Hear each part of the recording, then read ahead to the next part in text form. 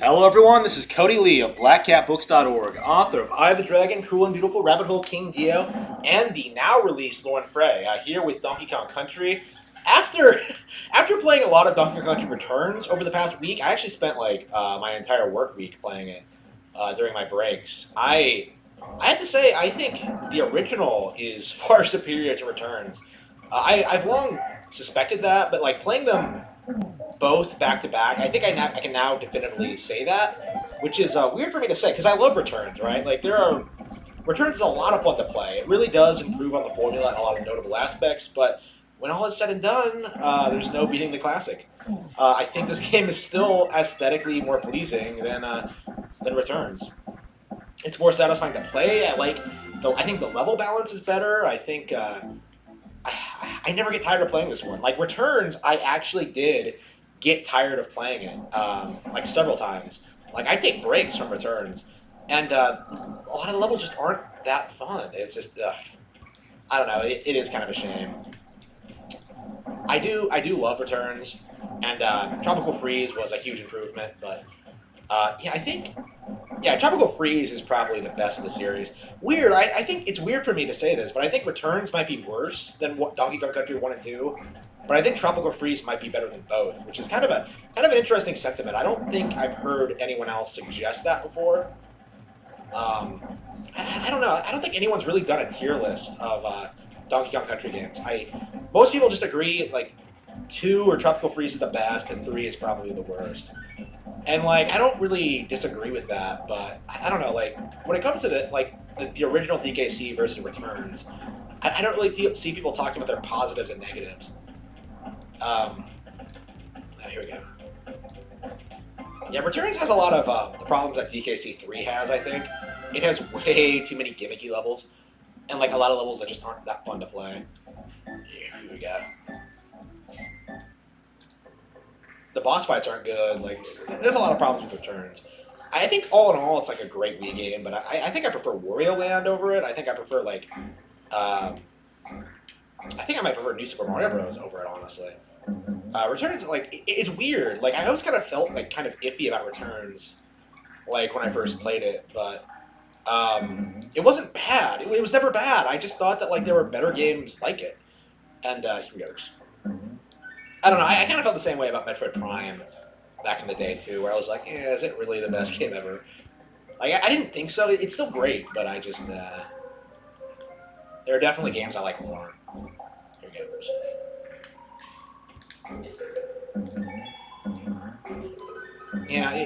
It sucks to say this, but like, Retro could never replace Rareware. They never did. They never have, and I think they never will. I mean, what are they even doing now? Like it's been like almost, what, 8 years since... Yeah, it has been 8 years since Tropical Freeze came out. Almost a decade, and they put out absolutely nothing since then. Like, what are they doing? Like, Prime 4? And it's just... Ugh. It's just... I don't... It's been too long. I don't like it when things take that long to come out. I don't expect I'll be that impressed by Prime 4. I'm getting the same kind of vibe I got with Bayonetta 3. Where I just kind of feel like, yeah, there's probably some behind-the-scenes shenanigans going on that we don't know about. I could totally see, like, SJWs infiltrating Retro and trying to push, like, their politics onto Samus and Metroid. I could totally see them doing that, but, we'll see. Like, this game is nowhere near as challenging as Returns, but I think it is a lot more fun to play. It's just, like, so smooth and fluid, and it's just fun to watch, you know? Like, I think I do think the game looks better than Returns. I think it has more of a sense of style. It has more identity. I love the character models and the animations. Like, Returns just feels overly cartoony to me. This is a really good blend of like realism and cartoony characteristics, I think. Hello. Yeah, last time we streamed this, I went ahead and like played through the entire thing in one go. I think I'm at that point now where I've been playing this so much over the past couple of years that I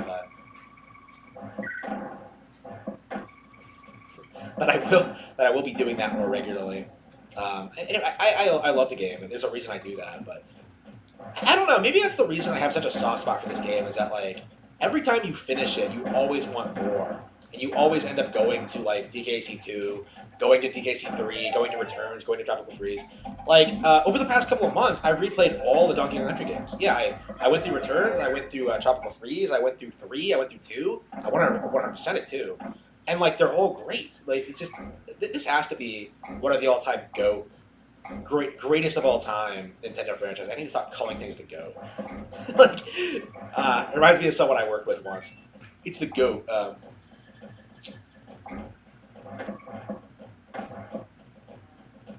Here we go.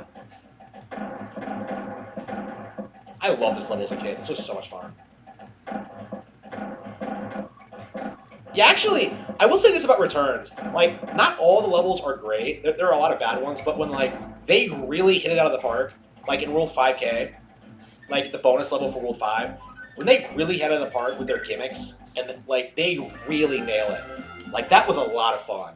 I was shocked at how good it was. It legit is probably one of my... 5K is legit probably one of my favorite DKC Donkey Kong Country levels now. If not one of my favorite platform levels ever. Like, going through that, and, like, seeing all the crazy stuff they came up with for that one level, it was phenomenal. I was super impressed. I'm playing the 3D version of Returns, 3DS version of Returns, so... Unfortunately, I wasn't able to stream this playthrough. I'm kind of glad I didn't, though, because I'm able to, like, just kind of chill, listen to an audiobook. I'm trying to do that more often, honestly. Like, there are certain games, like Legends Arceus, that I don't really want to stream. So, like, I just, like, put on, like, an audiobook, like, listen to, like, the history of Mary, Queen of Scots, and just, like, chill and play Legends Arceus, which is a lot of fun, by the way. I'm really enjoying it. I really love Legends Arceus. Definitely, I have a hard time imagining that any game this year is going to be as fun as Legends Arceus. I really don't. Like, this is the first time in a while that I think Pokemon has been a Game of the Year contender, since, like, Pokemon Sun, maybe. I'm really impressed by all the changes they made, all the improvements they had. It's a lot of fun, but it's not something I really like streaming. You know, like, it's just, like, there's some things you don't want to stream. I wouldn't have wanted to stream Breath of the Wild when it came out. That's such a... I really wanted to make a video talking about this. I love streaming. I have a lot of fun doing it and talking about games I love and, like, building an audience and stuff like that, a community. But I don't necessarily want to stream games right when they come out. You know what I mean? Like, I want to just, like, spend my own time to just, like, play and enjoy them and kind of come up with my opinions. Like, it feels like a lot of times people in the YouTube community use streaming as, like, a means to justify weird opinions about Nintendo and their products. Like, I see Arlo, well, let's take an example.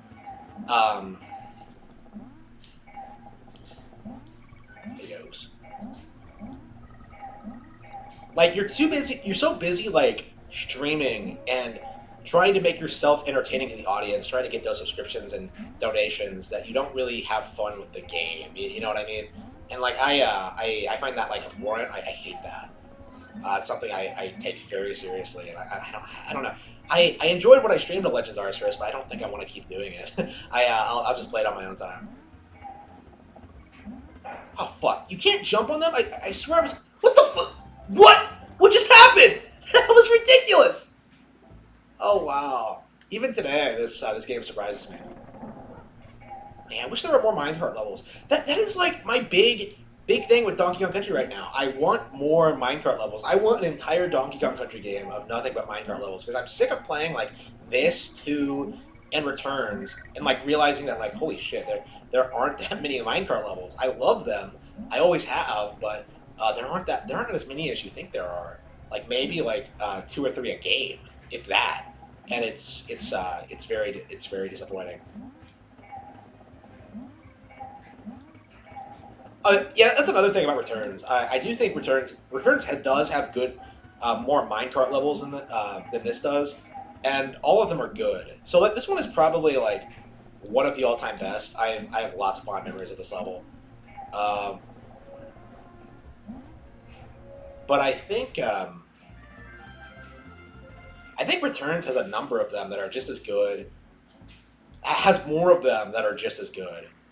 So like I don't think they like blow me away or anything, but like they do a lot of things differently. They manage to like they manage to like innovate more when it comes to like this concept. Like in this game, you get two minecart levels. The first really good one when you jump with the cart, and then like the second one, which isn't anywhere near as good, where you're jumping outside the cart, which always disappointed me. I hate that stuff. Like I just I don't. I feel like you should be able to like jump out of the cart and jump with the cart like whenever you want. Like it should be part of like the level design. But I don't know. Maybe I'm just being.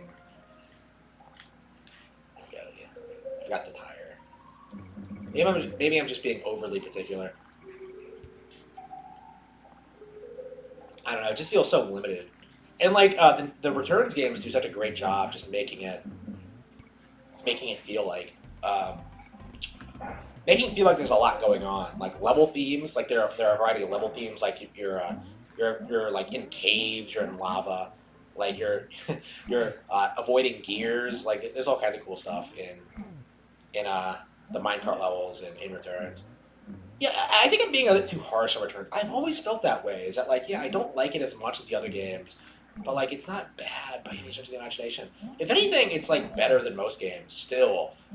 And it's just like I hate the fact that like I've always said that like it's not. There's something about it, man, that I just don't like all that much. Yeah, replaying it was tedious, and I think like in the original release, like getting all the K on G letters to get like one extra level, that was like so unbearably boring that I've only finished it once. I don't know. That was like I remember seeing the Golden Temple and being like so like hyped to like see what was inside it. Like I spent like so much time getting all those fucking all those KOG letters, beating all those super hard levels, like going through the entire thing. And what do I get? Like I get this I get this thing. I get like this level with a fruit theme. Like come the fuck on. Like that was unbearably lame. I hated that. Like it wasn't even a full world; it was one level. And like one of the reasons I picked up the 3DS version is that they actually added like 8 more levels to it, and I don't know if they're any good. So um, we'll see. If they are good, I will openly say that I think the 3DS version of Donkey Kong Country Returns is the best version of the game. If that is the case, I'm not sure yet, but yeah, I have like one more orb to get before I can go there. Here he goes.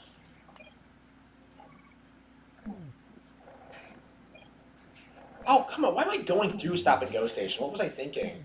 I didn't even think about the shortcut. I completely forgot about it. I hate this level, but I... Hello. Can you explain why you don't like Undertale? It's not a good game.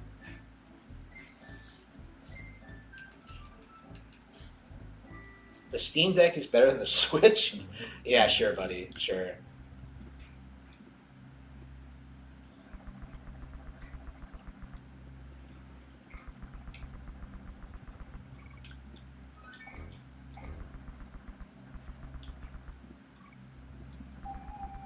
I wonder how long it's going to take us to get through this game. I'm blowing through it right now. I've gotten like way better at this game. Like I played this so much that I've gotten to the point where like it's memorized. Because I last played this like a couple months ago. Like I just booted it up one day and just played through the entire thing. I've been playing this a lot, and there's a reason for that. I have kind of accepted this is probably one of my favorite games of all time, and I just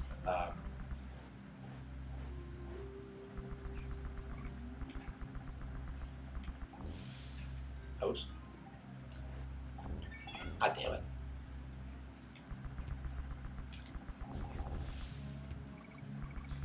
I hate how in like returns you don't get that speed boost when you roll into enemies. Like, it's so satisfying.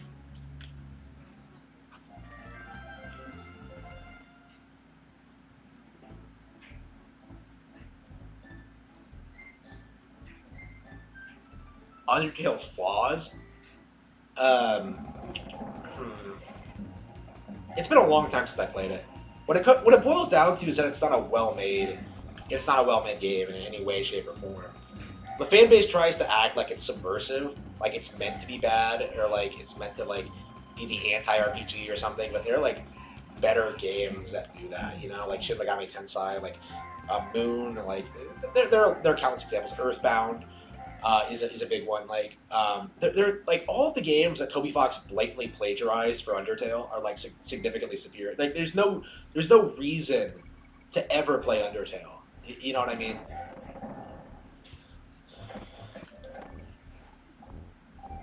And of course, like the writing isn't good. It's not thematically sound. It doesn't make any sense. Like with the lore and like the mechanics, like it's just not a good game. Is what it boils down to. And people pretend that it is because of Fox and like who he is and like his work on Homestuck and like he's an SJW creator. That's what it comes down to. Like he's the Phil Fish of our time. Like someone who has no real talent, but is promoted by game journalists and their associates. Ooh, here we go. So yeah, if anything, I think Undertale needs to be called out more. Here we go. Like I've always maintained that like Undertale fans have just not played anything, have not played enough games to really adequately judge whether or not Undertale is worth playing. And that's what it kind of boils down to, because Undertale fans, not only did they not play. I would understand if like Undertale was like the first game you ever played or something, like it was hyped up to you as the best of its kind. But what should have happened after that is that you should have moved on to other games and realized that there's other good stuff out there. And when it comes to like the Undertale fan base, they never did that. So it's a big reason why I don't respect them. Like I've said on the stream that like, Donkey Kong Country 3, Returns, Tropical Freeze, like in a lot of ways, I don't like those games as much as this, but I still played them and I still enjoy them because they offer things that this game does not do. But Undertale fans would not do that. In their mind, Undertale is like a religious experience, and like it needs to be defended at all costs. So yeah, that's why I don't like Undertale. It doesn't live up to its reputation. I really have let this get too much shit. I remember thinking how clever I was when I figured out you could just skip some of these early barrels. I love this level so much. It's actually my favorite world in the game, World 3. Oh, fuck. Yeah, that's not the first time I've done that.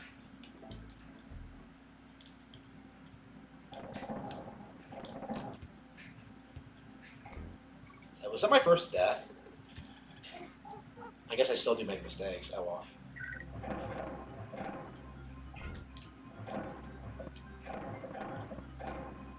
It's so satisfying to get through here, though.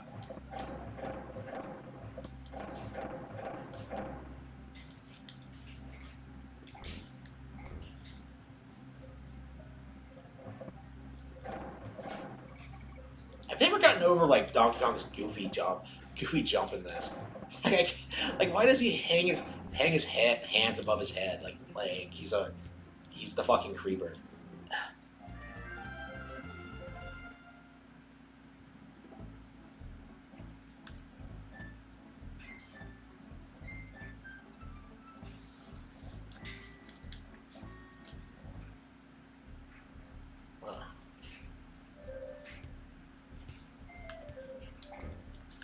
Well, Devil's Third isn't flawed. Not really. Like people who say Devil's Third is flawed are just people who can't like play anything other than Call of Duty. They can't understand that it plays differently than other action games. Essentially, like Devil May Cry fans think it's too simplistic, and Call of Duty fans think it's too complex. That's what it boils down to. Is that like it's a completely new thing that people couldn't stop comparing to.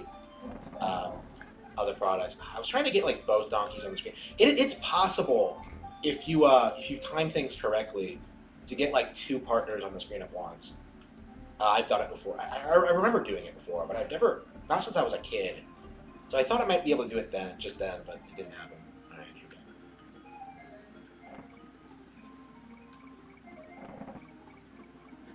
There's a lot more barrels in this game. Like there are no barrels in Returns. Like they really like giving you no barrels. I don't think Tropical Freeze is like that. Now that I think back on it, I think Returns is a lot more like checkpoint starvation and no barrels. Returns, like, I think it's harder, but it has like more checkpoints, if I remember correctly. I might be misremembering. I swear I struggle more with Returns, Tropical Freeze, than I did Returns. I didn't struggle all that much going through Returns. Yeah, the KOG letters aren't well placed. A lot of the bonus levels aren't good. There's certain levels that just aren't well made in general. Like there's 6-5, I think it is. It's like the alternate path in World 6, where like you're going like all you do you walk forward like 10 steps. Well, like you walk forward like a little bit, and then you see the barrel, and it's in the background, and all you have to do is just shoot yourself to the background and then walk back. It's like the lamest fucking thing I've ever seen in my life. It's so boring.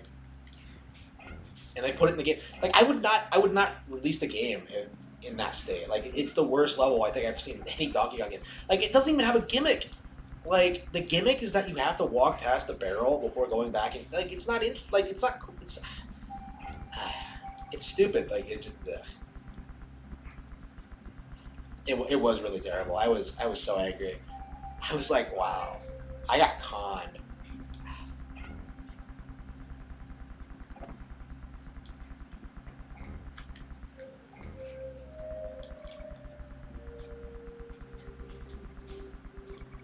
Yeah, these temples didn't appear in Returns. Returns is supposed to take place in the same continuity as these games. Like that's why the factory is there. Is that like, oh, the Kremlin's just built this factory, and you're just going back through it.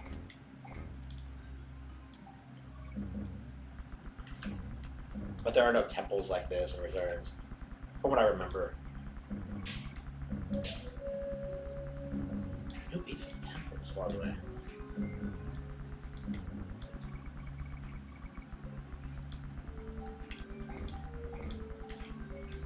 Oh, fuck.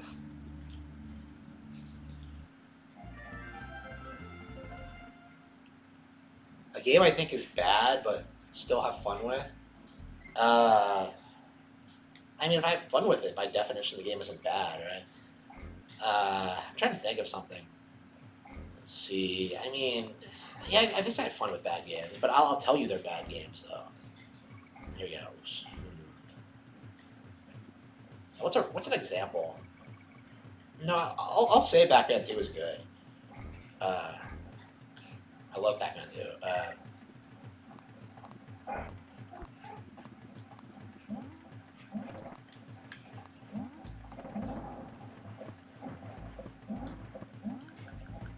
Yeah, what's an example of a game that I can't think of anything.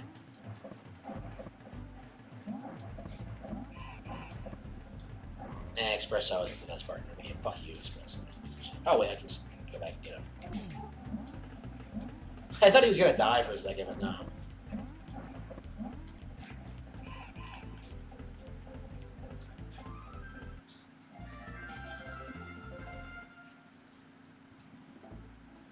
Danganronpa 2? I guess. Yeah, I had fun with Dagen. Even though it wasn't good, yeah. Sure. Yeah, I was just thinking how, like, I don't think I liked any of the cases other than, like, Case 3. Case 3 is the only one I liked. And I'm, like, 90% sure that was because of Miki died. Like, for the most part, I didn't care for Danganronpa 2 at all. I don't know, such a shame, such a wasted opportunity. I think it could have worked, too. That is such a wasted potential, I think. I don't think I've played anything recently where I felt that, like, yeah, they really could have raised the bar in a really good way, like, story-wise. Like, I legit think they played MGS2 and were just like, okay, let's do this. And like, they didn't know what they were doing because their IQs weren't high enough. They didn't have Kojima's big brain to make it work. Well, I mean, not that Metal Gear. Yeah, to be fair, Metal Gear Solid 2 didn't work either. Like, you can't deliberately make a game not fun and make it like good. Like, it's not something that can be done. I think. Here we go.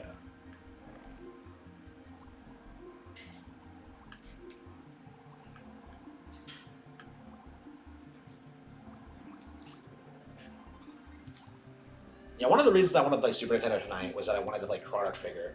I'm not sure where we're at, but I wanted to play it again and get to the point where and I'd like to beat it before Chrono Cross comes out. I don't know if that's possible. Honestly, I probably should have booted it up already, but I would like to at least get it. I would like to play it before Chrono Cross comes out. I guess I don't need to play it because they have so little to do with each other. And honestly, it's probably better to just not play Chrono Cross, just not like consider them part of the same series. I don't know. I really everything I've seen from like fans discussing Chrono Cross online makes me think that like it's not really a sequel to Trigger. I just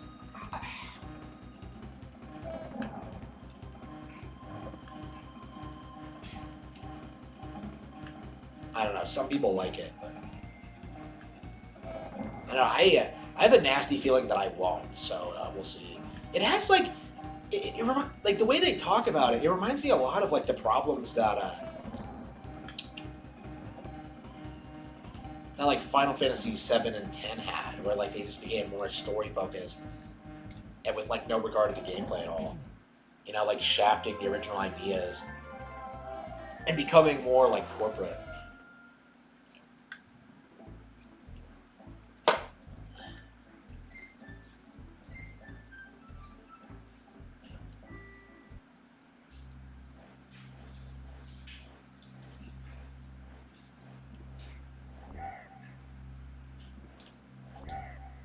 Are you talking about Danganronpa? Yeah, that was great. That was hilarious. I think I streamed that when like nobody was watching, so I'm not sure if anyone saw my reaction to it. But yeah, that was pretty based. I think it's becoming more well known that like Square is full of shit. They were talking a while ago about how like they're not ever going to produce a sequel to Chrono Trigger because like, oh man, like nobody would buy it because it's not Final Fantasy. Like, bro, like have you seen the sales for like Secret of Mana? Like Trials of Mana is doing well. Like Octopath did well. Like you're delusional if you think there's not like a demand for this stuff. You know, like an IP that centers around time travel in a fantasy setting. That's all like people want from a Chrono sequel. I think is just like something like it in that regard. That has that same central mechanic, and like, there's a lot you can do with it. It feels like it really does feel like an underutilized IP. I think that was one of my problems with it when I first played it. Is that like I thought like it wasn't as good as a modern game could have made it, but like for the time, it was like mind blowing. I think now that I've played some RPGs that came out around that time, stuff like Breath of Fire and stuff like that, like Chrono Trigger is way better. Like what the fuck? I mean, I like Dragon Quest more, but that's about it. And Dragon Quest is like really simplistic, so here goes. I don't know. When people talk shit about Dragon Quest, I can kind of see why, but like I don't really agree with it at all. You know, like I think it works like really well. I love that stuff, but yeah, I need to like really get off my ass and actually play Dragon Quest V. I've been putting it off forever. I have a copy. I have 5 and 6, and I haven't played either of them. 5, I'm like, I just got like the Saber Cat bag. Like when I last played it, I think. Did I get the? Yeah, I got him back. And now I'm like wandering around just trying to figure out what to do. It was.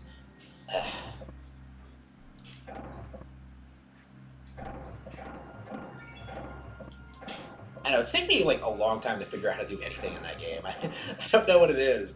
Like I didn't get the horse and cart until like the game made me get it.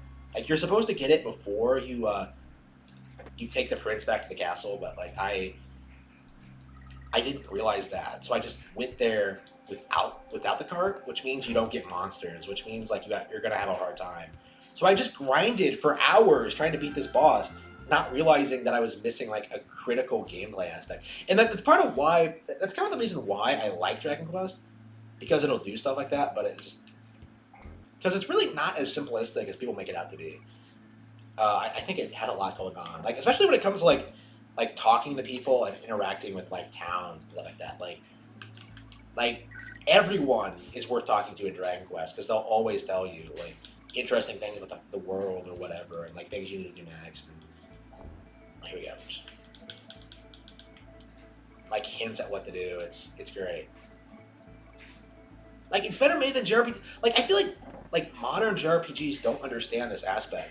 Like they always just have quest markers and just have like a bazillion cutscenes for where you need to go. But Dragon Quest really got it right, like immediately.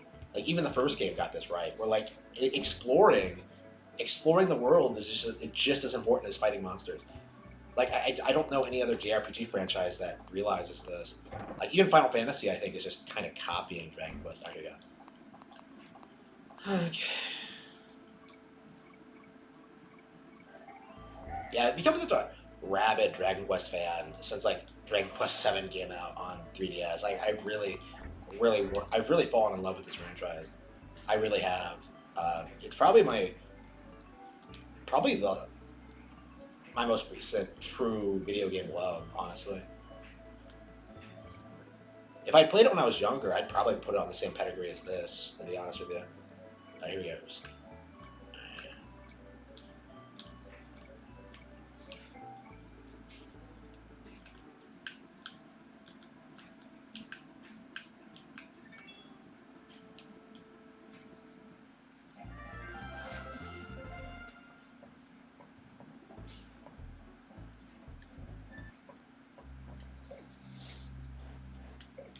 Oh, what the fuck was that? I was looking at the chat and forgot. Yeah, Live a Live, I'm really looking forward to. Triangle Strategy, I'm really looking forward to. I'm a big fan of. I was a big fan of Octopath Travelers, so Triangle Strategy looks great. The demo came out, and I still haven't played it. We're gonna have to do that this weekend. Honestly, I'm gonna have to stream it. I've played what they released already on like the first demo, and it was a lot of fun. But yeah, I'm hoping this is gonna be like a more technical. Ah shit. I'm hoping this is gonna be a more technical Fire Emblem game. Like I'm hoping there's gonna be a lot more going on than in Three Houses. Like gameplay wise, I love Three Houses, but I felt it was a bit too simplistic, like strategy game wise. Too much grinding. For a triangle strategy, I want like a lot more difficulty. So yeah, I'm really looking forward to that. It's coming out in March, right? March 5th. Yeah, it's really not that far away. It's the next major game coming out, isn't it? Yeah, so I'll be all over that for sure. Live a Live, that's coming out in July, and I pre-ordered it already digitally, so I'll be playing that right away too. I'm really looking forward to that. I've heard nothing but good things about Live a Live. Like I have viewers who have told me it's like it's great. So I'm curious how it holds up, because I've heard it being described as one of the best games to never leave Japan. So I'm really excited. Very surprising too. Like Square really is starting to re-release a lot of their old stuff. Like they released like Secret of Mana 3 after forever. They're releasing like they're releasing this. They're doing all sorts of crazy things they never would have done like 10 years ago when Wada was still in charge. Wada was such a piece of shit. Holy crap! like people were talking about this. Like this motherfucker was legit like pumping out nothing but Final Fantasy 15. Was doing nothing but trying to develop Final Fantasy 15 for like a decade. Like Square Square completely just fell off the map because of him. And like now they're kind of recovering because they're starting to put out like Nintendo exclusives again. But it's like, oh, wow, what were they doing? Is Live a Live like Nintendo exclusive? It should be, but I mean, I can't imagine that anyone.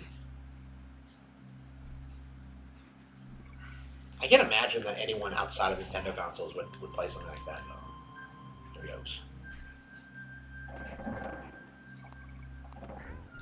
I mean, when they released Octopath Traveler on Game Pass, did anyone notice or care? I don't think so. Like, if it wasn't for the big AAA games on Game Pass, I don't think anyone would give it any attention at all. And I think that's a big reason why I stayed subscribed so long. I could play Forza Horizon 5 and tell everyone it was shit. You know, like that kind of had a big appeal to me, but eventually it was like, yeah, I'm not doing this anymore. I can't do this anymore. It was so bad. Yeah, Halo Infinite killed it for me. Like, if they can't like salvage Halo, they're not ever gonna make this product worthwhile. I don't understand why more people don't address the fact that Halo isn't good. Like, I don't know why PlayStation fanboy, Xbox fanboys are so rabid about like defending Halo's honor. Like they'll try telling you that like it has a well fleshed out sci-fi universe. It doesn't. They'll try telling you the games are classics. They're not. They'll try telling you it's one of the best first-person shooters ever made. It's not. They'll try telling you that the new games are good. They're not. And like I think with Halo 5, they got really close to like admitting that. But with like Infinite, they're just like, oh yeah, they'll just fix it with a patch.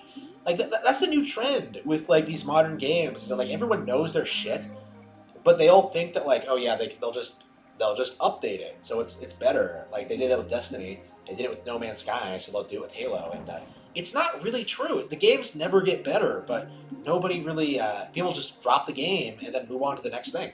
Like it's weird seeing Angry Joe like ignore Nintendo Directs and then talk about like the billionth Superman product or like the new Marvel movie or something. Like talk about something people actually care about, like actual quality. Like what are you doing? Like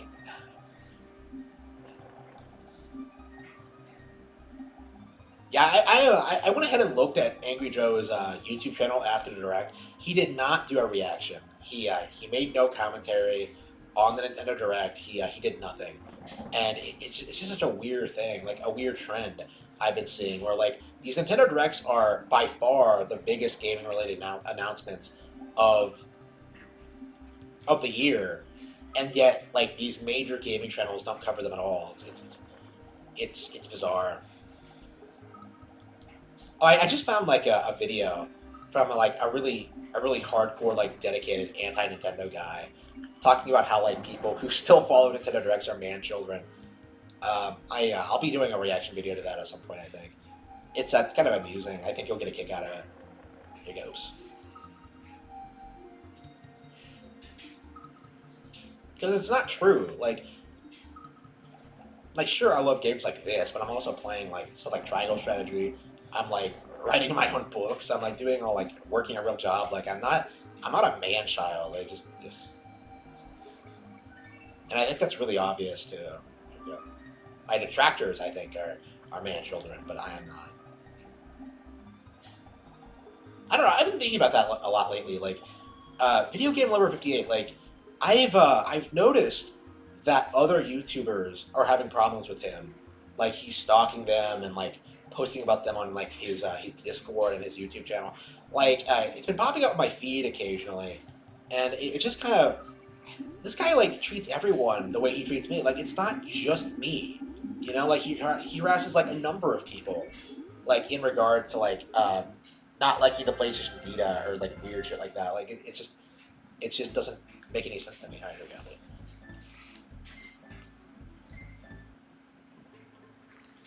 Oh yeah, I did see that. Yeah, I was really angry about that, like the backlash towards shutting down the eShop, because I know that no one is,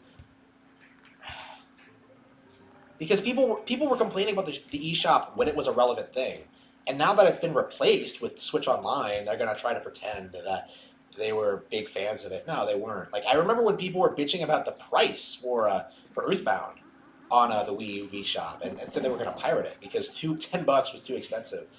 Yeah, it was a joke, and I'm glad to see like a significant pushback to it. I'm seeing a lot of channels actually with really good takes on it. Like I think Aaron Plays like released a statement defending Nintendo and their decision. I think like DJ King, uh, lots of cool people. I've seen a lot of people who have stood up against the crowd, against the Pretendos. Well, to be fair, Player Essence did that as well, and we all know that he is a Pretendo to his core. I think it's just getting really really difficult to pretend as if like what Nintendo is doing is wrong these days, you know, because traditionally you used to be able to say that like, oh man, look at what these other companies are doing. They're for a subscription fee, you get all this free shit, and you know, it's not stuff that you would ever want, but like, oh man, it's free shit. Like Nintendo offered you games on the eShop. They gave you the ability to buy them if you wanted, but you rejected them and bitched about how expensive they were, and so like they transitioned to a subscription model, got rid of the eShop format, and yeah, I think it's safe to say that Switch Online is already more successful than the eShop was, because people are like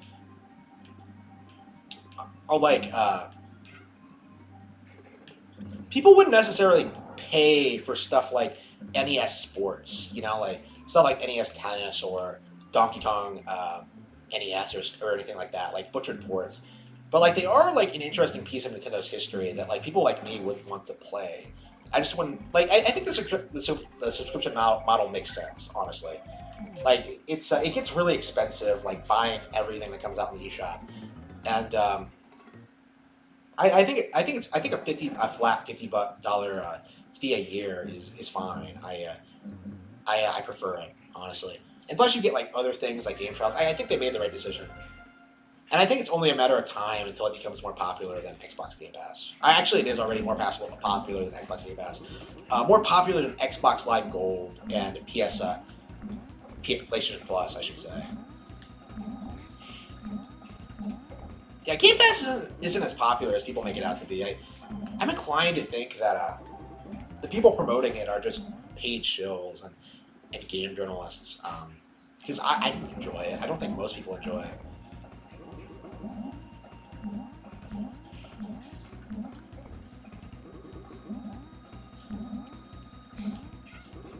I'm still waiting for Resident Evil 8 never came out on that platform. Like I was waiting for RE8 and like Red Dead Redemption 2 for a long time, and in the end, I just bought Red Dead 2 for like $25 or something. Played it for like 5 minutes, called it shit, and that was kind of it. That's all I really need, though. You know, for my channel, like I think it's honestly better to just buy the games when you're doing that. Here you go. When you don't like the service itself, like all right, crib crack industries.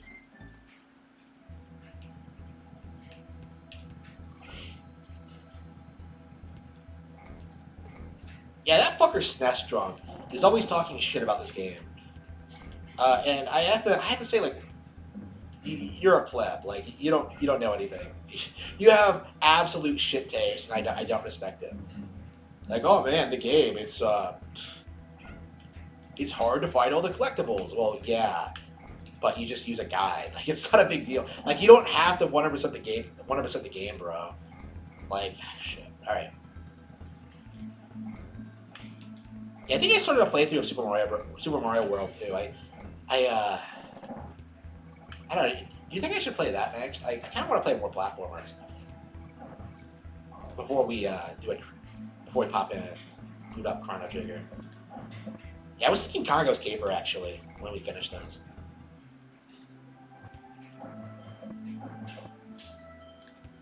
I play Congo's Caper all the fucking time. Yeah, I don't think we'll play Pac-Man 2 tonight. I think it'll be like platformers, action stuff. Yeah, Chrono Trigger I think is. We probably should play that next. I don't know. I really want to play Congo's Caper in Super Mario World though. Yeah, I think we'll play through Congo's after this, and then we'll probably. We'll probably get through like a world, Super Mario World or something. I think we're.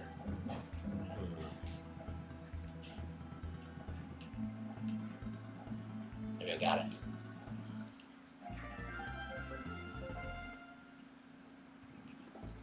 What you're seeing now is revisionist history. Yeah, that's what people are calling it, and it's true. Like it is absolutely true. I think what's more, like you can actually go back and like see these people bitching about like the Wii U eShop and the 3DS back in the day. So it's like they can't like hide behind a facade of like, oh man, I liked it so much more back in the Wii days, like they did in the Wii U, right?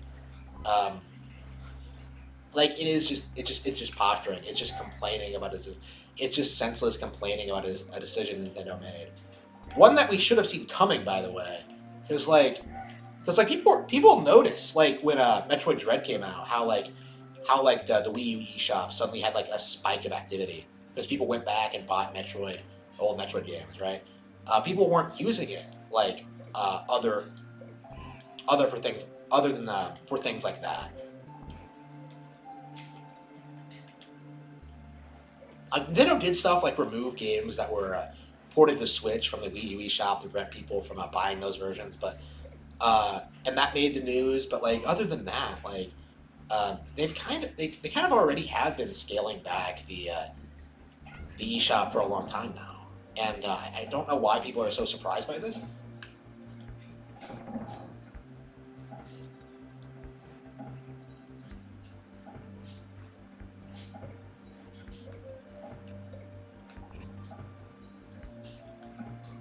I don't know. It's like with that Gilva Sunner YouTube channel controversy, where people tried to say that like Nintendo was in the wrong for taking down a channel that had used their music when they have every right to do so. Like it's ridiculous. Like people are just looking for a reason to bitch. They really are. I don't know why that motherfucker just stays up there every time. I don't know.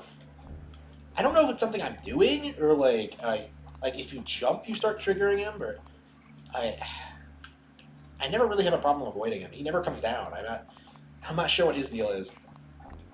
I've noticed that like the past several times I've played through this. Okay.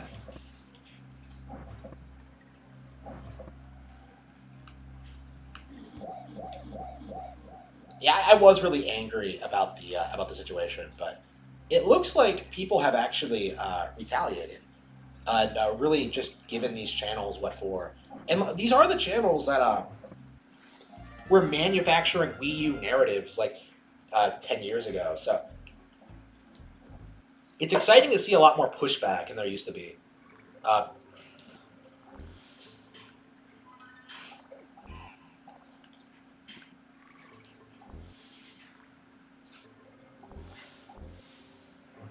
Yeah, I was busy when the announcement came out, so I wasn't able to respond to it immediately like I wanted to. I had very strong feelings about it initially, but yeah, as it so happens, um, I don't know. Like I'm so busy that I'm doing my thing, and like when I come back, I just kind of lose my passion for it. You know what I mean? Like I'm just like, oh yeah, I'm home. Let's do all the stuff I need to do. Like shit. Like how much stuff did I do before I went to bed last night?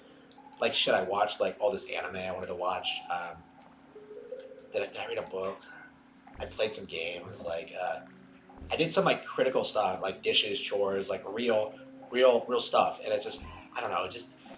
It's more and more. It's starting to feel like uploading YouTube videos to bitch about video games is feeling like a waste of time. Honestly. Um,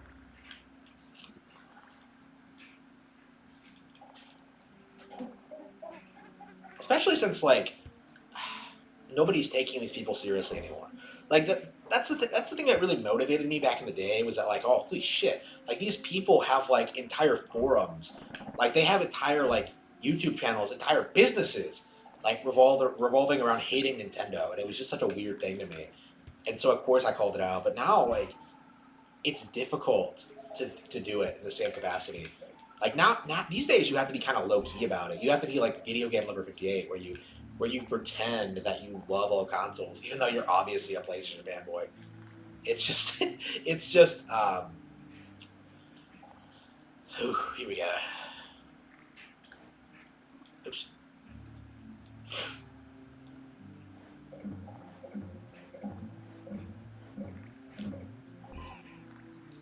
Exit. Thoughts on Diamonds Are Forever? When will all the retrospectives on Bond release? When I see them all again. I watched through I watched through like a couple of them. Um, I actually went through a good number of them the other day, like the past couple of weekends. I had a lot of them on my shelf, and I'm just like, oh yeah, I'll just pop them in and play through them all while I'm like working or whatever, instead of listening to an audiobook. And like they were a lot of fun. I liked them a lot. Uh, but I haven't really.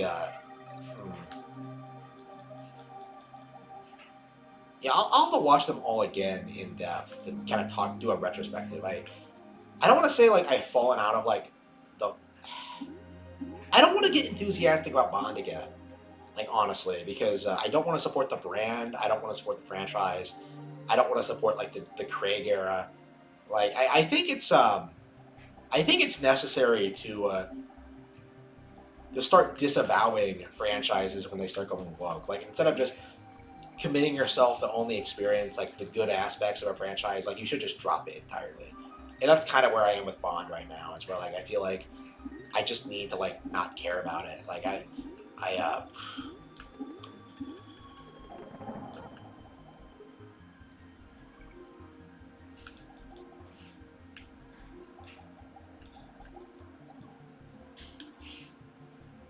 but yeah, I don't like I didn't really care for Diamonds Are Forever. It's so goofy.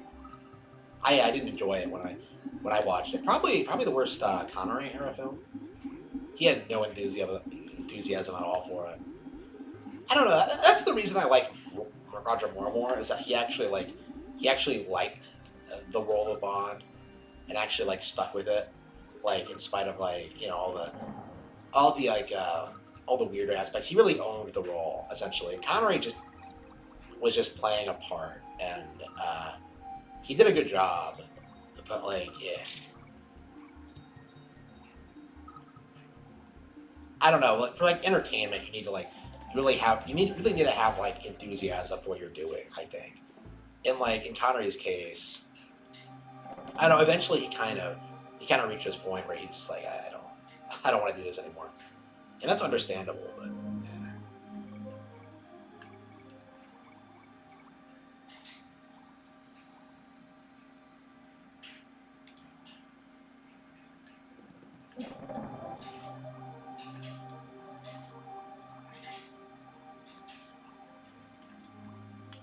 I don't know. It was like I was watching GoldenEye, and I saw that scene where like M is like talking shit to Bond, and I turned it off immediately because like it really did feel like that specific moment is when the series started like taking the shift and like becoming shit.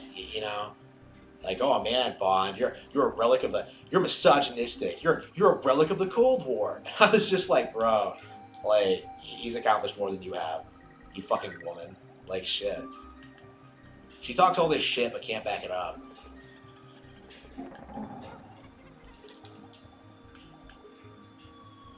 So yeah, that's kind of like my official stance is that like Bond went to shit like when female M is introduced. Like that's my official stance now. Like fuck the Craig era shit. Like it was Brosnan. Brosnan has its problems. Well, I don't even think I like the Dalton movies, honestly. I don't know. Maybe I should watch those again. But like I don't know. When like so many, I don't think you should like blindly support a franchise. I don't. Um,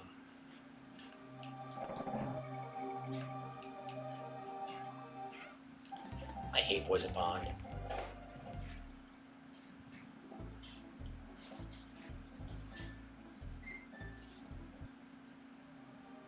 Player Essence actually gets pretty based in his streams.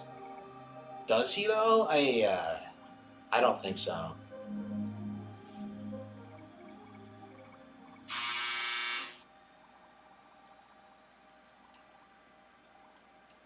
I mean, I think he's a fair weather fanboy. Like in the Wii U era, he was pretty negative towards Nintendo, and I don't really respect that. I didn't really respect that, I should say. I don't think I've ever gotten this before. Shit. I don't think he's changed. So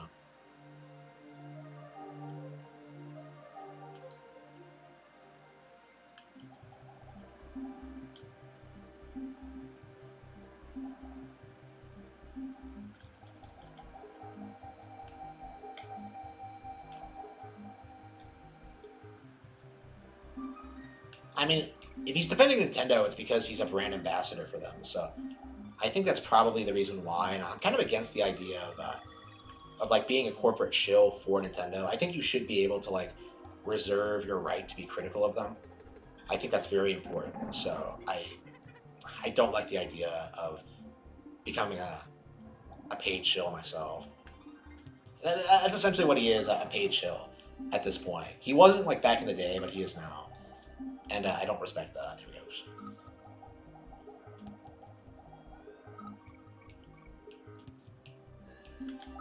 Wait, did we get to the end? Wait. Ah, damn it, no! I had like a couple of fish to get past and I failed.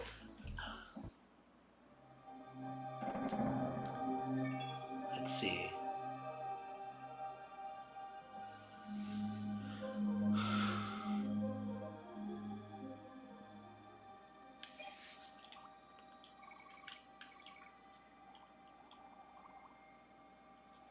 What do I think of Switch Sports? I really I really love the Wii Sports franchise, so I'm glad to see it come back. I think it should have happened earlier, but already, but I don't know. Like, I'm kind of glad they waited. Maybe like waiting a bit was a good move on their part. I'm glad to see it continuing. It's been too long since we got the last Wii Sports game. Wii Sports Club didn't do very well, so I hope they really make the new one, Nintendo Switch Sports, like as good as Wii Sports Resort, which I'm not sure if they will. What the fuck is this? Wait, hang on. What the fuck was that cannon doing there? Shit. Oh! Oh no, I forgot.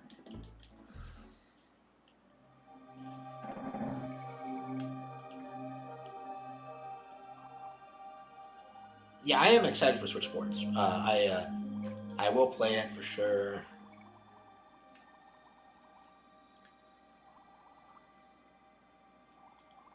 Oops. I don't know what it is about Poison Pond, but like, this is the level where I spend like the most time because I can't fucking beat it. It's not even that hard really, but like I just don't like. I can't handle like the underwater controls in this game aren't great anyway, but the gears are just kind of weird. I just never liked Poison Pond.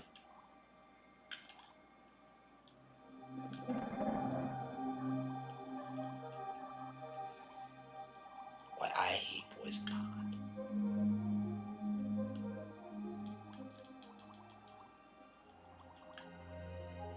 And like the pond isn't even poisonous. It's weird. Like in TKC3, like the pond would probably like take away an air gauge or something. But in this one, it's like, oh yeah, it's just oh damn it! That was probably the worst thing I could have done. Okay, hang on.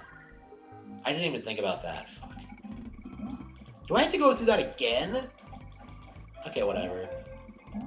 Just let me beat Poison Pond. Okay.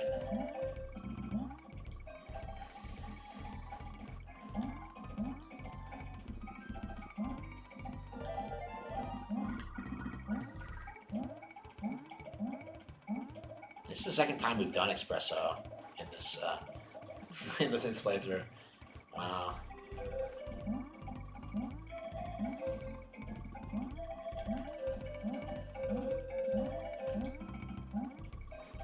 Isn't there something like at the start too? Hang on.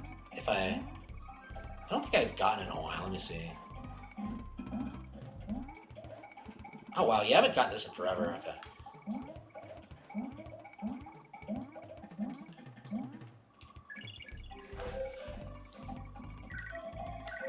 Do I have a SNES Mini? Yeah, I do. I'm actually playing on one. This is a SNES Mini playthrough, not a Switch Pro, not a Nintendo Switch Online one. Yeah, typically I opt for like the SNES Mini whenever I want to do like a Super Nintendo Classic stream, because like I've played everything on a Switch Online to death already. Oh shit, the barrel wasn't there because I got it already. What the fuck? It sent me back. That pisses me off. What were they thinking?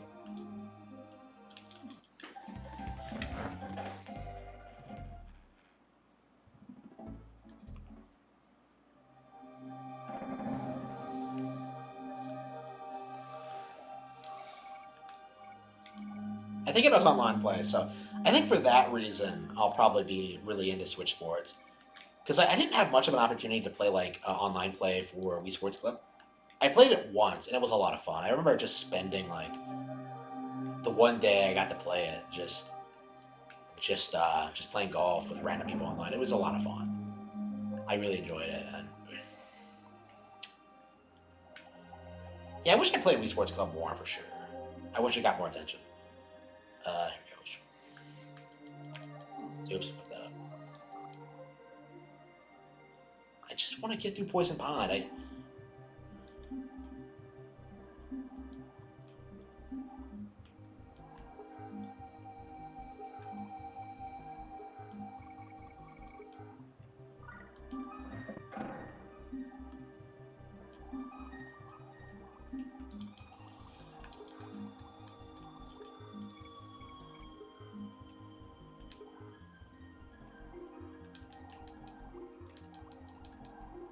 It seems like a valid shortcut. Okay.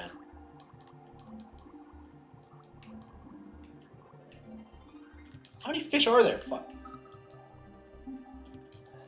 Damn! Just like shit. Clubhouse games? Yeah, I like Clubhouse games. I wish I had time to play it more. I'd love to like get really good at chess, but unfortunately, I don't know. I just don't have time.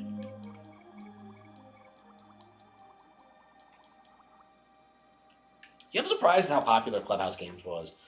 I really got into it for a while there. I would have played it more, but unfortunately, I just I don't know. I I work like near constantly, so it's really difficult for me to play games. But like I'm at the point now where I don't play much at all outside of streams. Like maybe an hour a day, maybe an hour a day, but actually not even that. More like half an hour. I think I only played like Legends Arceus for about that long today, and I liked that game a lot.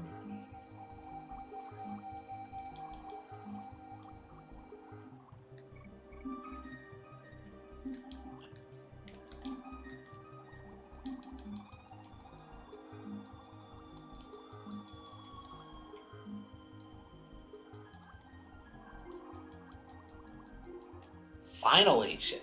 I hate this level.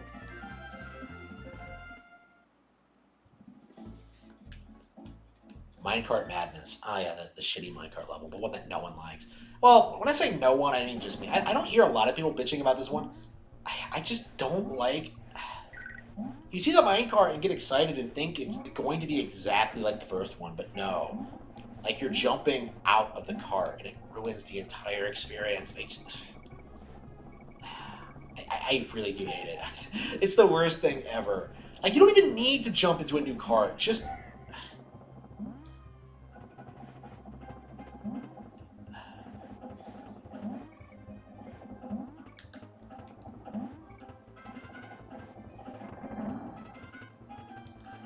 Yeah, jumping at weird times causes you to fall, so it's like...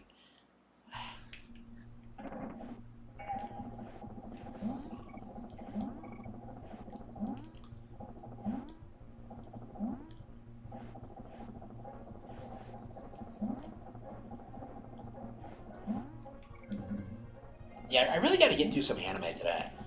Like, after the stream, I really got to pop it. I really got to watch, like, everything on my queue. I have a big backlog of stuff. Like, I watched, like, 3 episodes of Psyche K. Great stuff. I really got to get through Trigun. I really need to finish Trigun, actually. I have some manga I need to read. I bought 3 volumes of One Piece manga. Of the One Piece manga, excuse me. Yeah, I gotta get through a lot of stuff. I had to like really dedicate time to get through that stuff because I do want to do it. Do I think the Mario Kart 8 DLC will be disappointing?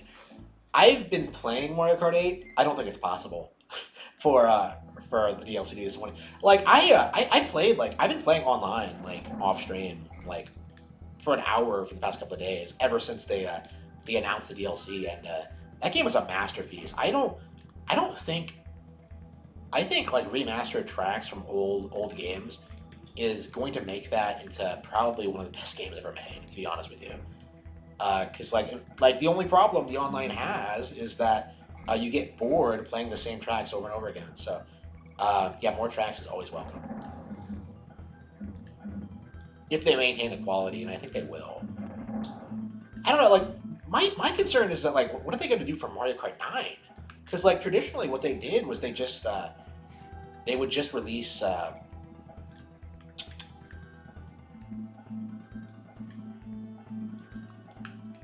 they would have like 16 new tracks and then like 16 old ones.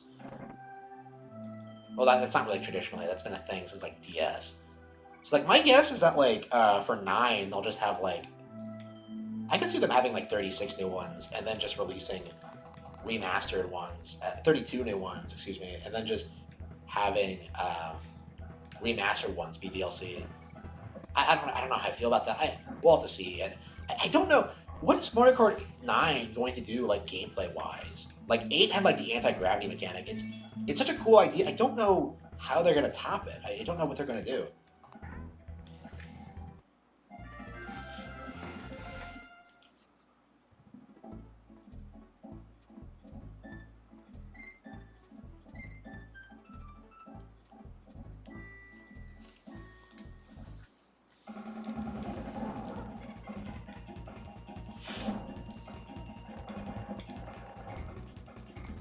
Track. All those tracks are from older games. So like all you have to do is just go back to those tracks in older games and see if they're any good. Like they were good enough to be in old Mario Kart games. I like old Mario Kart games, so I don't really have a problem with it. Yeah, I imagine that's what they're gonna do is just like they're just focusing their efforts on just making new tracks for Mario Kart 9. It's gonna be a while before we get one though. Like Mario Kart 8 came out in 2014. Like it's gonna be over a decade before we get a new game. Honestly, so like it's gonna be. We're not gonna get it until like 2024 at the very earliest.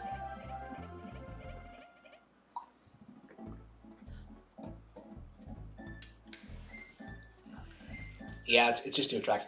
I like new. I wanted new tracks in Mario Kart 8, so I'm satisfied with the boost pass. I don't know. My main thing is that like I was expecting a new game a long time ago. Like I was expecting a new game on the Switch, and I legit think we're not going to get it at this point because Mario Kart 8 sells so well. Like that game has sold like 40 million copies, 50 million copies actually almost. It's sold more than Animal Crossing. It's gigantic. And like yeah,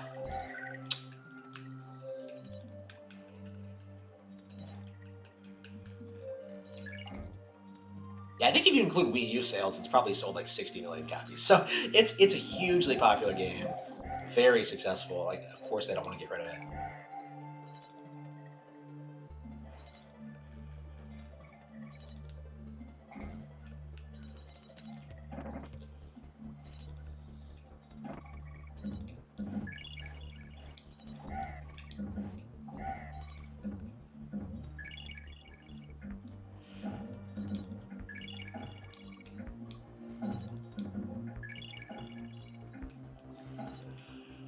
Oh,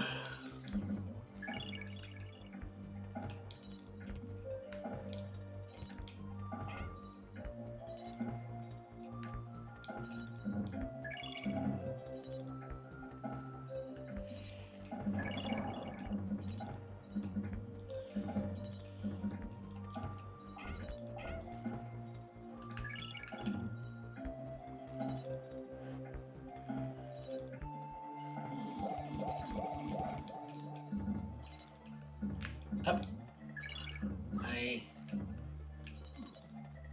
think. Come on, go, go, go, go, go, go. Go, go, go, go. Fuck. Okay. Ah, shit, I lost my. I didn't need that. Lost a tire. Hope I don't need that shit. Yeah, I'm not a fan of this level either. I think it's too slow pace for my liking. This entire final world is kind of disappointing. I used to say I didn't like the final act of the game at all, but I think that's a little bit harsh.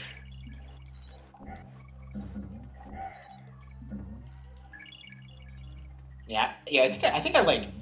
Yeah, I'm kind of hard on the fun. Am I going through like the process I went through in Returns, like that I did with this game, where like, yeah, the first half is better. Like, I guess that's true, but here goes. Yeah, I wonder if like I start playing Returns more often, I'll start like appreciating it more, like I did with this game. I'm not sure if I ever will though, like to the same extent. There we go. I mean, it's just too long to do, like to get everything in. I mean, I guess I could just like just play through a file, you know, like play through like a file I already have and just do time trials and stuff. But yeah, Tropical Freeze is a lot of stuff like that. Like you can do time trials, you can do like challenge runs, you can do all sorts of stuff. They keep you playing forever. It's great.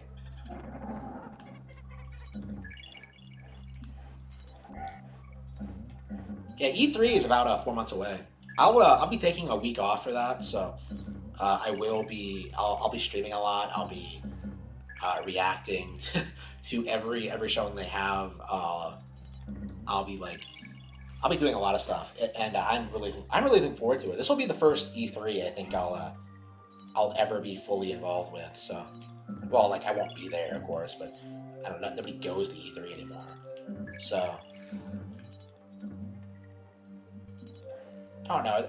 Are they gonna blame like people not wanting to go to E3 on on the fucking pandemic?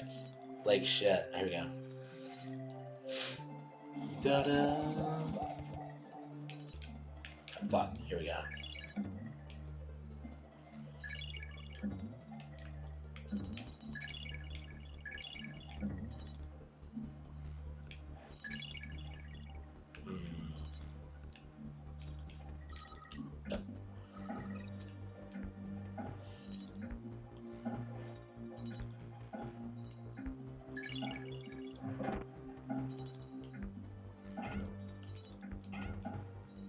So satisfying jumping on these things.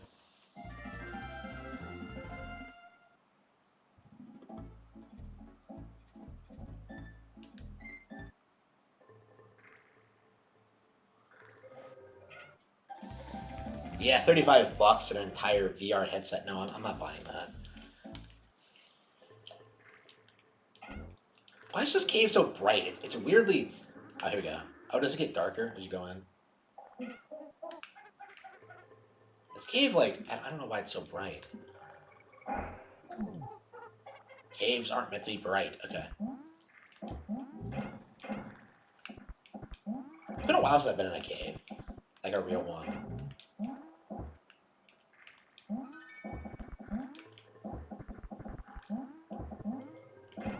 Yeah, I really gotta drop by my local state park. I've been meaning to go for like a while now, but I just never get around to doing it.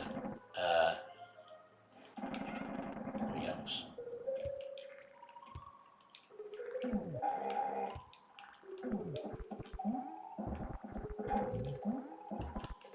Hang on. You can't. I thought you could break them with the horn in this game. I guess not. Did they not add that until DKC2? I thought you could, but I won't. I guess I typically don't notice because here we go. Yeah, I don't typically lose my partner when I have an animal buddy. Here we go.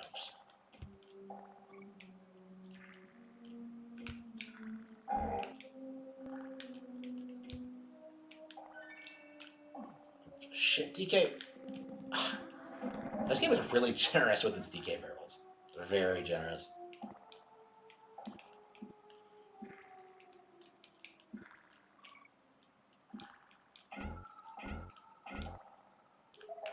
Yeah, I think I want to play Chrono Escaper after this. I'm really itching for some monkey action. Oops.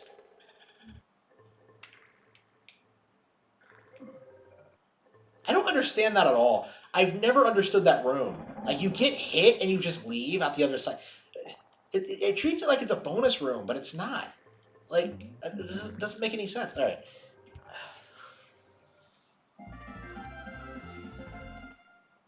Harmon, you gotta get that Oculus Quest, Extreme Galaxy's Edge, and RE4 VR. I don't think so. I don't think so. I'll stream RE Wii, but I'm not playing. I'm not playing. I'm not buying another. No, I'm not getting anywhere. Like, it's such a waste of money. Like give me $500 and I'll just invest it. Like, I'm not going to. I'm not gonna waste it on like VR headsets. Like, yeah, that's legit what I've been doing. I've been getting like random amounts of money from my investments or like books or what have you, like bonuses at work, and I just invest it. like fuck like spending it on anything nice. It goes into an account and it accumulates. Here we go. Oops.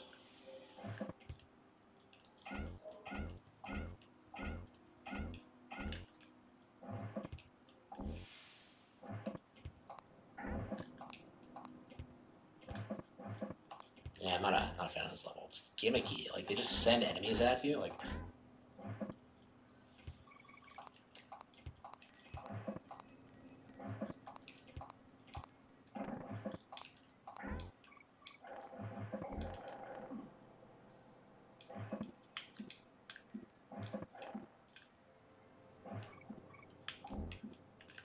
I was playing ActRaiser some time ago. I sort of played through on my own time. I don't think it's fun to stream, unfortunately. I would like to play it tonight, but I do kind of want to play it. But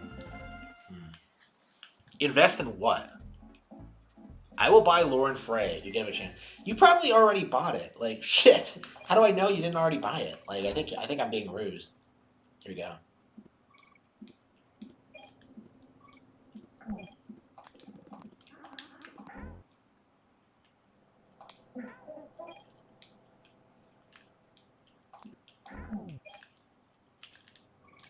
Yeah, I gotta get Mouth the Dragon finished. Gotta get to work on that. I've been really lazy on it lately. Whenever I work on it, I get a lot of good work done, but it just feels like it's taking longer than I probably should. I want to have that done by June. I want to have it done by June. I want to have it done like preferably on the week of E3, so I can have my Black Cat Direct and be like, oh yeah, by the way, Mouth the Dragon is available now. Like I want that desperately, but we'll see. I guess I'll probably like I'll probably work on it like after I end the stream today. Honestly, here we go.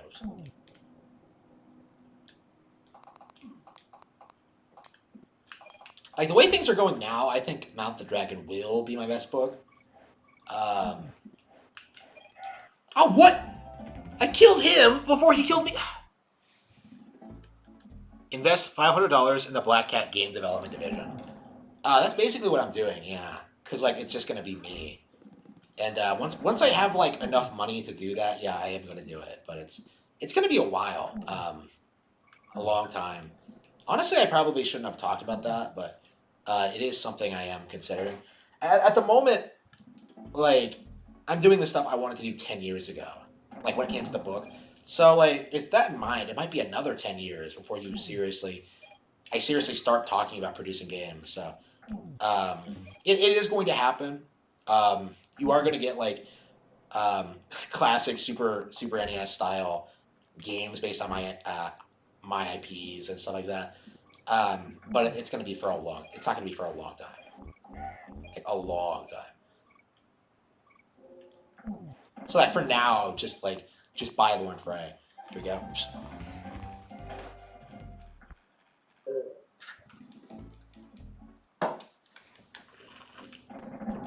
I mean, the more copies of Lauren Frey I sell, like the more capital I'll have, and the more ability I'll have to do that. So, like, it's mostly like the main reason I haven't started yet is like time and finances. Well, finances, I suppose, but so if I just had the money, I could take the time to do it. Here we go. For now, though, I'm really happy where things are right now, though. So I'm not too hung up about it. Here we go.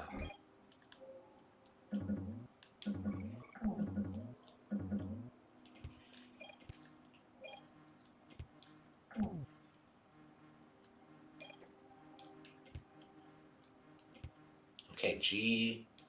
Is this the last level? No, the last level is that weird one with the falling platforms, isn't it? Is this the second to last level then? What a boring fucking final level. Like falling platforms, really? That's the best they could come up with. I mean, Returns actually felt like climactic with its ending. With like the, yeah, this is the last one. Yeah, we didn't save this entire playthrough. I mean, this isn't an easy level, but like, wait a minute, didn't I stomp on one of these guys earlier? Shit. Black Cat Investors Meeting. 5 months for a book. Yeah, it doesn't take me that long to write them. The main reason, like, I would say like 3 or 4 if like I had all the free time I need. So, actually, yeah. I've written books in a month before. Like the main reason I can't do it right now is because I'm working so much. I like my day job, but I can do it, and the quality's not bad. So, for Mouth of the Dragon, I'm trying. I decided that I'm gonna try to put it out as quickly as possible. I'm gonna try to put it out in 4 months. Like I'm gonna try to get it out quicker than Lauren Frey, which really should have been done like a lot earlier than it should have. I really did like push it to the limit with my deadline for that one. So I want to get like Mouth of the Dragon done as well. Yeah, I'm trying to get like a quota set. I'm trying to like set deadlines for myself. I'm trying to be productive essentially.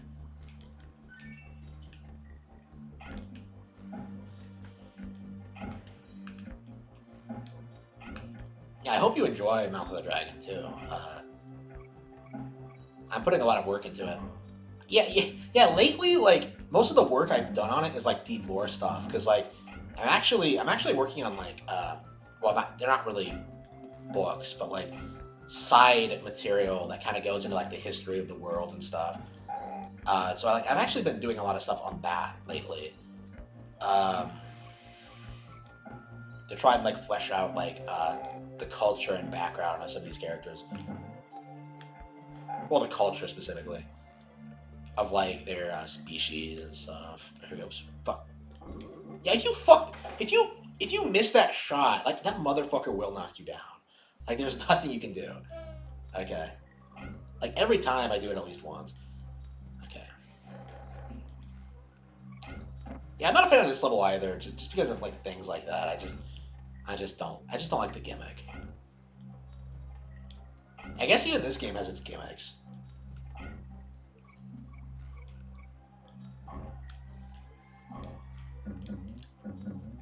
So in a way, this game is really not that much different than DKC3 after all. I don't know, man. Like, this is really one of the things I really admire about Rareware. Like, they put out like an entire trilogy of platforming games within like 3 years of each other that are all like radically different in like tone and just atmosphere and design, general design, despite all being platform games. Like it's incredible how they managed to pull that off.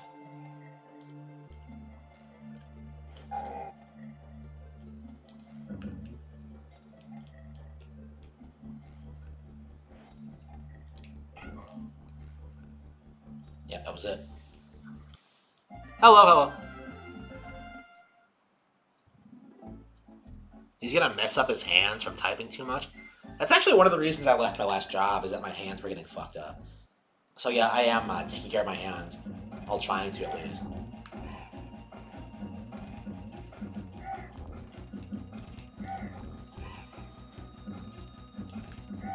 I mean, it's one of the reasons I stream, is that like I don't want to like work constantly.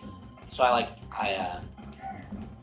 take some time to like stream and promote my books and stuff. Which is important too. Like the books are getting done. The main problem right now is that like not enough people are buying them. They are selling, and I am making money off of them, but like it's not enough to live off of. Actually, well, specifically, I want to be making. I'd say like, yeah, 6 figures a year. Like it's gonna be like until I'm like making over 6 figures on like book sales alone, I don't think I would ever consider leaving my job, because you know, you get stuff working, like you get like insurance and 401ks, and just there's no reason to do it, you know. It's a bad idea. So right now I just need to like build my platform and just kind of build my audience and build my fan base and like write more books, I think, and that's going to take time. People need to understand that I am serious about being a writer, and that it's not just a joke. That I am going to be that I am going to put out like really great, unique fantasy stuff. Here he goes. Actually, I already have, I should say. I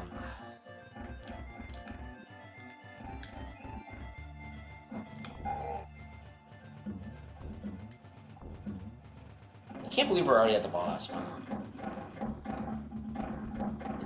It's incredible how you can get through the entire game in like a single sitting.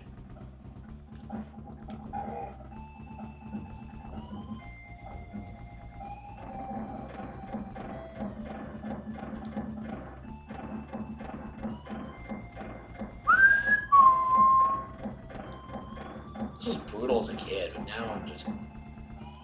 Oh, fuck. I fucked it up.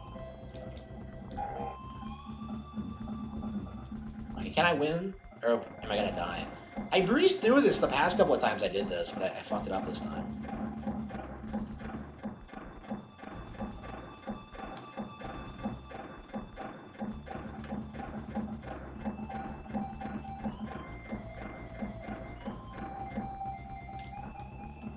Got him. Beat the game. All right, let's just set down the controller and not pay attention and get a drink of water. Ah, no, I'm just kidding. I think I played this before. I think I got this far before I understood credits. So when I saw this for the first time, I didn't realize this was a fucking joke. And that it was a ruse. Alright.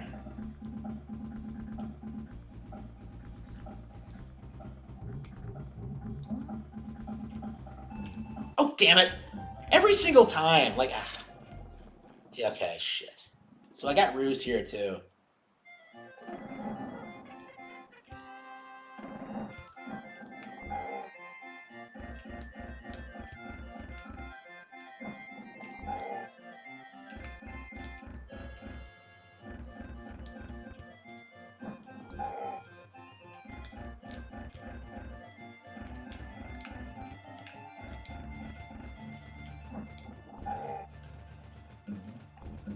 Yeah, I love how the music gets more intense as you go through this. Yeah, Gameplay Galleon was supposed to be its own world at first, wasn't it? It's where the music came from. And they reused it for DKC2. It's pretty cool, actually. It feels like really organic and natural. Shit.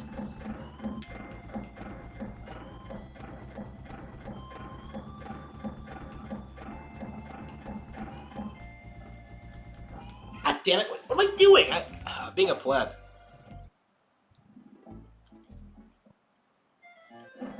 Have I advertised them? I'm on other platforms, yeah.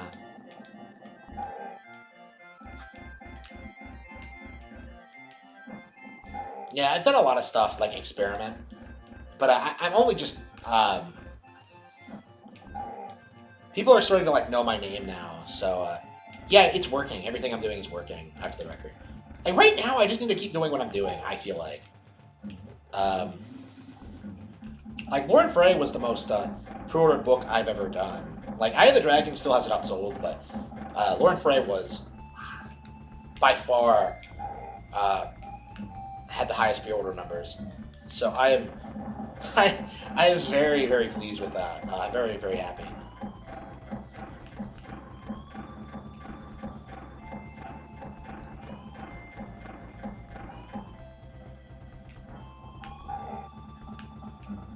Yeah, the poll I did like last night on my community tab.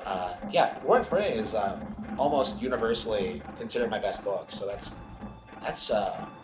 very exciting. I'm honored that you enjoyed it so much. Here goes.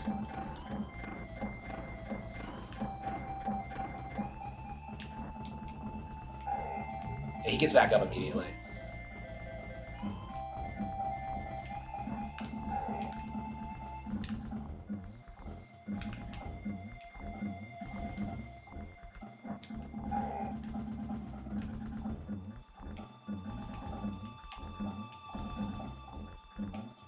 Yeah, I remember when I first did this, I thought this would be like he would have like a crazy amount of phases after this, but no, that's all there is to it.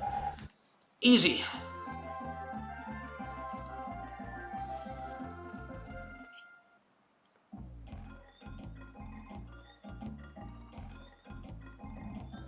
If I were to make a game, I would commission one of those artists that's obsessed with Princess Peach to make the artwork.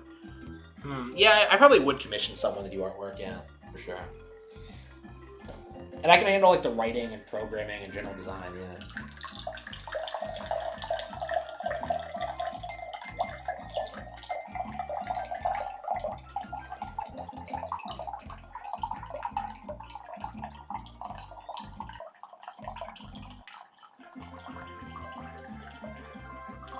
We got our bananas back.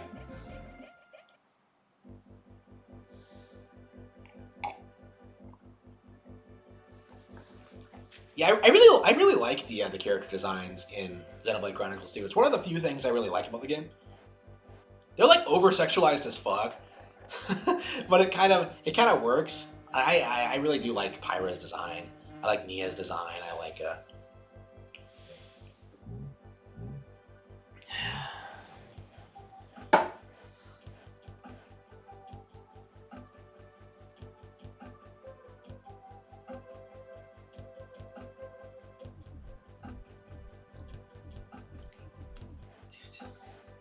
Okay, what should I play next? Yeah, we'll go through this credit sequence because it's obligatory. But that was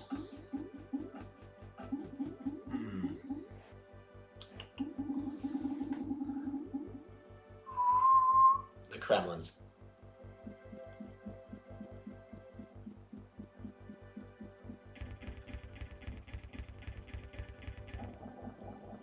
Crash, I love Crash. The original Crash Bandicoot. Oh man, that's what they ripped off. Rock. I would not mind seeing the Kremlins return for DKCR 3.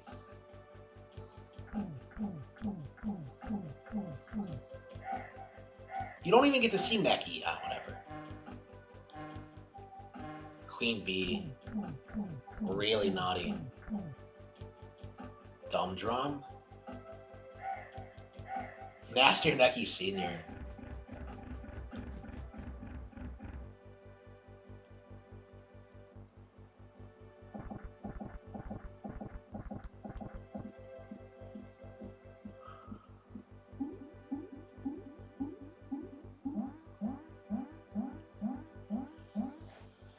Yeah, I hope we get a third game. After playing like all the Returns games like recently, every game in this Donkey Kong Country series, I should say, all 5 of them. I do think I'm ready for a Donkey Kong Country Returns 3, and that's actually one of the things I'm really hoping for this E3. Like fuck Metroid Prime 4, I want Donkey Kong Country Returns 3. I love these games and I want to see more. Have I played Cuphead? Yes. Not that long ago, actually. I'm not crazy about Cuphead. I like it. It's not my favorite game ever. I'll probably stream it when I do when the Delicious Last Course comes out. That's coming out in June, right? So it's not going to be that much longer. I love the sprite work for this game. I never get enough of it. Oh man, these asshole monkeys.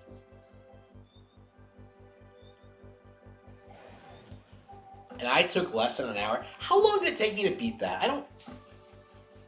An hour and a half, it says. I'm not sure how I would have beaten it faster. Like, other than, like, Poison Pond, I thought it was went by pretty briskly. Like, that seems to be my average playtime is an hour and 29 minutes or something. Something like that. Like every time the past couple of times I've played the game, that's what I've been getting. And I'm sure I could, like, improve my time or something. There are tricks you can do to go faster, but I don't know. It's like, I get through the game so quickly anyway. Why even bother, you know? I'm not a speedrunner, so... I don't enjoy speedrunning, honestly. It just doesn't really appeal to me. I thought we got through it pretty quickly, don't you?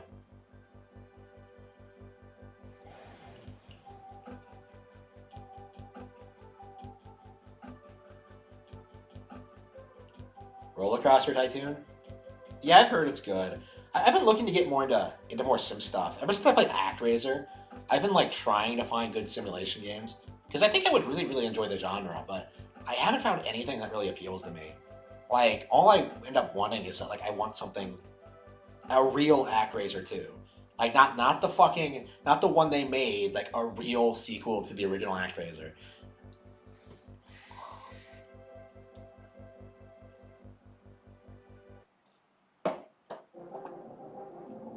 All right, that was DKC, the legend, the monkey, the legend, the monkey, the myth, the legend, DKC. Okay. Let's see. Yeah, Congo's Caper. Are we really gonna play Congo's Caper again? Like I've streamed this game like 2 or 3 times, but like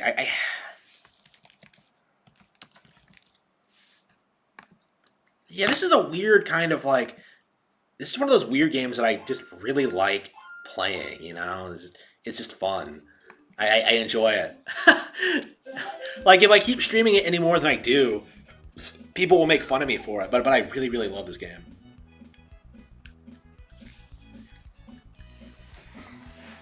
Yeah, today I want to like play some Super Nintendo classics.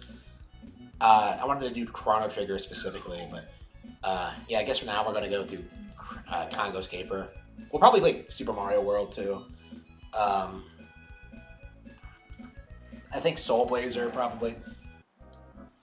Maybe A Link to the Past. Yeah, we'll see. I think I should probably do like Final Fantasy 4 and 3 too. Oh, 2 and 3 as well. By 2 and 3, I mean like 4 and 6. Which is why I misspoke there. Here we go.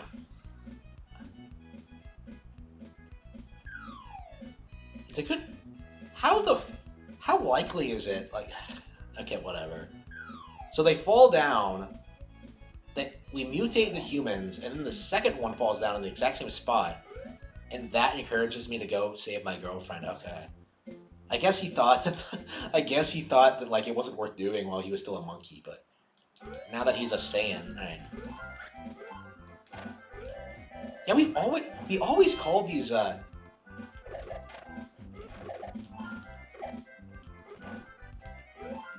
I think you used to call them like Superboy. And then like I think I played this with like my cousins, my family a lot. And like they would always call it Superboy. I think I called it Super Saiyan. But I don't think they were familiar with Dragon Ball Z. I wasn't really either, but I knew what a Super Saiyan was. So like, but it looks so similar to the Super Saiyan, doesn't it? When like he transforms. Do Contra 3? I don't like playing Contra 3 on my own, but I might. I don't know. Like I have been playing it on my own more than I used to. I might do it. I'm not sure if I can do it though. The past couple of times I've done it, I haven't been able to beat it. I'll be honest with you. Like I had someone over here and we played through the entire game, got to the final boss, and got wrecked. Because like we don't get together enough to play it. Like we're both out of practice. We did get to the end. Like I think we can do it if we like committed to it, but like we have like things going on. Like it's just.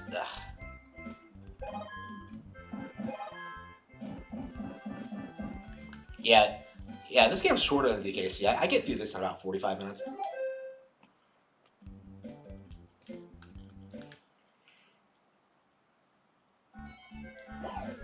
Yeah, if like there's any series I want to see revived, it would probably be this, honestly.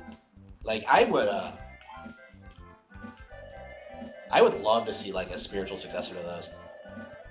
I just love like I don't think we have enough like really good like dinosaur games.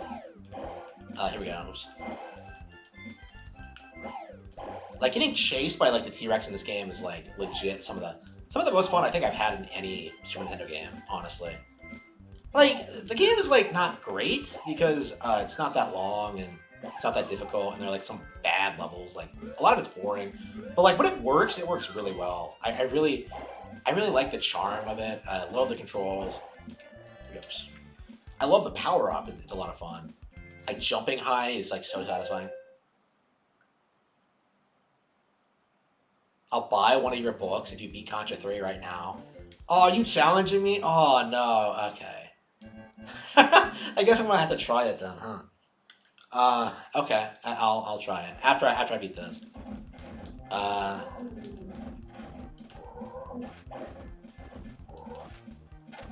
So Contra 3 after this then? Yeah, that's actually not a bad idea. I was considering playing Super Castlevania 4, but I think I would like to play Castlevania Contra 3. Yeah, I love Contra 3, so let's do it.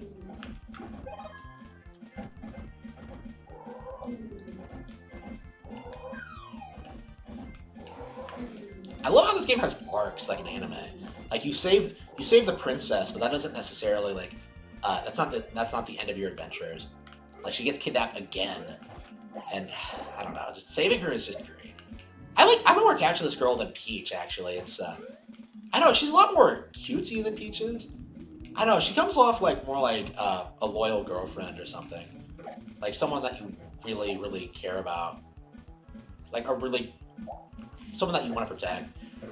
Peach, I don't know. Peach has this attitude where she's like, she can take care of herself, but like she just chooses not to. And, like it makes you like question things about her character. You know what I mean? Like how the fuck does she not step up security at the castle? You know what I mean? This girl is a lot more like, oh yeah, she's getting kidnapped, and there's nothing she can do about it. Here we go.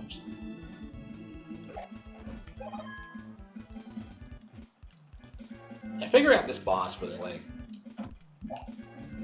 took a long time for us. Oops.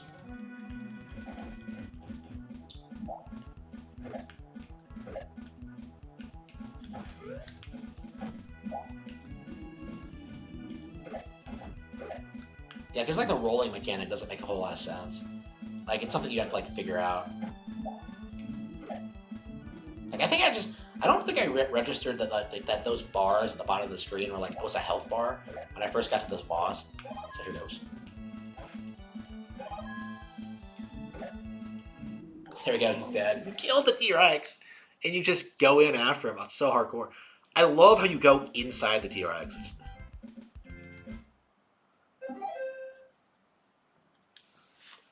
You're still playing those dusty, crusty retro 10 hours a game? Yes, I am. I love retro games. It's been a while since I played a lot of those, so it's always good to go back and play at the classics. Here we go. Yeah, lately I've been playing a lot of N64, but as it so happens, Majora's Mask isn't coming out until like the 25th, so I've decided that I'm just gonna like play Super Nintendo until then. Then we'll go back to Banjo-Kazooie, then we'll go back to Majora's. Yeah, is the 25th on, is it Friday? It should be, right? It's the... Yeah, it should be. No, it's Thursday. Yeah, so we should probably play, like, Majora's Mask. Alright. As soon as it comes out in NSO, we'll 100% it. Yeah, you can, like, technically reflect these energy balls, but I never do it. Shit, what the fuck was that?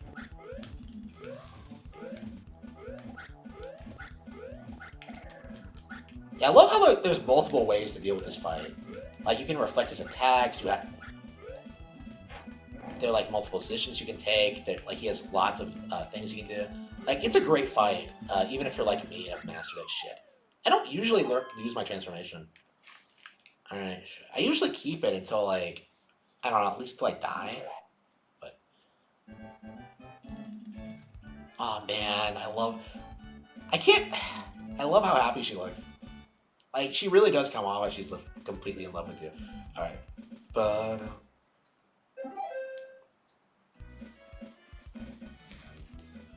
Yeah, I got the girl back. I beat the game.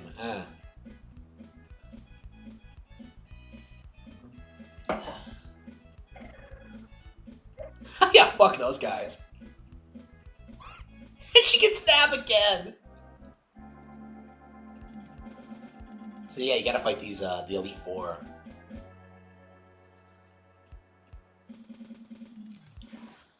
Yeah,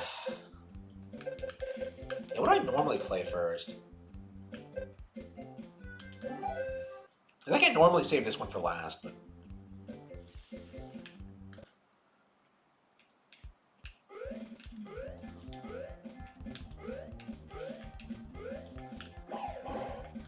Oh shit, you gotta be kidding me. Really? Fucking bullshit.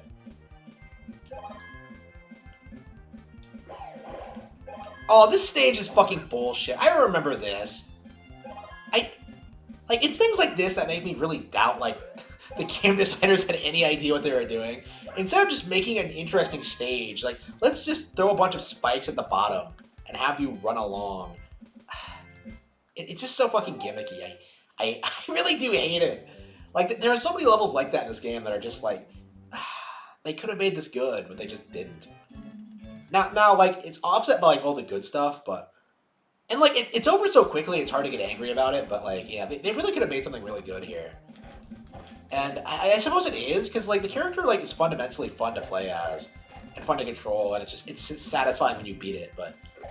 here we go. Like, every level is unique anyway, so, like, even the bad levels don't really stick out all that much. Here we go. Shit, here we go. Yeah, I'm not gonna be able to transform again. Shit.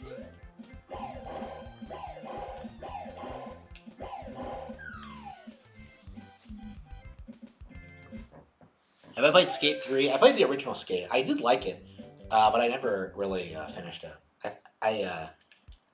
Yeah, I would like to give it a shot, but like I'm not I'm not super into skateboarding. I don't know, like...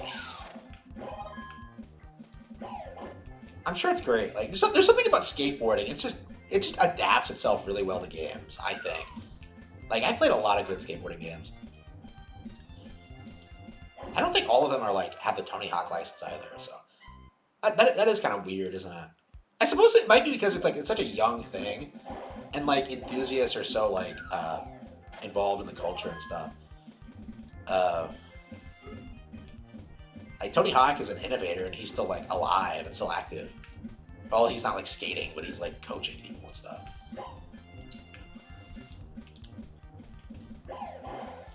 God damn it! What the fuck? How am I supposed to get up there? What?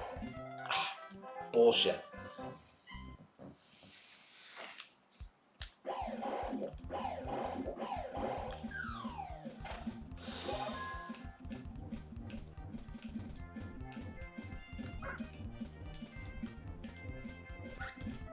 Damn it.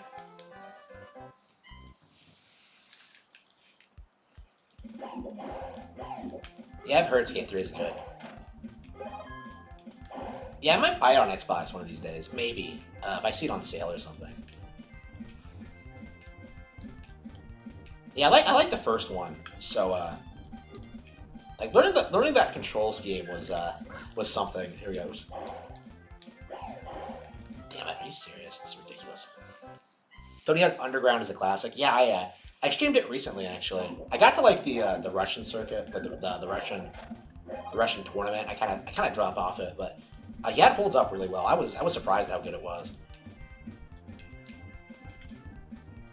Because a part of me thought that like, oh man, I was just a kid with shit taste when I first played it, but no, it really does hold up. One of the greatest antagonists in all of gaming, Eric Sparrow. Like, the most evil man in all of gaming. Like, shit. Like, is that even debatable? Like, I say that, like, almost as a joke. I've always said that, like, as a joke. But, like, the more I think about it, the more I think it is true. Like, fuck Eric Sparrow. Fuck that motherfucker. I'm still angry. Like, this motherfucker steals a tank from the Russian government, drives it into, like, a building, and then blames it on you. How does anyone do that? Like, how does anyone that much of a fucking douchebag? And, like, the worst thing is you kind of justify his behavior. Like, your character is just like, oh, man, he's my friend. He's been around forever.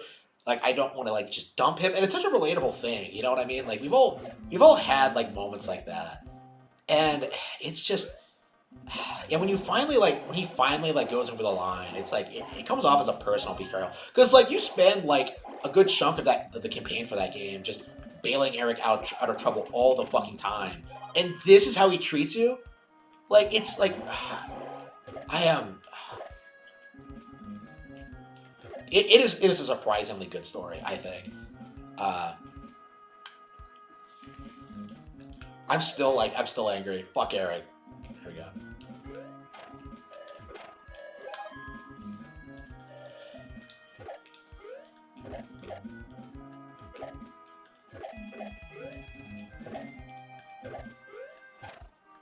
Yeah, I don't think this game even makes like top 50 Super Nintendo games list. And I think in my case, I would put it at like, I don't know where I would put it, like in my top 15 probably. I'll have to go through like my list. I haven't updated my list in forever. I've played a lot of great new Super Nintendo games, like ones I didn't grow up playing. So I think DKC 3 is probably I'm not sure whether I would put this higher than DKC 3 or not. I think I might, but I don't. That might be that might.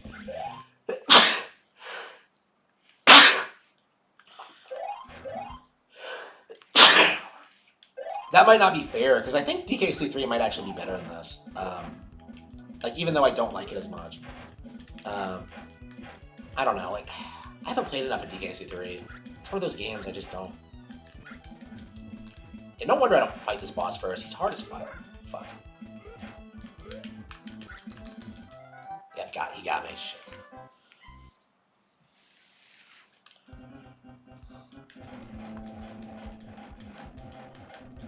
Yeah, I don't like... Yeah, I think this is the hardest boss. Here we go. Out of the 4.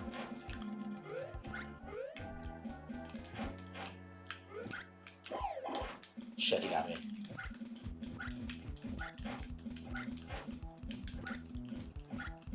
Yeah, I usually have like the Super Saiyan transformation when I fight him. So now that I've lost, here goes.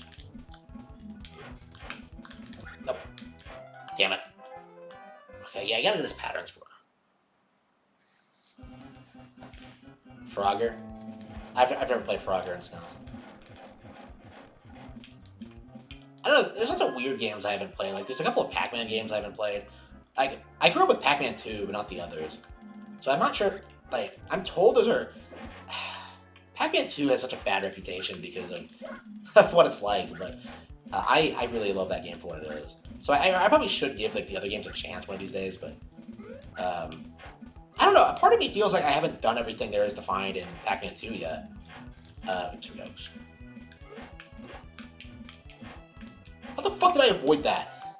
Like, he hops around like a fucking Naruto character. Alright, here we go.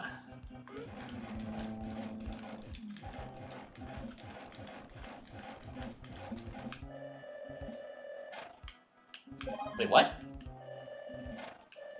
Fucking really?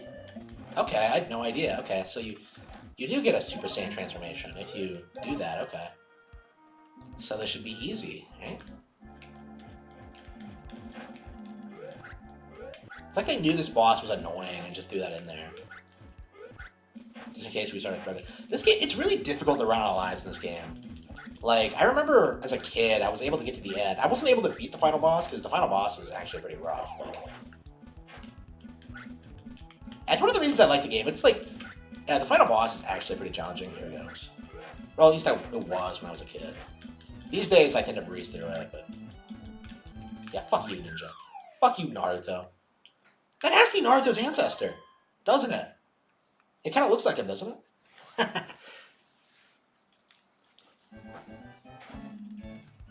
Look at that. The fucking monkeys. We thought that was hilarious when we were kids. The fucking butt shaking.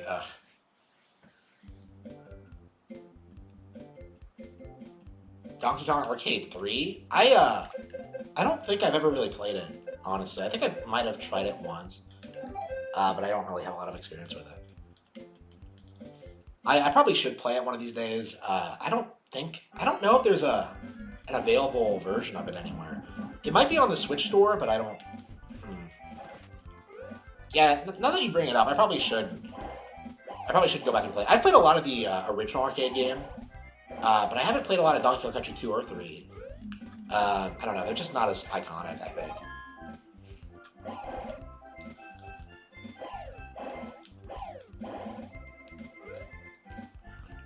I mean, I've always been interested in playing them, but yeah, I've just never gotten around to it, which is a shame. Here we go. I love that. Look at this. Yeah, fuck Sonic. This fucking monkey boy's rolling is like somehow more hardcore than Sonic the Hedgehog. He can roll up walls. He can like go straight through enemies, and he doesn't stop. Like Sonic stops. Oh, here we go.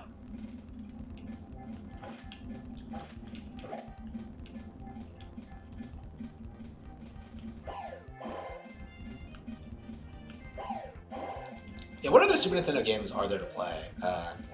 I guess we could look up a top 20 like Super Nintendo games list. I think we are going to do Contra next. I think we are going to do Chrono Trigger at some point. Yeah, I think we're gonna try to beat Contra 3. Now, like emphasis on try because like I don't think I've ever beaten it on my own. And I don't think I'm not sure I've ever beaten it on normal. Yeah, I'm not sure, I should say. Because I think we beat it on easy back when we were good at it. So we never bastard hard. Like, so I legit don't think I've actually been able to beat the game on the higher difficulty settings. So I've been trying to beat it, like, casually, but, like, I just haven't gotten around to doing it yet. So I probably should. I probably should do it. It's on my list, for sure. It's, I feel like a pleb because I haven't beaten Contra 3, to be honest with you. Like I thought I beat it years ago, but apparently I didn't know it had a different ending depending on the difficulty setting. And I either beat it on normal or easy back in the day, and I don't. If I haven't beaten all the bosses in it, I feel like I haven't beaten it properly yet. So,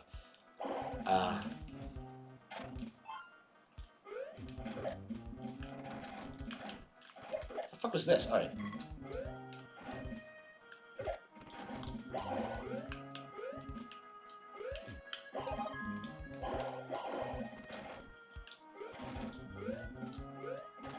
I love how weirdly intimidating these later areas are. There's just something about them that just kind of makes me uneasy. They're not even that difficult. Mega Man X. Oh yeah, didn't I play Mega Man X like last time? And like it crashed on me when I got to like fucking when I got into it. Like I think I got to like the castle at the end or something, and it crashed on me, and I just spurred the fuck out. Like I have not been able to beat Mega Man X for one reason or another. Like ever since I started streaming, like I either get tired and have to stop, or like the game crashes, or I just don't want to do it. Like there's always something that comes up when it comes to that game. Like I wish I had a proper save feature. I guess we could just like, oops, fuck, I lost my Super Saiyan. I started at the beginning. Oh, come on, really? At the beginning? I guess what I could do is that I could just like put in the password for like an in-game stuff with like all the equipment, and then like go fight like go fight Sigma at the end. That's what I would want to do. I don't want to go through like the regular game, because I've done that several times on stream already. I've never like technically beat it on stream, so I would want to do that if I were to play Mega Man X, because I can't do it. Did I beat it last time? I feel like I did. No, did it crash? Was that when it crashed on me? Yeah, I remember like putting a lot of effort into beating Sigma. I don't remember if like that was when the game crashed on me. What was? Does anyone remember what happened? I don't remember. I might have actually beaten it and then just forgotten about it. I don't know. I really do need to get to the point where I actually beat Sigma every single time, though. Because I have this tendency not to do it. Oh, I did beat it. Yeah, I remember. Yeah, but there were a couple of times where it crashed on me and stuff like that, though. I have been playing Mega Man X a lot more. I have warmed up to it over the years. I used to, like, not care for it too much, but I do... I would say it's become my default Mega Man game.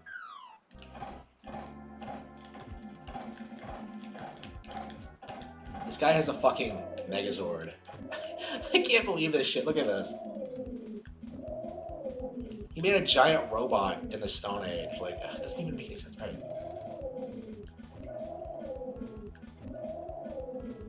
Yeah, this isn't the best boss in the world. Ew.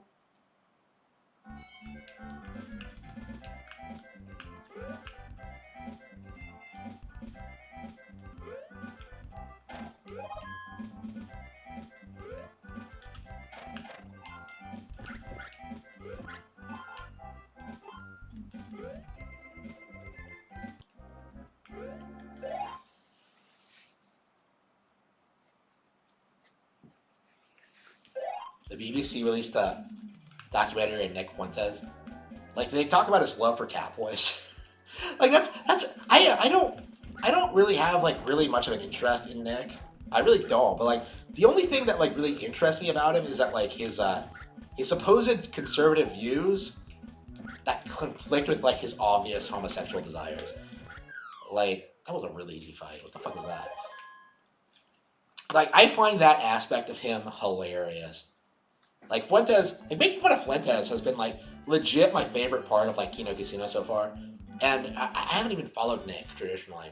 So, the fact that, like, he's so funny to just watch. Like, trying to convince people that, like, having sex with women is gay is, like, somehow, like, it's so, like, it's, like, how the fuck do you become Nick Fuentes? I don't understand it.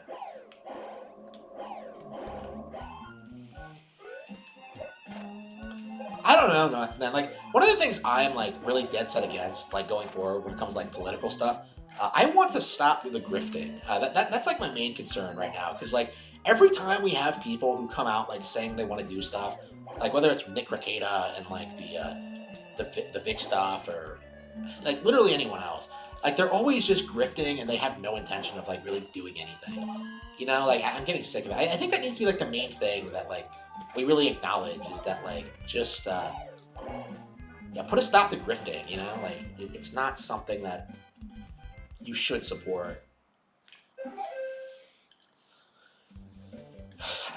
Is that the reason why like Ricada went after Jack Murphy so hard? Is because like Murphy was like more of a grifter than Nick, or I don't know, maybe not more of a grifter is the way to put it.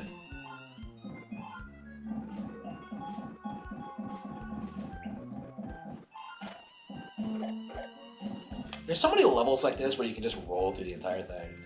It's just like, what were they thinking? Ralph got someone fired? Like who?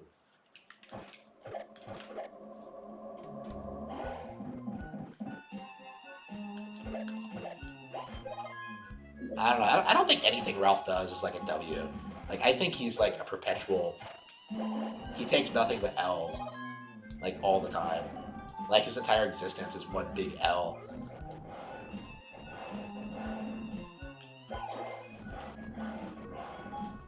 I mean, the entire, like, Portugal thing. Like, fucking. How do you go to a foreign country, like, bragging about how much money you have, and then just end up, like, going to Burger King? Like, what the fuck? He's such a fucking stereotype. Like, not a fan of Ethan Ralph. Never was, really. But, I don't know. And I'm not a fan of the people who have, like, backstabbed him either.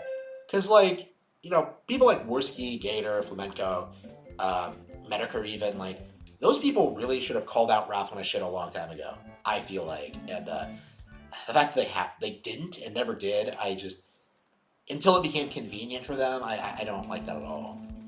Oh, Ricada, too, yeah. Did I not mention Ricada? Like, Ricada is the premier gun guard. I will never forget Ricada. Forgive Ricada for, like, his gun guarding. That was unacceptable. And honestly, probably the main reason why, like, I hate him these days. Here we go. What a waste of a life, you know? Like, I'm gonna live stream on the internet. Like, come on. I think he's like streaming like multiple times a day now.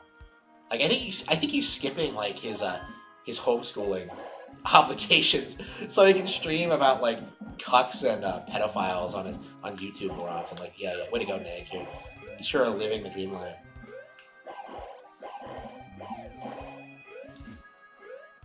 I never understand why there's nothing up there. It baffles me.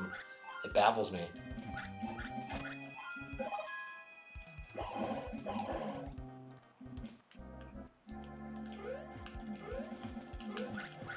Hang on, I don't think bats were around in, like, the fucking dinosaur era. Doesn't even make any sense. Like, it's a vampire dinosaur. But, here we go. Did I beat him already? Yeah, he has to reform and then he collapses. Like, this boss is a joke. Like, the easiest one out of the four. The pirate's not hard either, but, like if you get, like, this guy in, like, the exact right, at the exact right way, you can kill him, like, instantly. Like we just did. I don't know, like, if you don't know his gimmick, like, he might be more difficult, but I do, so.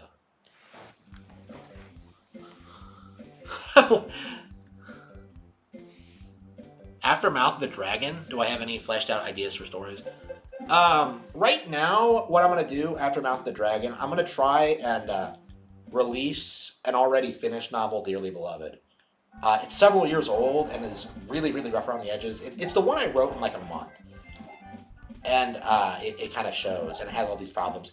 I've been trying to clean it up and fix it and prepare for release, but it was really bad, and it's proving to be kind of difficult. It proved itself to be pretty difficult, and I kind of burned myself out on it, but I'm about ready to give it another crack. So, like, that's another reason I want to finish Mouth of the Dragon so badly, is that I want to like finish up Dearly Beloved, get that ready for release, and move on to something else. I have a couple of ideas for projects I want to make after that, but I'm gonna stay tight-lipped about that for now. But yeah, right now it's Mouth of the Dragon and Dearly Beloved. And of course, Rabbit Hole. Rabbit Hole is getting is getting sequels eventually, and Lord Frey are getting sequels. Is getting sequels. But those aren't like in the pipeline at all right now.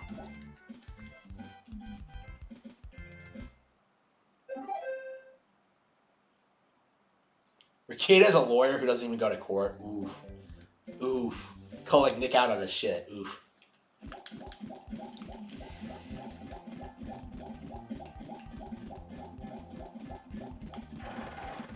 I don't understand like how people like Nick Ricada exist. Like it just boggles my mind because like I think like the mindset most people have is that like he's making money through YouTube. I don't think he is. I think he had the money before YouTube, and like the business is just a front for like tax evasion purposes. Because I think he already had the money, and like he's just not really working. He wasn't working to begin with because like the way he talks about money sometimes, like. Oh, I don't like taking payment from clients. Like, what the fuck does that mean? Like, that doesn't make any sense. Like, that's not something you would say if you were, like, an actual practicing lawyer. You know what I mean? Like, there have been so many red flags like that for me. And, like, his schedule makes no sense. Like...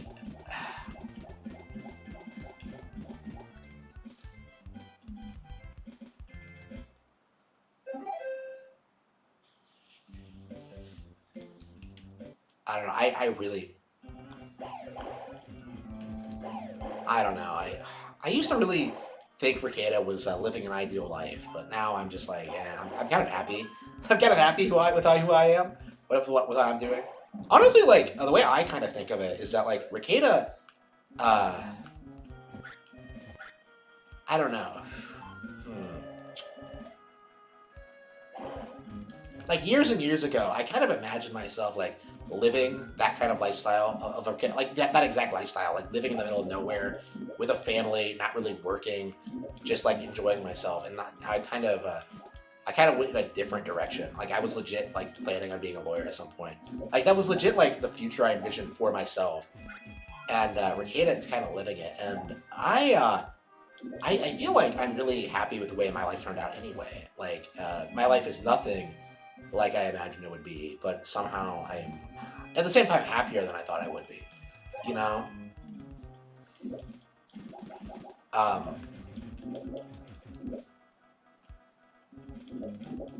In a lot of ways, I never thought I would live to see 20. I thought I would never get a job. I thought I would never be able to leave my parents' house.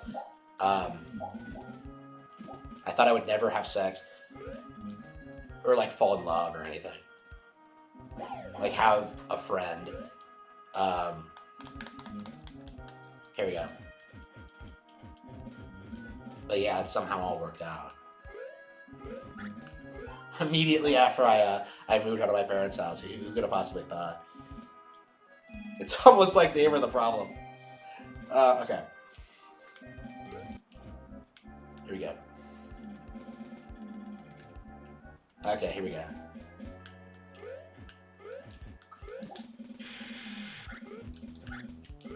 God damn it. Okay.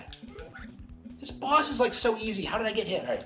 Yeah, this boss is easy, but like he has really weird hitboxes. Like the way he's programmed, the way he moves, like sometimes you can get hit like at like a mile away. Look at that. Like he was nowhere near me and I somehow got smashed. This does kind of look like a Smash Bros. Stage, doesn't it? With like the multiple platforms and just... Okay. Yeah, I can't remember the last time I died against this guy.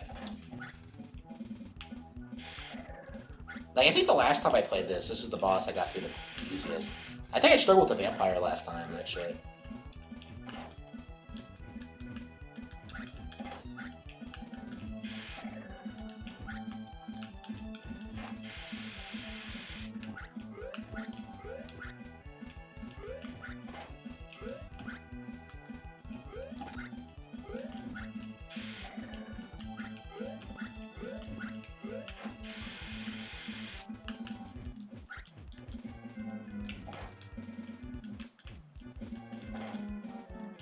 What is with these hitboxes? I don't...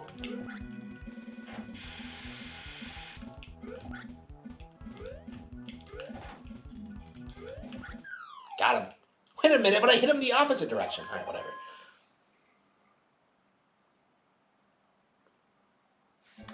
Yoshi games need a real sequel? Yeah, I would say so, yeah.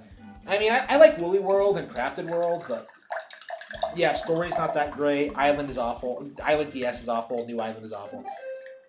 I mean, those were made by Arzest, who I've played some of the other games that Arzest made, like Artoon made, and like they are legitimately some of the worst platformers I've ever played in my life. They're awful.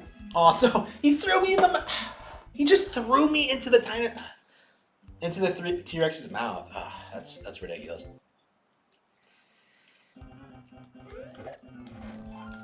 Okay, let's go. Jump, jump, jump.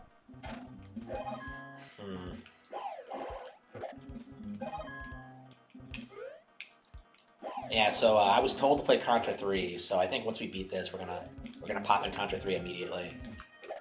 No promises I'll be able to beat it though. I'm not as familiar with Contra 3 as I am with this. I played this like I grew up playing this. I did not grow up playing Contra 3 or Super Castlevania 4, so I'm not confident that I can beat them right away. I think that might be a fun like challenge though this year. It's like just going through them again and seeing like how long it takes to master them completely.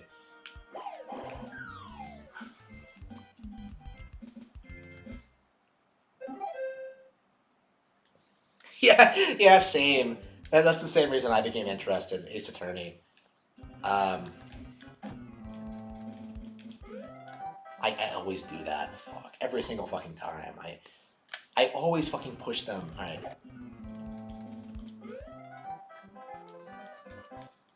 Yeah, Ace Attorney is not realistic. I mean, I always knew it was unrealistic. It was just like, this might be a valid career path for me. And like in the end, it turned out not to be. For me, it was like the cost and like the length of time it would take to be in school. And that was just unreasonable. I could have done it. I actually took like some entry-level courses and did pretty well. It's just, yeah, the length of time it would take to do it. Like, I realized that there were like other things I could do that would be like easier to obtain and I could get, I don't want to say more out of. It would be easier to attain and I could start work faster and I could start building towards my real goals, which was to be a novelist.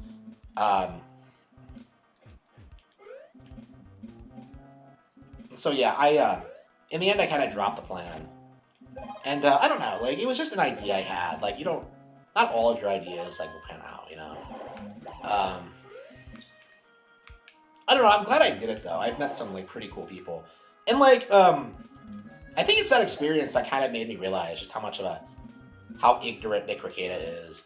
Because like, I know what real lawyers are like. I know what their schedules are like. I know they're constantly doing stuff and like meeting people and just building their businesses and like taking on clients and just, doing stuff. They're not sitting around on YouTube all day bitching about things other lawyers are doing. Like, it's just...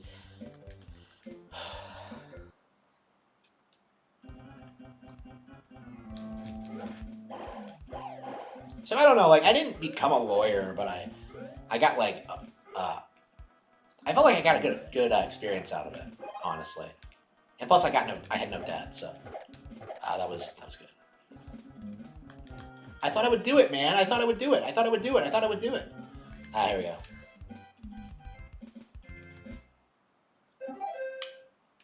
He has to be corrupt. Yeah, is that what Nick Rekieta's doing? I've never, like, straight up called him corrupt. Because, like, from what I understand, like, everything he's doing is perfectly legal. But it's like, I don't know, like, maybe if I watch the streams more, with, like, a more critical eye, I might be able to spot, like, unethical things he's doing.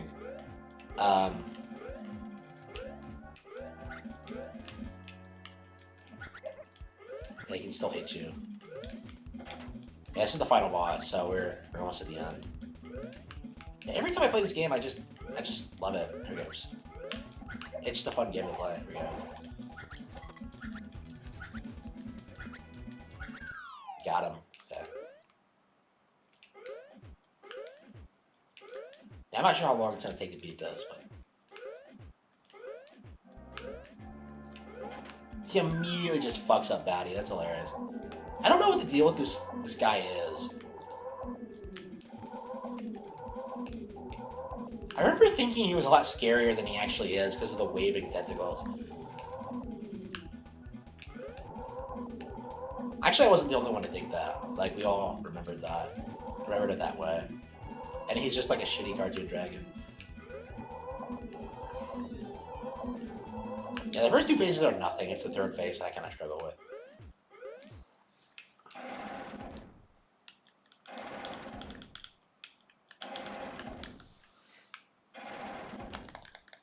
I want to play some. Alright.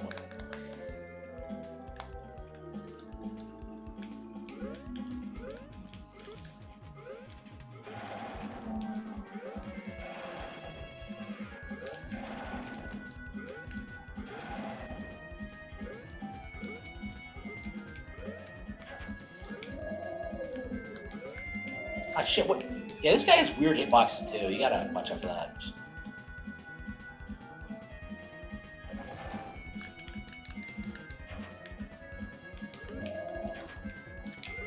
Yeah, I shouldn't have been hit so much. I can't believe I struggled most with the bat of all things. Like, I feel that is a weird that is a weird way to end up. Okay. I've seen this hallway so many times. Like, I could not beat this game as a kid. It was actually like I actually bought this game. I had to rebuy this game as an adult and like play through it, and I finally beat it.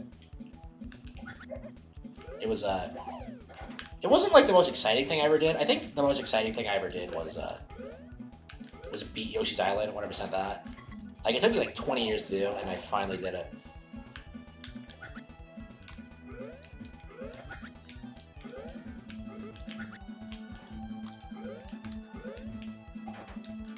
Yeah, fuck you. That wasn't so bad. Yeah, what's my next, yeah, Contra 3. Yeah, I do want to play Contra 3. Like, since somebody brought it up, I'm just like, yeah, let's play Contra 3.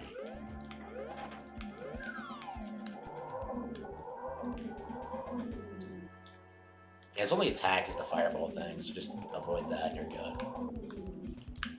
And it's pretty slow, so you just gotta avoid the fire. 1, 2, 3, 4. 1, 2, 3, 4. 1, 2. Missed, but oh, that was close. Okay.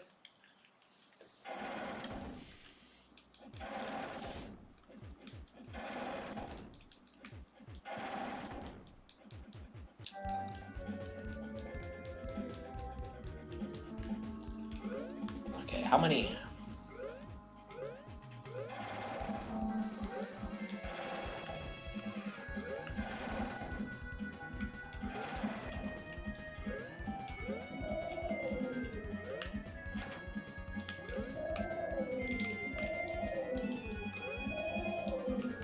Oh, what? Yeah, look at that. I got hit because of like the hitboxes. Like, there are a handful of bosses in this game that just have awful hitboxes. You have to like kind of learn where they are. Like, he's not doing anything, but like at a certain angle he can hit you. Alright, here we go.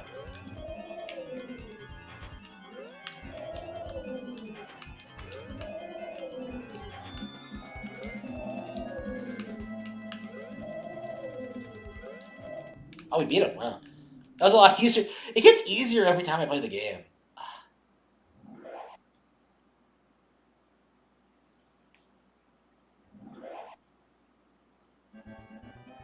Duh.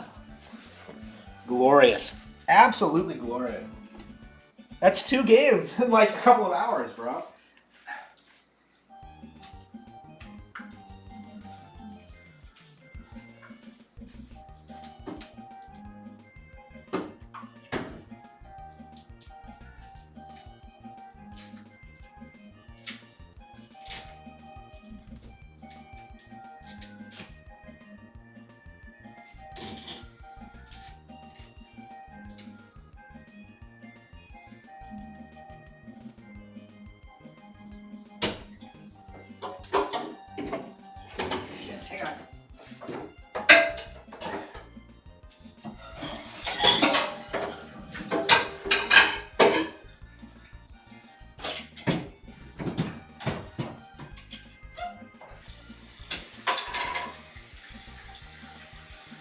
Yeah, my one complaint about my dishwasher is that it connects to my faucet, so you have to like disconnect it every time. Every time you want like water out of the faucet, and it is the worst thing. I don't know, having a dishwasher, I want a big one, but I don't have room. So I have this weird countertop one, and they all have some crippling problem that makes them, I don't know, not great.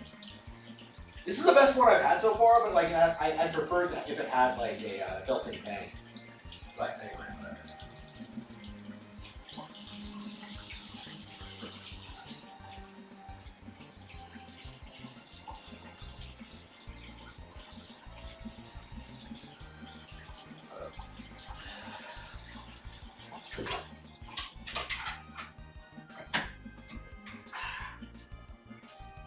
Yeah, I was sitting here thirsty, just not wanting to disconnect everything, but like I'm just.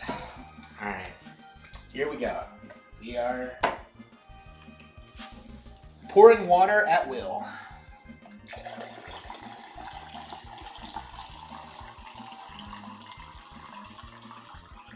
Okay. Oh. Yeah, we don't even have to see the credits. The credits aren't great. I mean, I like the credits, but yep. The end. They just she just stands there hopping excitedly forevermore. All right, exciting. Love this game.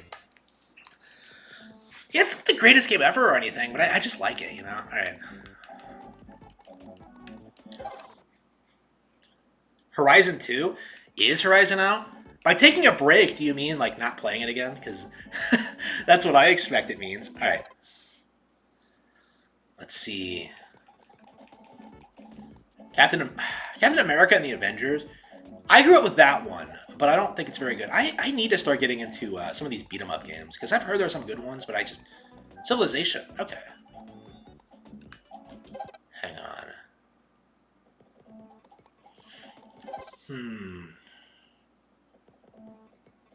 Did I hack it? No, I bought it like this.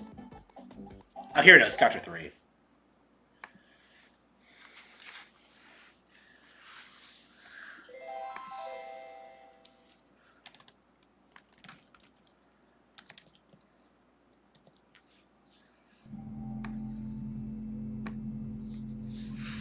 AD 2000? Oh, damn. It takes place in the future. Damn, this is going to be dated when this, when we get to the 27th century. Okay. Okay. Contra 3. 1992. Okay. We're going to do easy because I'm not confident I can do it by myself. All right. One player. Let's go. Yeah, I'm gonna work for that Lauren Frey sale for sure. All right, let's go.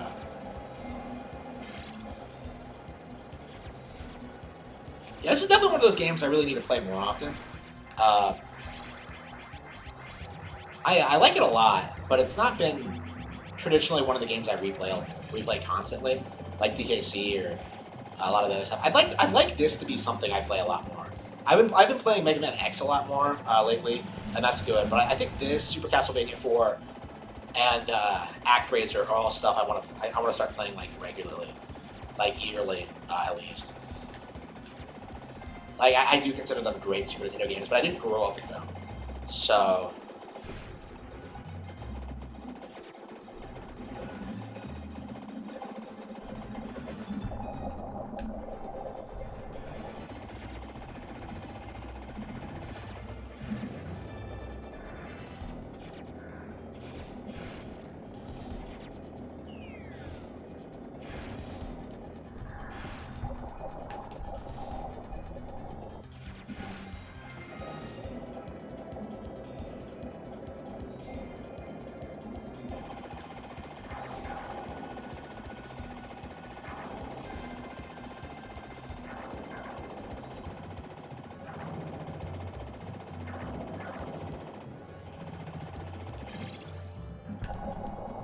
Yeah, the laser's actually pretty good against this boss because of the way it works. Like, it doesn't pass through the enemy, so it actually fires at a pretty quick rate, like at super close range like that.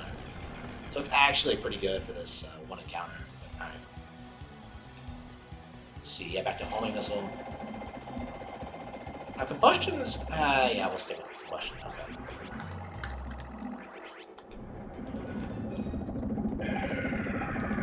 Oh, whoop, okay, here we go. That was close. Yeah, every time I remember when I saw this sequence. Like, I played this around the time that I played Uncharted for the first time, and it kind of dawned on me just how much more badass and intense this game was than like the movie game of the year. There you go. Like, I like this a lot more than Uncharted, and I've played it a lot more too. Oh wait, hang on, I got my spreader. Like, there's nothing like that in Uncharted. There's nothing like that in any PlayStation game, right?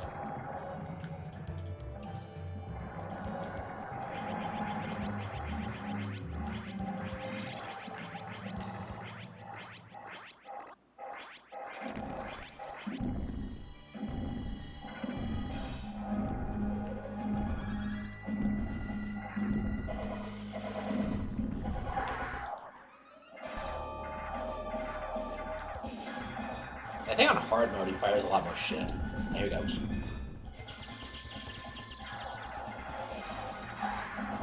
Got him.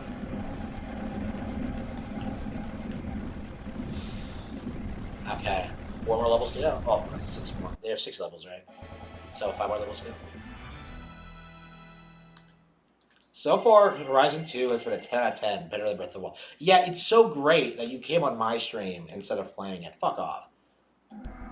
Like, we both know that isn't true. Okay.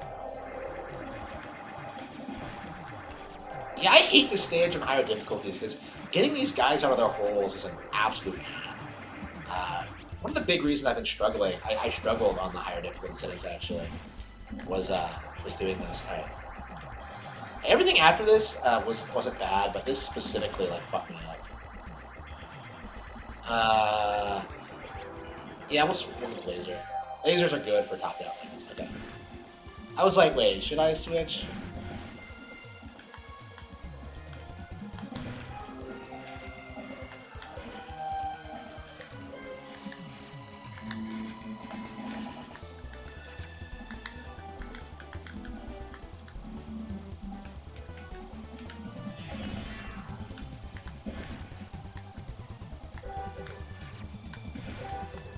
I'm not even switching to anything else. Oh, we got the ball.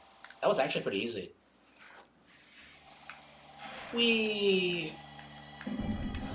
Okay. Hey, what the fuck was that? Wow, I guess I underestimated how easy this boss was. What the fuck was that? What a joke. Well, I am playing on easy, so I probably like underestimated. I guess I normally play on normal. Like, and I just changed it to easy this time. Okay. Do you think, will I be able to beat it now? Yeah, the flamethrower. Okay, let's see. Yeah, if we beat it tonight on easy, we'll go ahead and play it normal next time. I mean, that's probably how you should do it, is just start on the lower settings and then work your way up. But...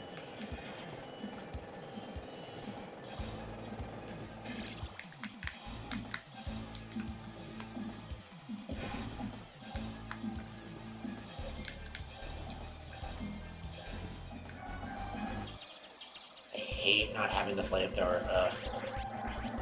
The flamethrower is essential for this part. Ugh. I hate not having it. Alright. The laser is not great for this fight, if I remember correctly. I think it's a laser. I think the machine gun would be better than either, but I don't want to die. So we're gonna have to...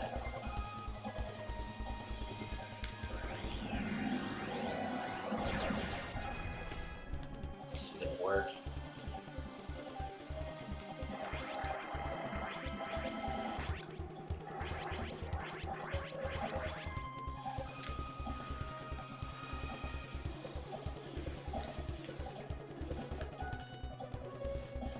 Got him.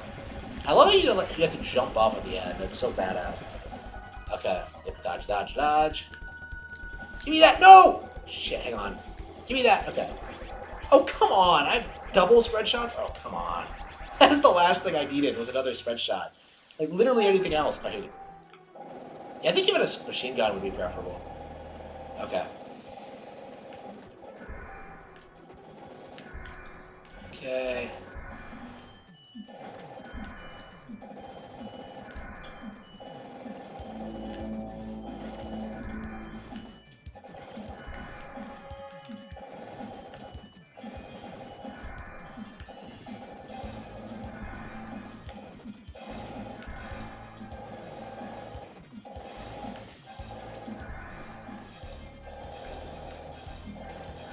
This part might actually be easier with one player.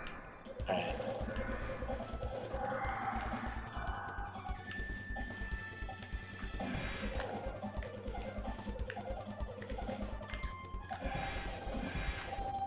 Yeah, with machine guns. Oh, fuck.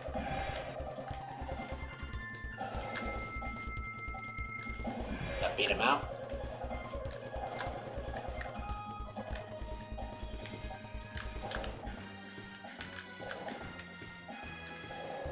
Got him. You only have 4 lives left. I have continues, but I don't remember how many of those you get.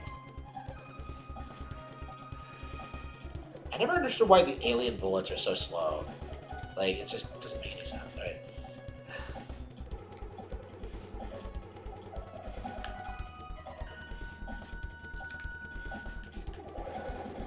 Yeah, I really love the sprite work. I just love the enemy design and just the game is so cool. This has to be like the coolest game on Super Nintendo. Like, it's way cooler than Castlevania 4, I think. I think Castlevania 4 is too slow. Like, I love Castlevania 4, but it's too slow for my taste. Like, this is like way more than what I'm into, like action game wise. Just like raw, just shooting aliens. Oh man. Now Castlevania probably does have better atmosphere art. Like, I think the atmosphere of Castlevania is just top notch. And I kind of want to play Castlevania 4 after this, since we brought it up. I'm not sure I'll be able to beat it tonight though. I mean, I guess we'll try, but.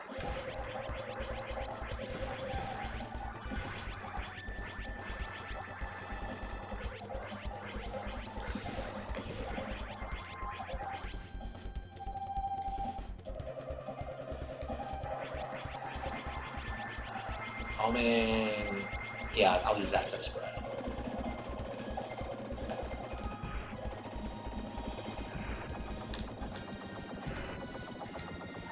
Hang on, shit, hang on.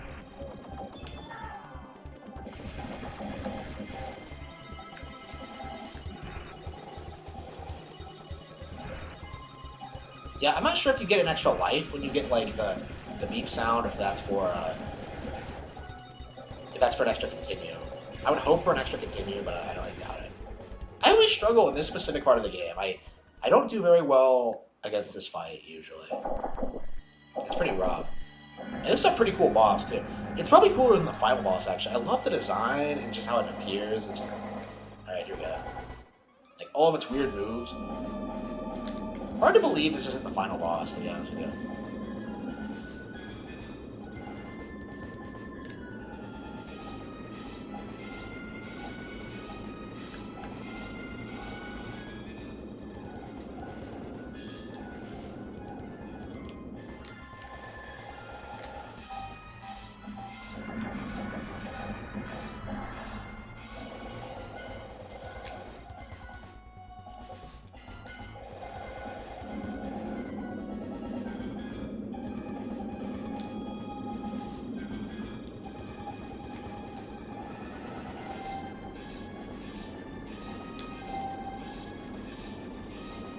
Yeah, I miss when Konami used to make great stuff. They really were the best back in the 90s. But... Like, they excelled at everything. Action games, like, platformers, like, RPGs, everything. Like, fuck, they even, like, cultivated, like, Metal Gear. Like, stealth games. Like, they made stealth mainstream. It's just such an innovative company, and they're just gone. What a loss. That has to be, like, the biggest loss of, like, the past decade, I think, is Konami.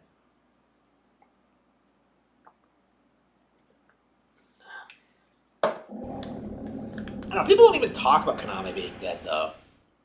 You know, like it's weird, but like they're not Nintendo, so people don't seem to care that much. Who knows? There you go. Yeah, like you can like get a lot of 1-ups here. I've seen people do it.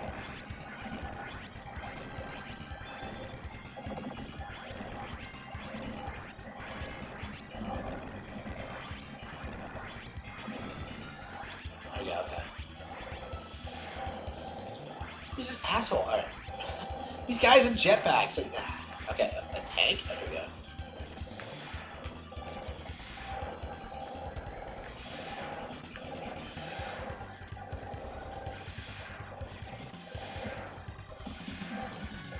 All you have to do is just keep firing forward. This isn't a great fight. Like, I like the ending of the level, but like, really, I don't think 4 and 5 are the game's strong points. Like 3 is like probably the game's peak, and then from there it just kind of, I don't know.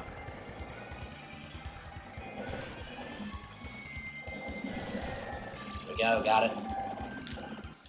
Hang on, let me check the chat. It's been a while.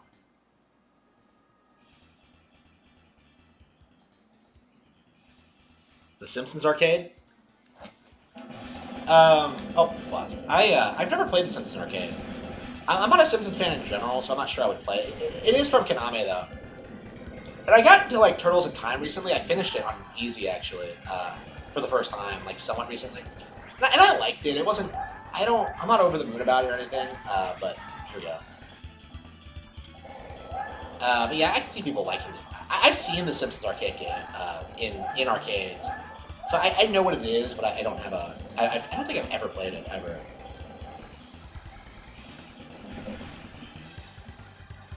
I don't know. I wish, like, arcades were still a thing. I really do.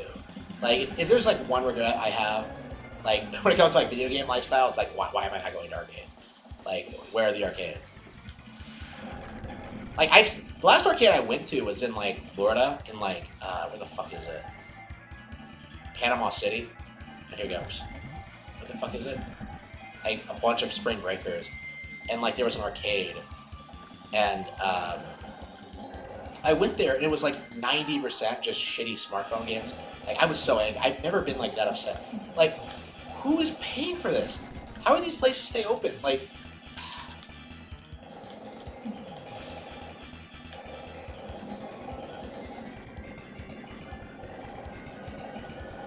Now, we might get a game over here. This might get rough. This is not where I want to get a game over. Who knows?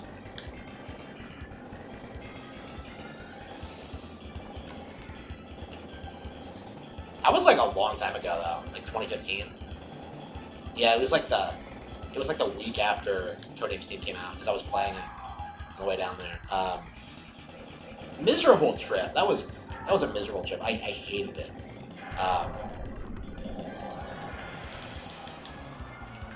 Like, I don't plan on, like, vacationing to a beach ever. Like, not until, like, I buy a beach house or whatever. Like, it'll be a private beach. Like, I'll bring women there. Like, I won't go out and, like, meet them. Like, shit, fuck that noise.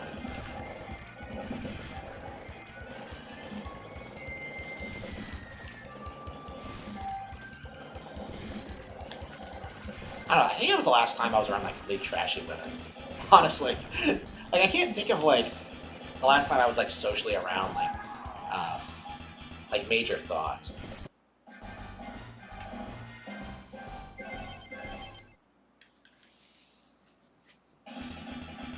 No, I don't like Family Guy either. Oh come on, what got me there?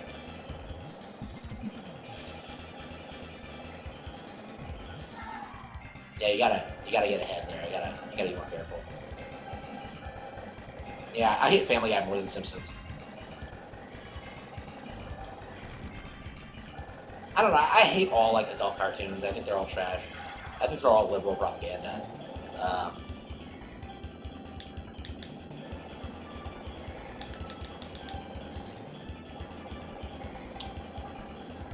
don't know. Like, I find it weird how people always pretend that Simpsons used to be like a lot more nuanced with like its political satire, when really it's the same as it's always been. Like, the problem is that, like, the agenda has just gotten more extreme over the past 30 years. Like, it's always existed, but... Okay. And this boss fight is so cool. I really love the concept of it. But yeah, it's really easy to fuck up, too. Yeah, I think we can get past this part. We should be good.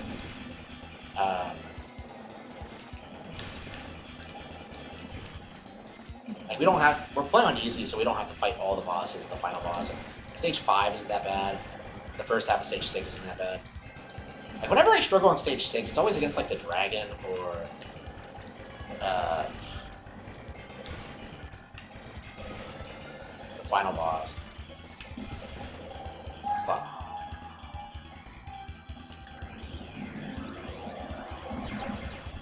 There we go. Got it.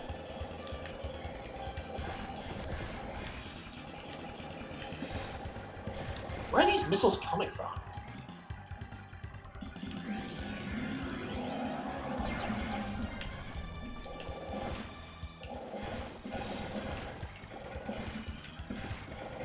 It's such a cool idea for a boss fight. I just...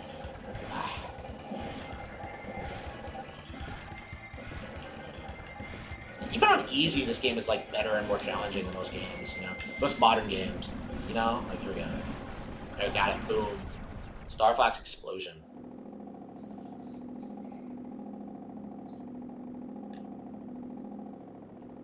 The first episode of King of the Hill is shot. It's pretty based. I've never seen it. What do you mean? How's it based?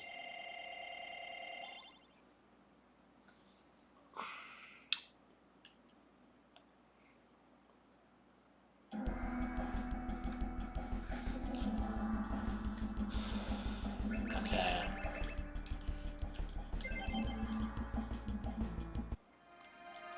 I believe it's possible to like do this in a way where like you can get stuck, so we gotta be careful. I might be like talking about my ass, but I believe that's true. All right.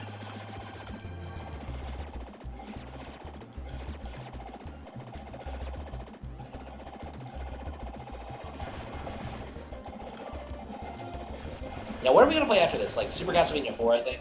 That's what I said I wanted to do, but I don't know. Like I think I'm kind of burned out on action games. I played through like 3 in like a couple of hours. Okay, hang on. Like, are we gonna go through the entire Super Nintendo library? Like I hope not, but here we go.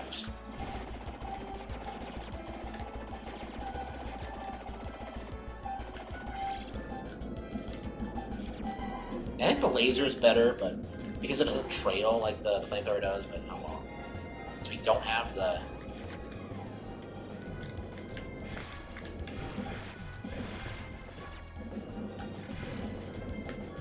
Okay.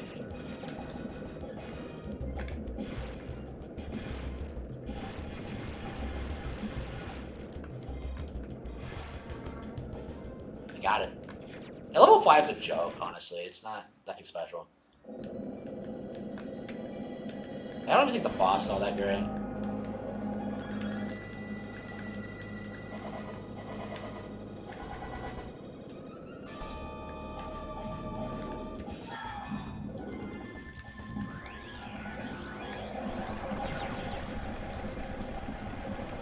I don't think I need a laser, but oh well.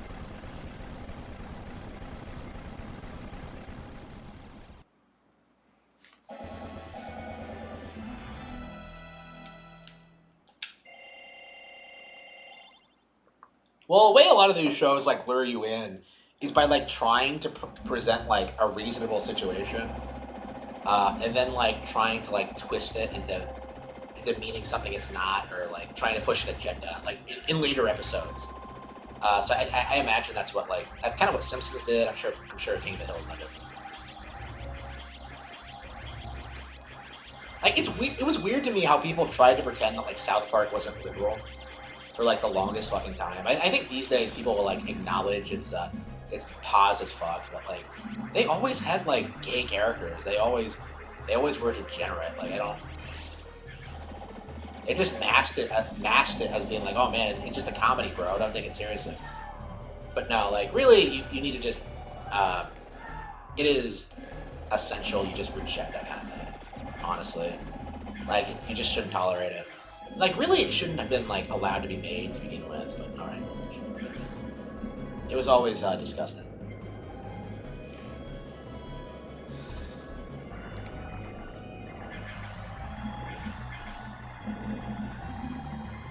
Yeah, that was nothing. I love like the sudden change in atmosphere. Like you go from that room to this. Oh damn. So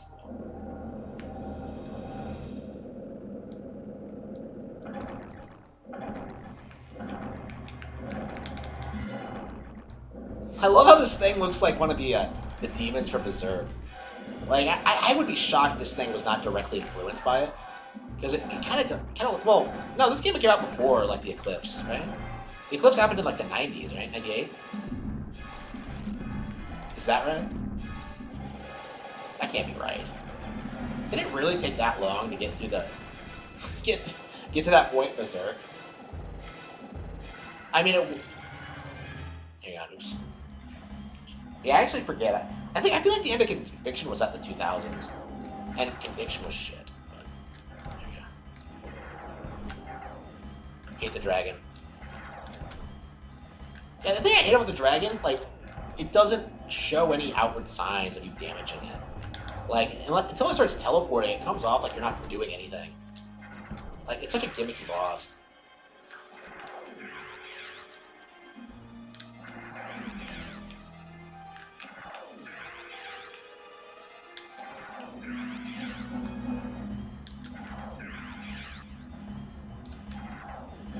Got him. Well, we got to the end, but like the checkpoint is like pretty early on, so I think we're fucked.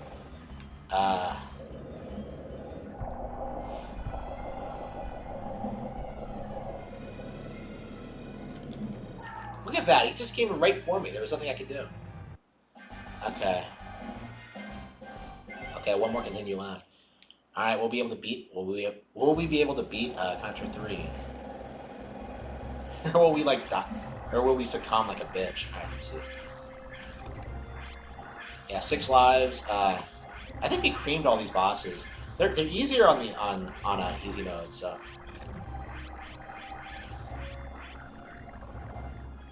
They don't have nearly as many attacks. They don't take as many hits.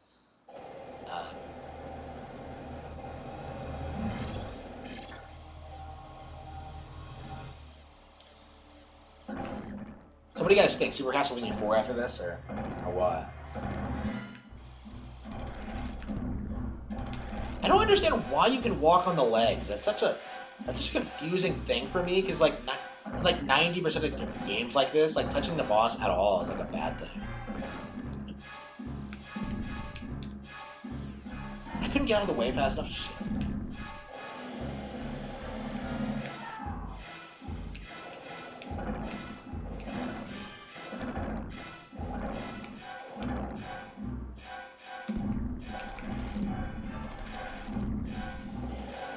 Okay, got him. Okay, I have 4 lives left. Let's see, I have the dragon. The dragon wasn't shit, so I think I can do it. Well, I have 4 more lives than I did last time.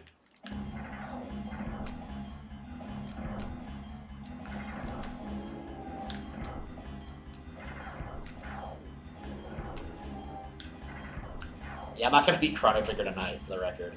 Just so we're clear. Yeah, I don't even remember where I am in Chrono Trigger. I think I'm still in like.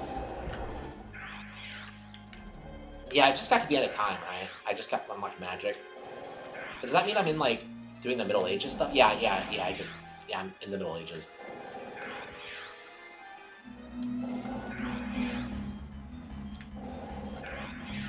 I love Chrono Trigger so much. It's like it's growing on me more and more as I gotten older. Here we go.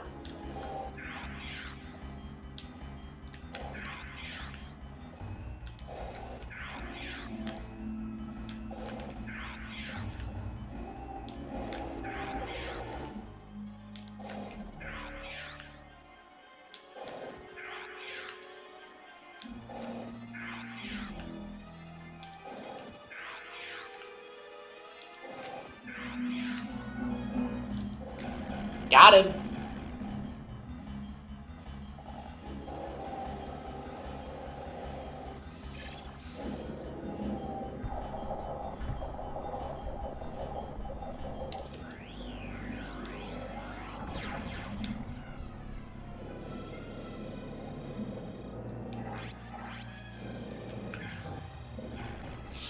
Okay, I think we got it. Easy peasy. You have to fight the brain or what? Yeah, that might be it on easy. Okay, there's the brain. Oh, you do have to fight the brain. Okay. But it just has less powers. Okay.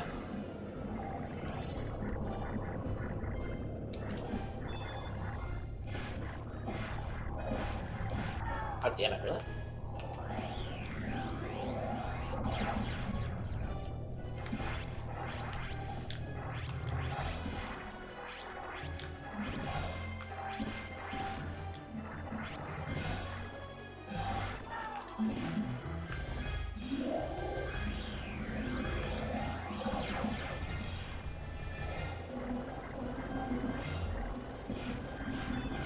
Got him.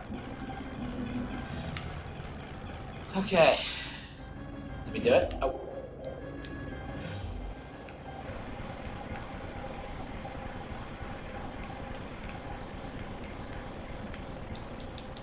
Yeah, so he has more... Yeah, I think I have beaten the game on normal. Yeah, we must have. I don't... Because, like, I remember not having to deal with, like, more orbs. So... Okay. Yeah, play the game on normal, you pussy. You didn't beat the game properly. Okay, so next time we'll do it on normal. Alright, now, you owe me a Lauren Frey purchase. Like, buy me a copy of Lauren Frey. I beat your game. And I loved it. It's a lot of fun, but... okay. I kept up my end of the bargain. Yeah, next time we'll do normal for sure. I'm going to try to beat on hard one of these days. I'm not sure if I can do it by myself, though, but we'll see. That's the thing that concerns me, is that, like, congratulations, you beat the easy mode. Do you think you were sharp enough to beat the normal mode? Remember, this is not the end. It's just the beginning. Yeah, they want you to keep playing. And yeah, I agree. I'll always be playing this game, but until I die, but... Oh, they started me off again immediately. Okay. I'm not ready to play again that soon. I'm taking a break from Contra. Okay. Alright, Super Castlevania 4, I think, is what I suggested. That's what I'm decided to commit to.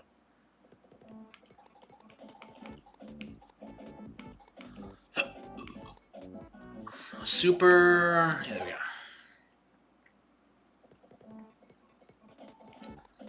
Simpsons Hit and Run was fun? Yeah, sure, whatever. I really doubt that, but... Okay. Super Star Wars? I've heard Super Star Wars is really good, but I've never got into it. I mean, it's hard as nails, isn't it? I don't know, it's a Star Wars product, so it might not be that great, but...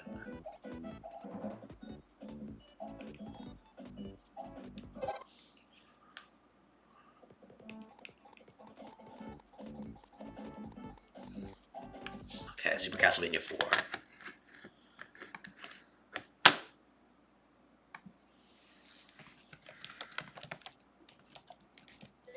How many games have I beat? I've beaten 3 games tonight. If I beat Castlevania 4, which is probably unlikely, because I think it's a lot harder than Contra 3. It only has one difficulty setting, but it's a lot harder. Now, let's see. Let's check the options.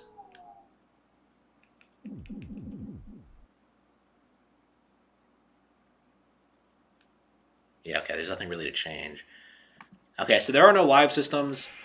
You just keep playing until the end. Yeah, it's a SNES Mini. I am...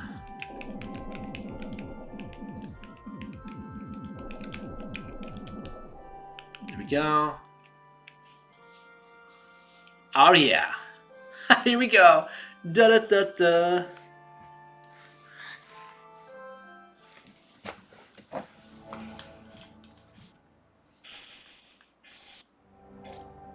Yeah, the last time I played this game, I kind of felt that like this is gonna go on to be one of my favorites, and I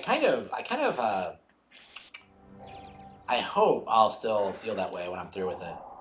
This playthrough. It's been a while since I played this. I streamed it last time. I didn't actually beat it. Like last time I got to the very end, I spent like hours and hours grinding my way through it, and then I got to Dracula, and then I kind of like got tired and stopped playing. It was on like the Castlevania Anniversary Collection. So I just stopped, ended the stream, took like a 2-hour break, and then did it off stream. And I don't think people believe me that I beat it. So, yeah, let's see if we can do it. Yeah, this is I'd say this is my favorite of the classic Castlevania games. Like, people always talk shit. Like, there are people who talk shit about the way Simon plays in this, but I really like the 8-directional attacks. I love the sprite work. Like, this feels like they actually try to make something new, you know? Like, instead of just sticking with what works, like they did with every other Castlevania game.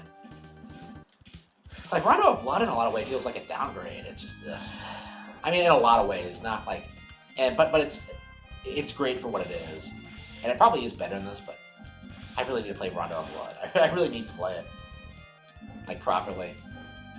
Like, aesthetically, I loved Rondo of Blood and Symphony of the Night, but I'm not sure they're gameplay-wise they're as good as this, which is like my main concern with it. They really nailed the aesthetic in those games, though. I love like the story of Symphony of the Night. I just love like the music. It's just.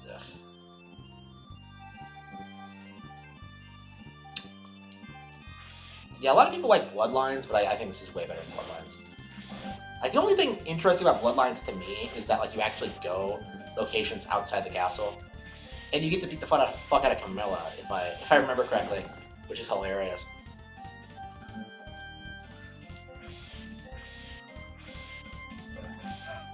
Here we go. I don't know. Like, it's weird that like they keep using Carmilla as like an antagonist in these games. Like, Circle the Moon used her. Like the cartoon used her. Like Bloodlines used her. No, was it Carmilla or was it someone else? Am I misremembering? It was a female vampire. Whenever I see a female vampire in this game, I just assume it's Carmilla, and that's not always the case. Yeah, it might not be the case in Bloodlines. Fuck.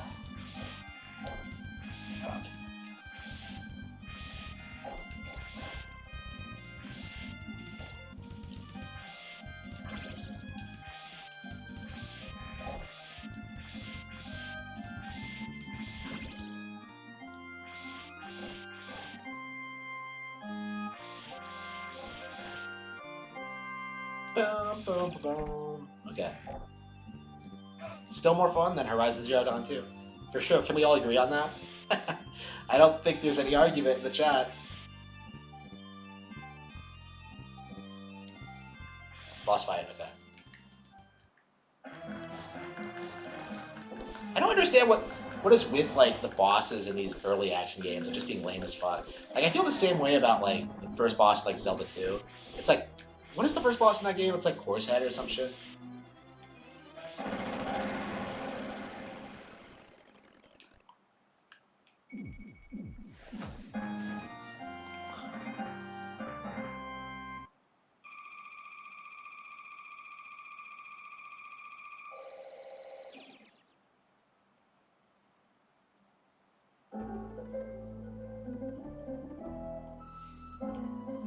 Yeah, people say that, like, yeah, I stopped at season 2, because that was all it took for me to kind of realize, like, yeah, Simpsons doesn't get better.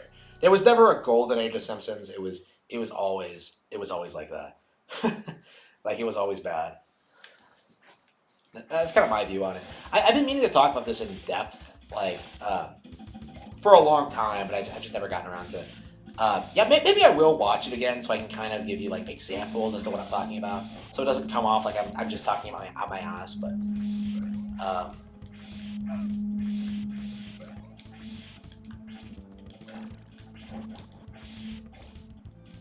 yeah, I don't think there was ever a time that like cartoons, thought cartoons were based.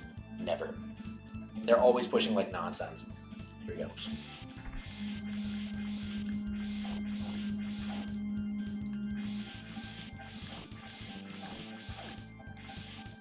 I'm gonna go home and just. Alright, here we go.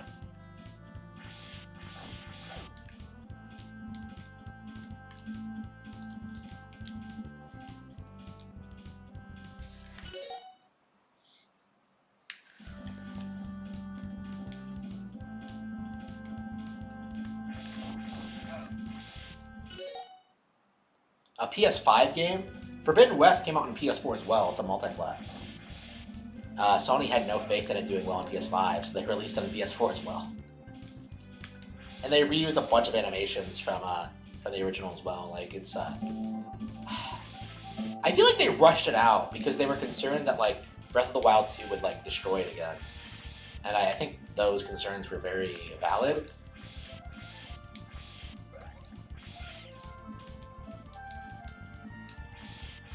I definitely don't believe them when they say that like the original sold like 20 million copies. I don't believe that at all.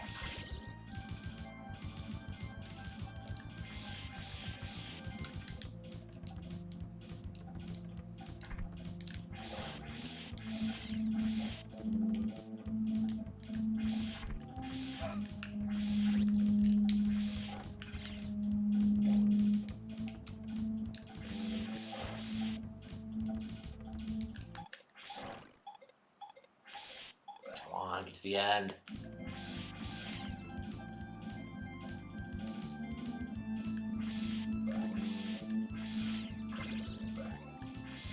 I keep getting the knife and just thinking, oh yeah, Ghosts and Goblins time.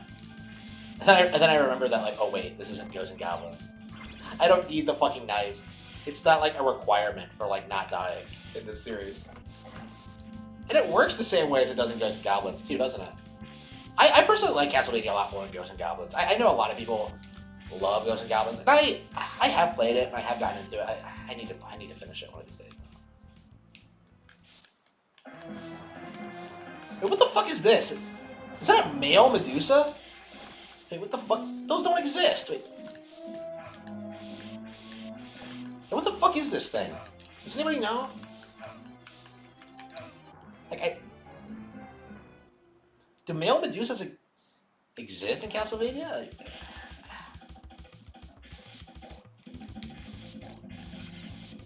yeah, in my lore they don't, so I'm kind of surprised. Yeah, Medusa just kind of integrate with humans and pretend to be normal human women. Here we go, and breed with them too. Here we go.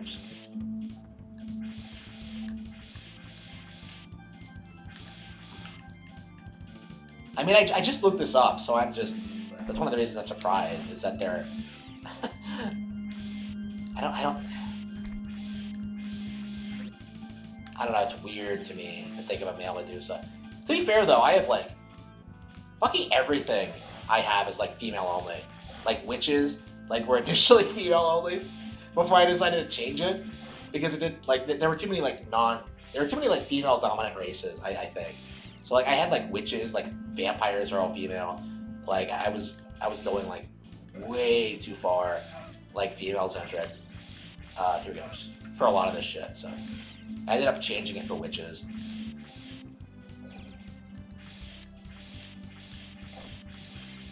Well, not really changing it, just kind of like changing my mind about it. Because initially I was going to have it be female only, but then I kind of realized that, wait a minute, it doesn't make any sense. It doesn't even make sense historically because, like, witches were male and female, so. But Medusa was female, so it's like, huh? It's just, why is there a male Medusa? It doesn't make any sense.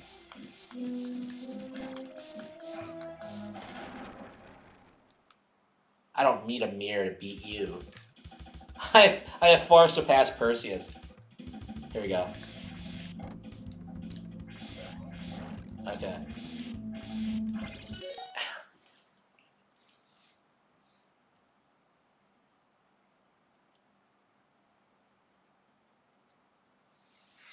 The angry cartoon reviewer? I don't know. I've stopped watching cartoons. I'm at the point where I think you shouldn't watch them at all. I watched like Batman the Animated Series recently, and I enjoyed it. But at the same time, I'm just like, why would I spend time and money like going through like all the sequels after this and like explaining to people why they're not as good? You know, like really, I think what it comes down to, I don't think Batman is all that good of a character. I don't. Like after going through the cartoon, I don't really feel. I find myself like questioning things about him, like why he's so intent on keeping his identity a secret, even if it means like compromising, you know, his mission. Like why is he, like why is he not more active as Bruce Wayne? Like why does he have such a bad reputation? as Bruce Wayne. Like it just feels like unnecessary for him to be Batman. Like it feels like no one he goes up against is really a threat, really. Like just fund Mr. Freeze's research and he suddenly has no motivation. Like that's all he has to do.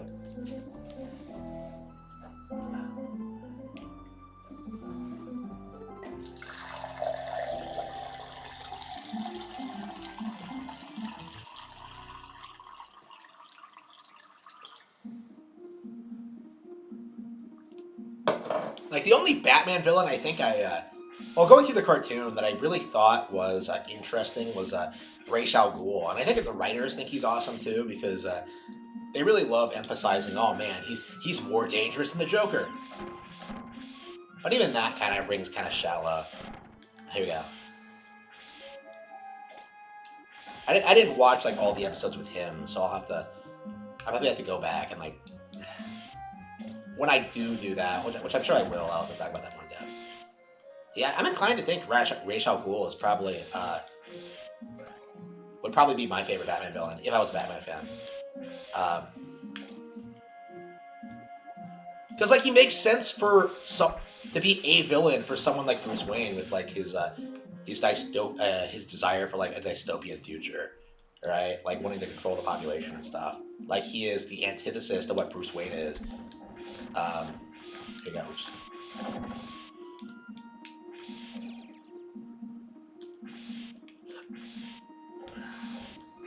Come to think it, Bane never appeared in the cartoon. Now that I think about it, I never saw him in like what I saw the cartoon. I saw like Mr. Freeze, Penguin, Two-Face, Joker, Ra's al Ghul appeared, but I don't think I ever saw Bane. When does he appear in the cartoon? Yeah, that is interesting. Yeah, I think Batman's Poison Ivy as well. I think Batman's Rogue Gallery is just really overrated. I think people only hype it up because like everyone else's is so lame. Like, what does Superman have? Like a businessman? Like he has like an evil Batman as his arch nemesis, Lex Luthor. He has like fucking Toyman. Like what the fuck? They're not threatening. Like here we go. Oops.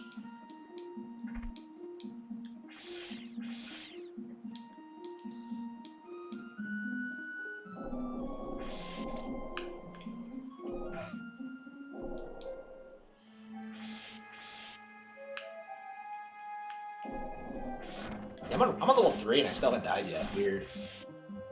And when I first played this, I really struggled. I think I'm getting to the point where I'm like really getting the hang of this game because it's more slow paced than like anything we've played so far today. It feels way different, and I think that's a big reason why it took me so long to get into these games.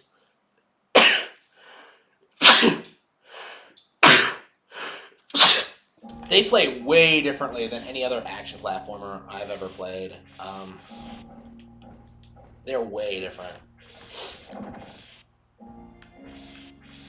And that's a good and bad thing. They're kind of hard to get into. But they're a lot of fun.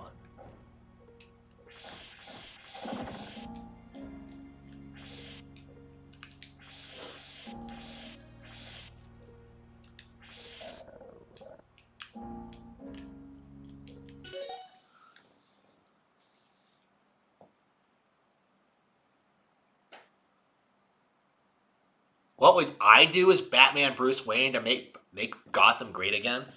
For one thing, push for the death penalty for these super criminals. Like, fucking kill the Joker. Like, push for the government to do it. Let's see.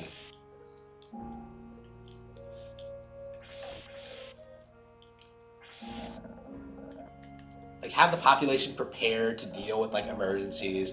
Normalize, like, carrying weapons everywhere. Like, for the general population. Like, until, like, these fuckers just... Until you fucking clean up your city. Like... It's not difficult.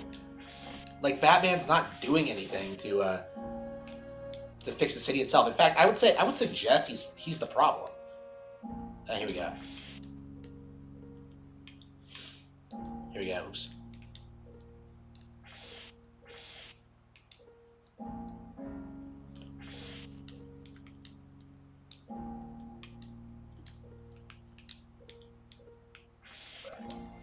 Okay.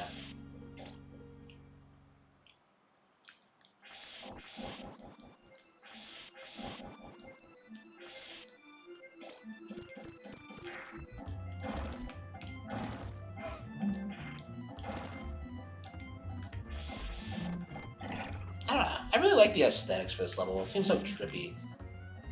It's like a painting, some kind of like abstract art. All right, here we go.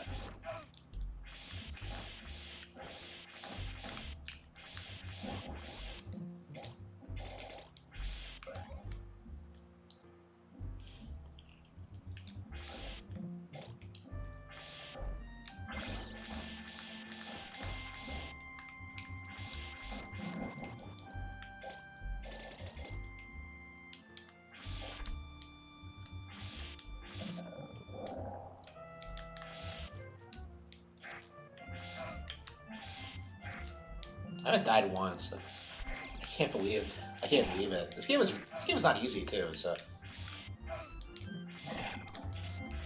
yeah, I thought this would be rougher than Castle Contra 3, but apparently not.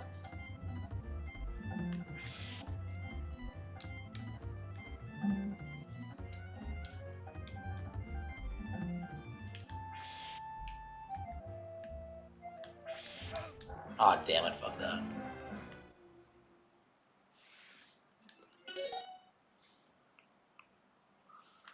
Angry comic reviewer? Like I'm becoming Linkara or some shit. Linkara's content is so miserable these days. Like I watched like his One More Day review recently. And it kind of dawned on me how much he kind of uses his own morality to go after like the quality of certain comics instead of talking about like the actual plot or like events or and stuff. Like the reason he hates One More Day so much isn't because of like how it ruined Peter Parker's character, but because of how like allegedly ruined Peter Parker's character. But it was more because of like how salty he was that like the writers put a big emphasis on what losers comic book fans are. And I don't think there's anything wrong with pointing that out. Like, I talk shit about other gamers all the time, but like, because Linkara kind of falls into that angry comic book nerd stereotype, he was offended by it. Like, oh man, how dare you criticize people who use comics as an escapist fantasy? Like, why are you escaping through comics? Why are you not living a fulfilling life? Why are you getting dicked by trannies instead of getting like a loving Christian wife? Like Linkara, you're a failure. I'm sorry. I don't believe his current wife is a tranny. I think when he made that video though, he was still with Liz. So who is trans? So here you go. Oops. Yeah, I believe Liz has confirmed that she like pounded that ass. Here we go. That he pounded that ass. Here we go. Which is cringy, but oh no. Fuck. I don't understand why Linkara is like the most depraved motherfucker on the planet. Like I wasn't necessarily surprised because you can kind of tell just by like looking at him. But like I don't know, the links of stuff he'll go to that he's interested in is just weird. And he kind of denies it too. Like I'll come on stream and tell you that like yeah I like vampire girls, fuck off. But like Linkara will try to like hide the fact that he likes women with penises. He likes dick girls, I think they're called. I always forget. Fuck. That should not have killed me. That's ridiculous. I don't know. Like he was so in denial about like his homosexuality for so long. Here we go. Oh, I suppose bisexuality. I think his wife is a biological woman. I believe.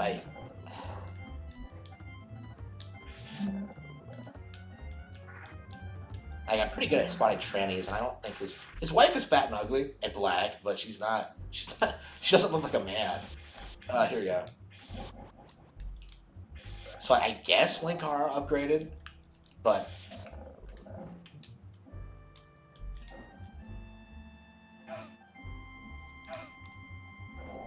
fuck, they're everywhere. Hang on.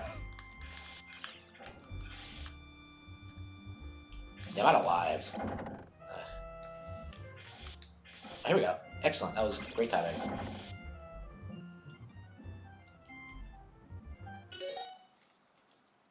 Linkara Kara is like Fuentes. He's supposed to be a conservative as into men. He's not. He's not conservative anymore. I think he like straight up says he converted. Uh, he switched teams. Probably because he's around so many like socialists.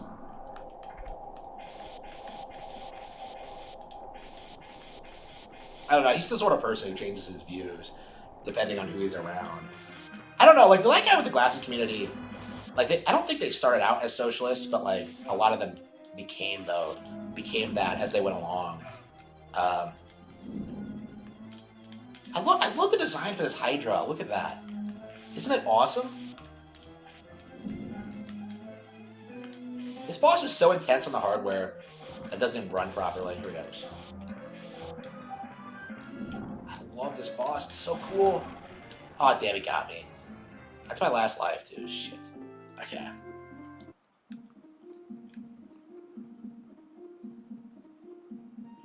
Don't buy his books. Wait. Hang on. We have to start all the way here. The worst thing I ever read? Yeah, sure. Like, can we just admit that the people who are saying that about my books like don't read? Like that's the impression I get when I see like people like trying to tell me that like they don't like any of my books. Like you didn't read any of them. Like I refuse. I don't believe you did. No. Like bro, you don't even have a job. What would you pay for the book with? There he goes. Like I don't think Amazon accepts welfare money. Here goes.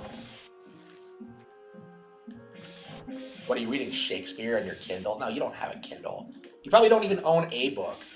Like forget like owning my books. You don't own a single book. Like fuck that. Like you don't own shit. All right, here we go. Yeah, right now I'm reading Dragon Riders of Pern, the Black Company. What else do I have? I got a sample of Alex Rider. I don't think I'm gonna buy it right away though. I think I'll wait a while.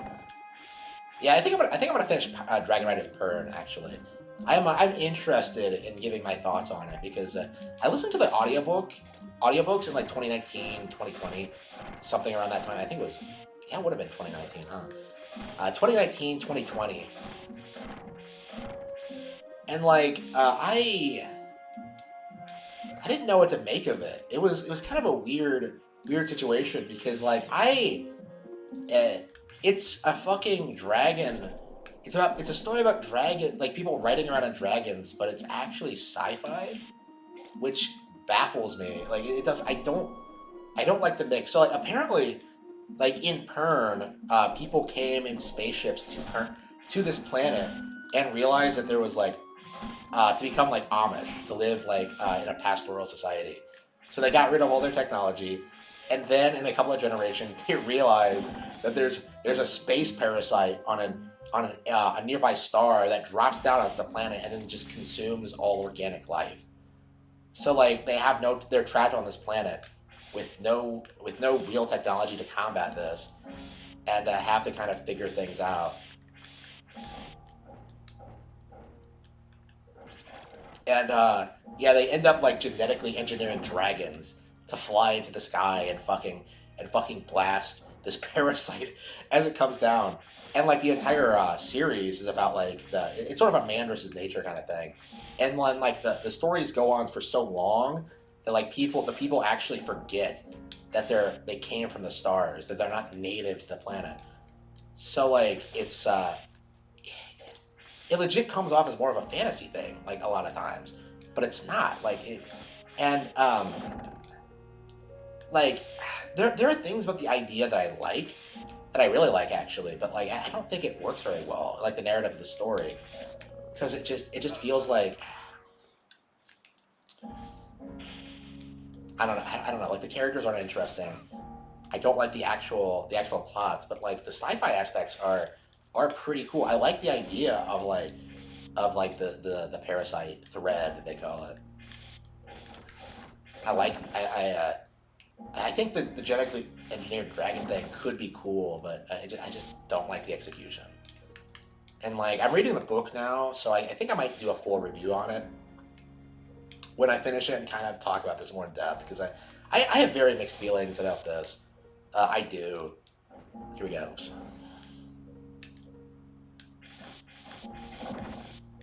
Like I don't. It's supposed to be sci-fi, but I think it's so ridiculous that they bred fucking dragons with telepathic powers that I believe can travel through time. that I just don't I just don't like if I'm remembering correctly. I just can't take it seriously. Like they can't breathe fire on their own. They have to choose like chew a specific rock in order to like spread out the flames. But oh man, they can travel through time somehow. Here it goes. I forgot how the time travel works. I'm gonna have to go back through it again.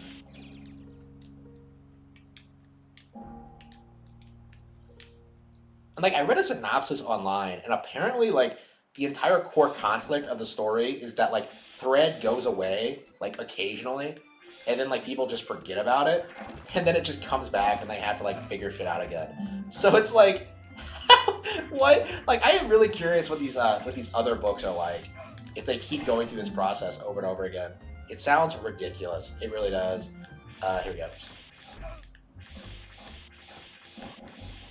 Yeah, I read 2 of them, like the Dragon Dawn and Dragon Flight, and I don't think I liked either. Well, I listened to them both. I'm reading Dragon Flight again.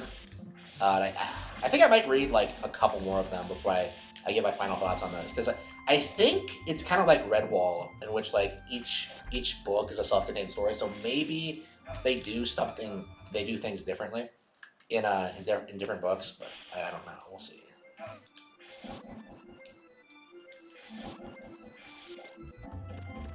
I don't know. I don't like what I've read so far.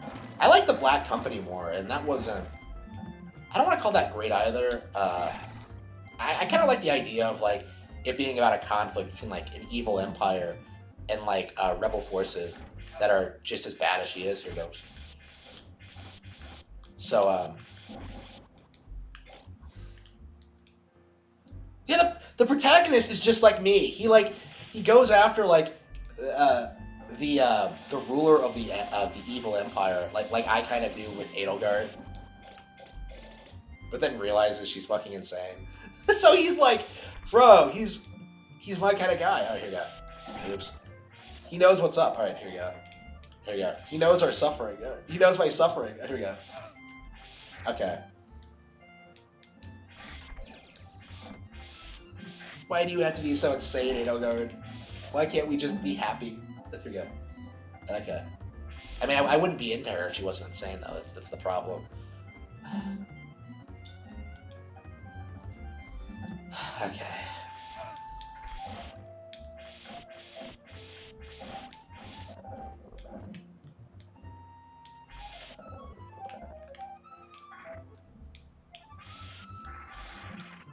Well, the Hydra's right up here, right?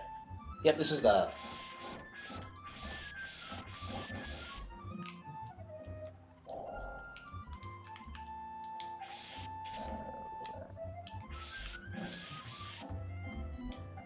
We haven't even gotten to the castle yet.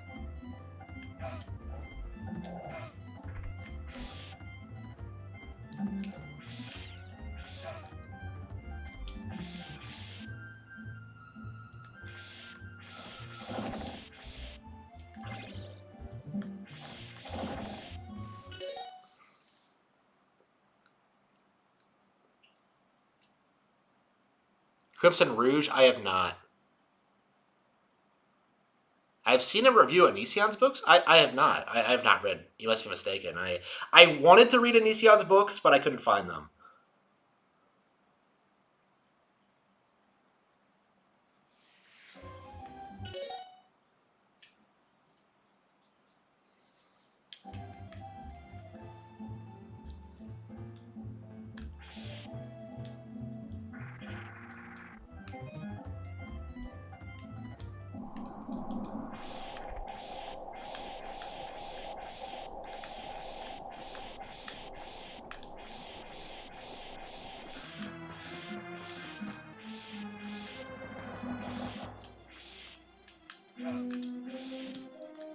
Not really. My books are so short I can do it in less than a year.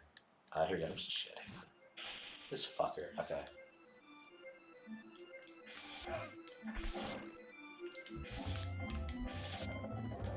I love. All right.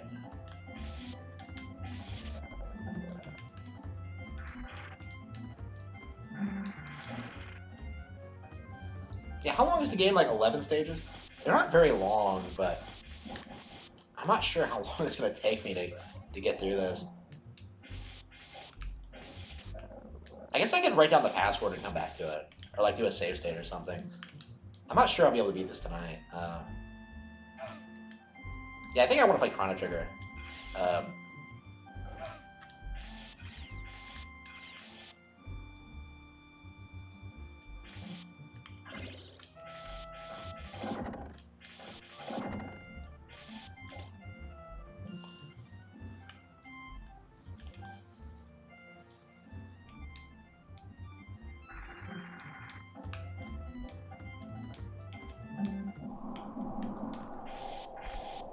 yeah, I'm not familiar with the BookTube community at all.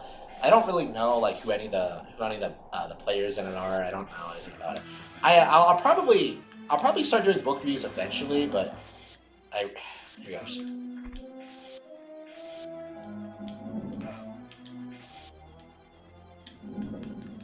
Hey, come on! I smacked him.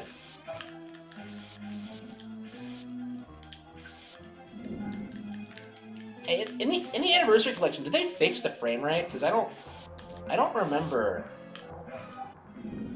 I don't remember it like stuttering so much on this section. I remember breezing right past it actually.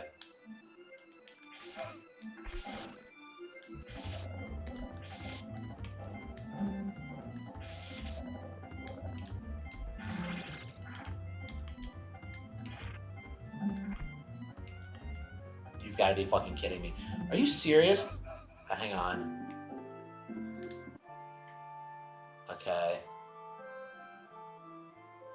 It's not too difficult to remember.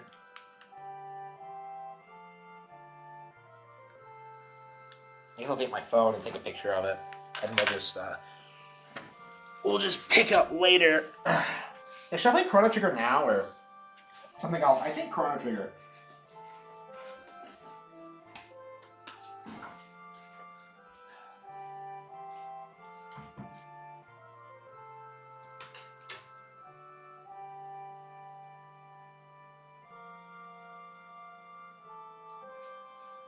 So difficult. Okay. Okay.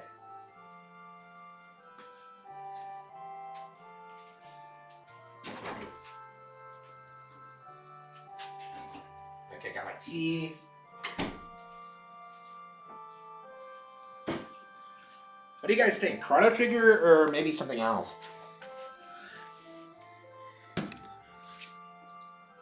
Let's see here. Hope I can make that out. Shit. Okay.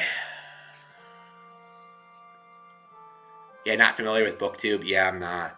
Like, I think the closest I ever got to being a part of BookTube was when I did that review of Lindsay Ellis. Lindsay Ellis's first novel, which got me slammed by her fans. That was something. No, I'm not. I've always been used YouTube for gaming content. I don't trust other people's opinions about books at all. I never have, never will. Should I play Super Mario World? No, it's not. Yeah, Chrono Trigger. We've been dicking around about this for too long, so let's do Chrono Trigger.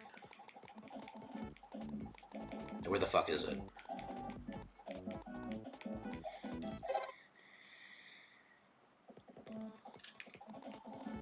Chrono Trigger.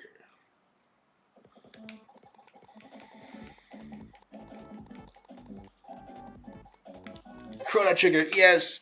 Finally, 3.5 hours in, we're finally getting to Chrono Trigger. We're playing this mostly because Chrono Cross is coming out soon, and I'd already started a playthrough anyway. I love Chrono Trigger, but I've never really, I've never played Chrono Cross, so I thought like, yeah, let's play this. for a little bit to celebrate the announcement of Chrono Cross. The Village of Magic, 3 hours. Yeah, where are we? I never used Robo.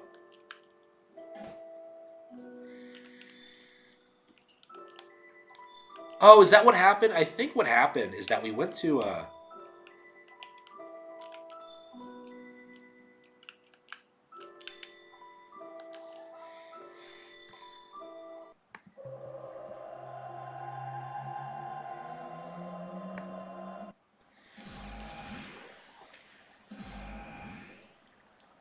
Yeah, I think we lost to the boss or some shit on the bridge. So let's be a bit more careful this time, if I remember correctly.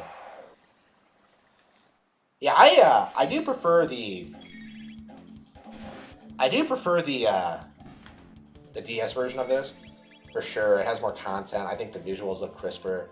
I like the translation better. I think that's the most prominent reason I prefer it. But like the Super Nintendo original isn't bad either.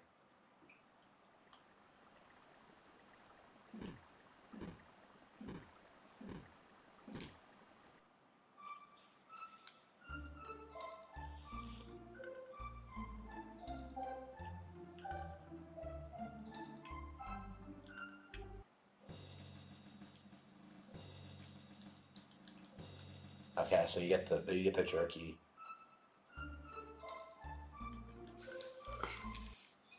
Good luck. Yeah, yeah. Good night.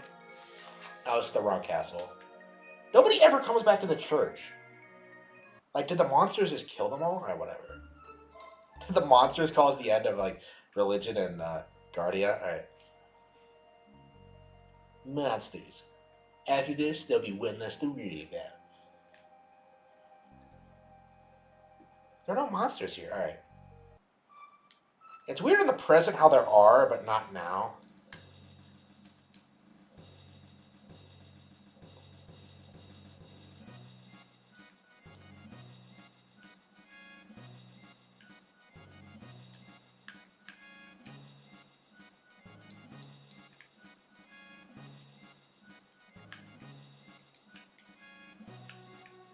Uh,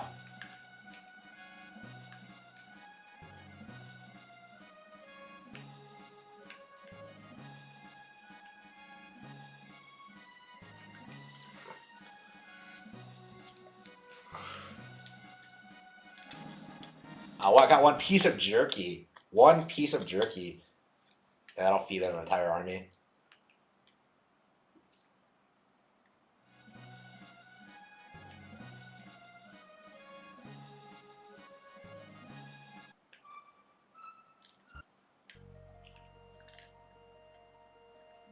Yeah, they probably. I don't know why they haven't re-released this for Switch yet. Um, I would pay money for like an improved version of those. Oops. Oh, there are monsters here. Okay.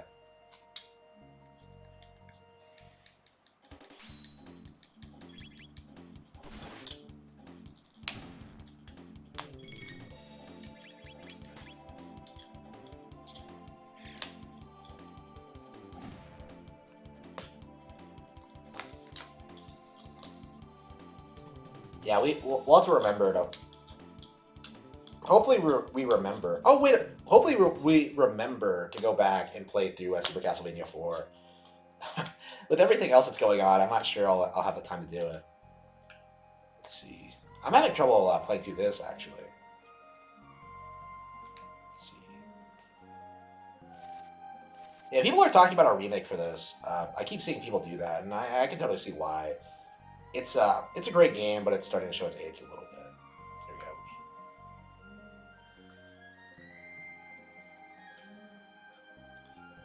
I like the soundtrack more and more as I get older. It's really grown on me. Like I didn't care for it much when I first heard it, but yeah, now that I'm older, yeah, it's great, great stuff. Okay. Da, da, da, da, da, da. I think we got to the boss. And we got our ass kicked. So.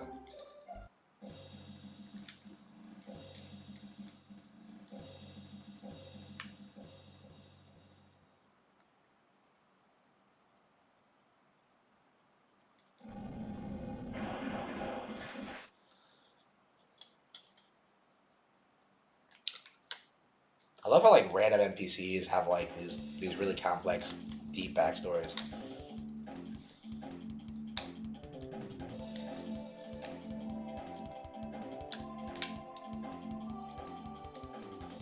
The knights of our square table? Oh, that's hilarious.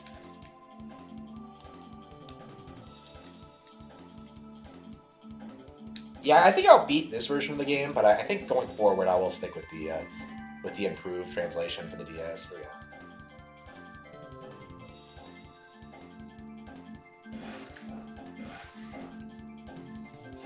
We need more book content? What do you mean more book content?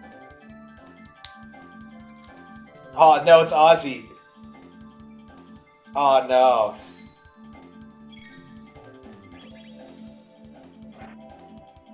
Yeah, we gotta defeat the Guardian of Metal.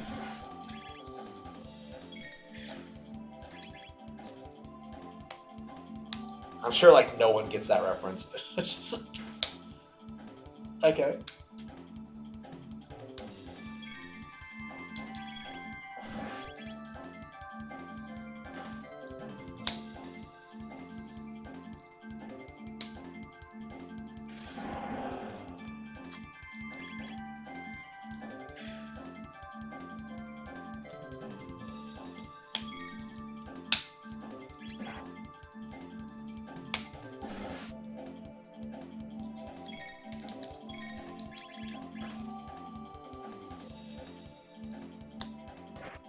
I hate how they have this wrapper around the lid. Just let me open it. Why do I have to cut it open with a knife? There we go.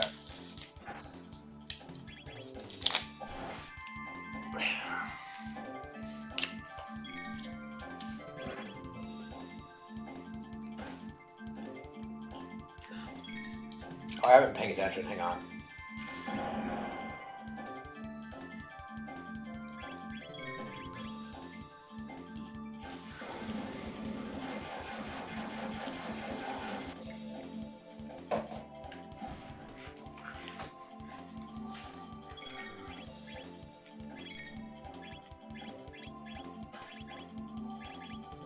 They all doing one damage? Yeah, sure. Oh, Chrono's pretty tough.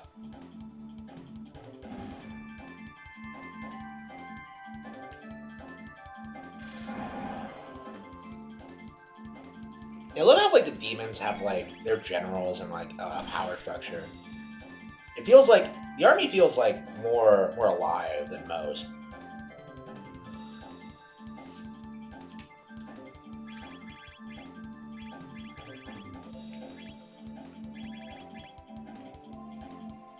Do I have a tonic?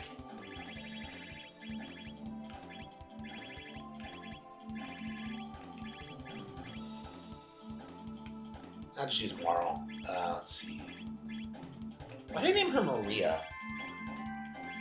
Yeah, Chrono, Maria, and Bulma. Okay, whatever. Why did I name her Maria? Does anyone remember? I don't. I mean, it's a prettier name than Marley, but...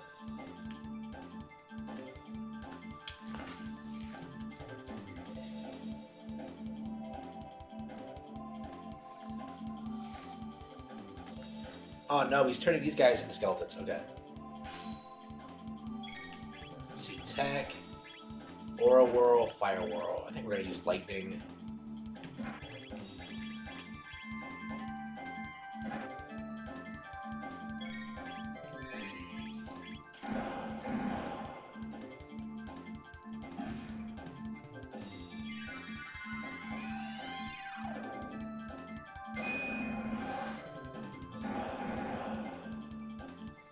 Didn't hit. Okay, I guess Ozzy has really good magic defense, so I think I'll have. I think we'll just have.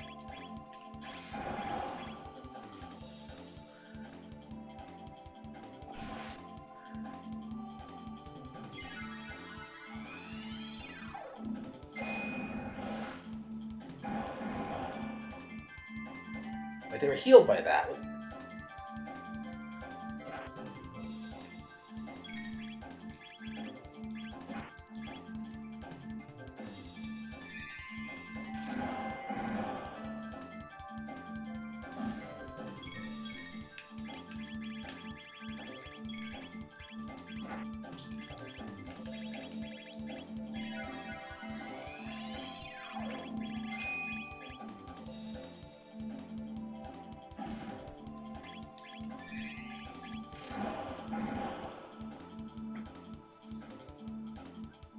Ozzy needs help. I'm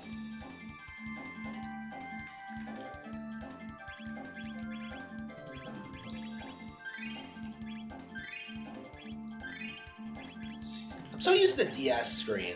Looking at this is just weird to me. Okay, Ether. Yeah, we didn't. Yeah. Yeah, text don't take much. What's in this game? All right.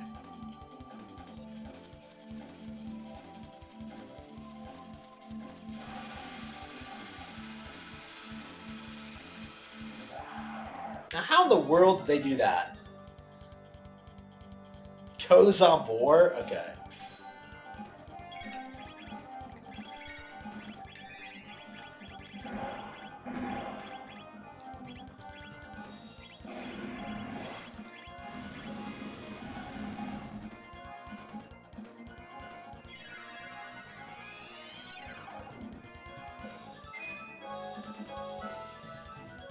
Okay, ice isn't practical. Okay.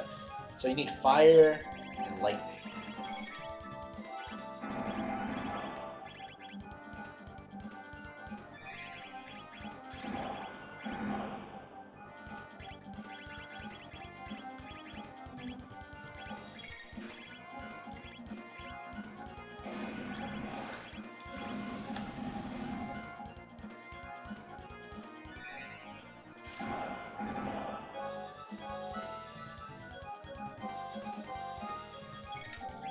Lightning. Doom. Oh no! We're fighting Retronomicon! Shit, he can't stop talking about Doom! Okay. Hang on. Let's use Aura Whirl.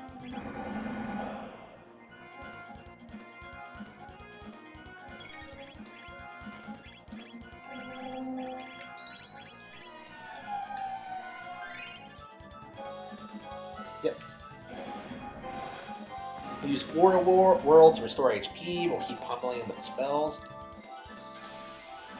Look at those weird legs. Why do they look the way they do? Oh shit, yeah. Okay.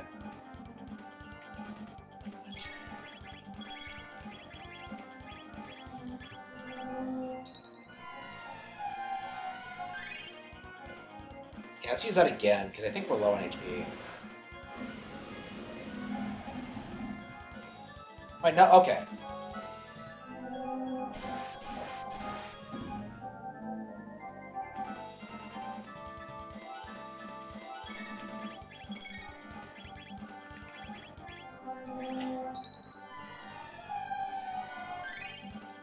So let's try lightning and ice this time.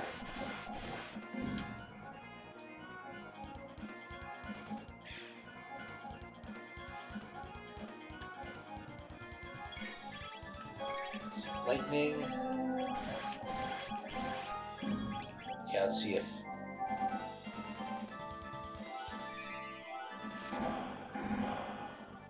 Yeah, fire didn't work, lightning didn't work. Okay, let's try ice then.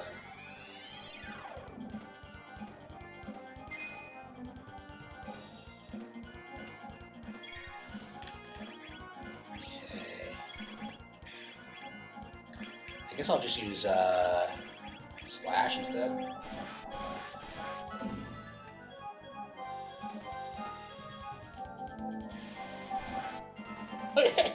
That healed him too? What the fuck? That didn't even make any sense. Okay, hang on. I guess I'll just use items to heal. While I have Marley, just pummel him with spells. Okay, hang on. Okay, we'll use Tonic, Chrono, Tonic. There we go. Okay. I guess I'll just use melee attacks.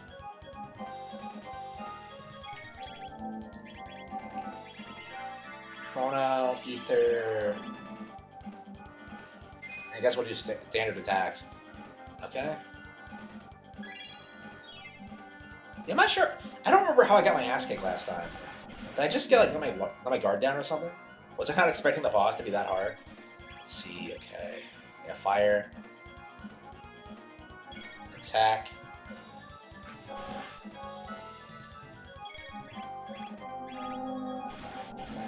Yeah, I think we're gonna heal Chrono real quick. Yeah, that deck is pretty rough. I'll just throw in some tunics on that, tonics on that. Whew.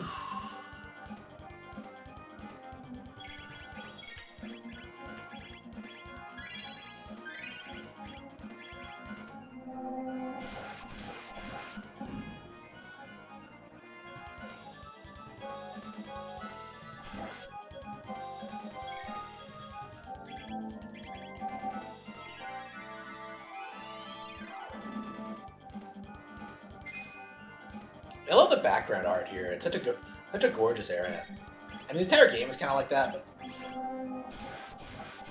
hang on, it's Metonic, Maria.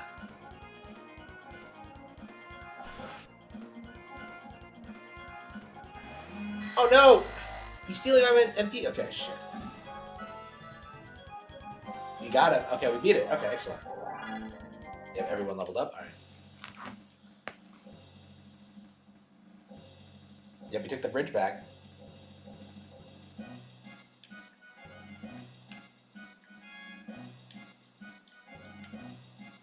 But unless we defeat Magus, this is an empty victory. I know. Wouldn't this change history? What would have happened if we hadn't come? Or whatever. Let's save it so we don't do that again. The hero appears. Okay. The town, just let them get through. Or whatever. I love the NPCs in this game. They're just, ugh. Okay. They don't have a ton of tonics. I don't need them. Let's... 10 should do. Revives. We'll just buy 5 more. Shelter. Yeah, we'll just skip that. The hero has appeared. Okay.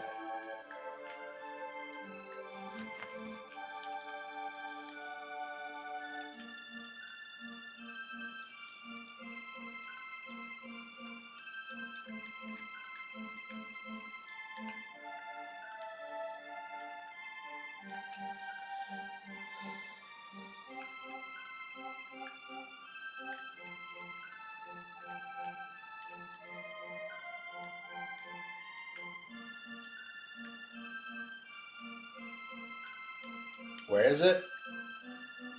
The Denadoro.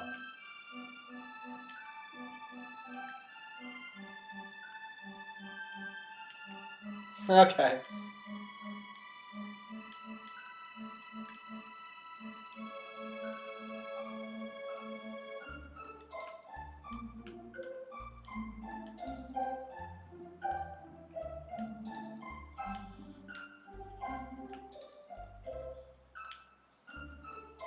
The R&R Hotel.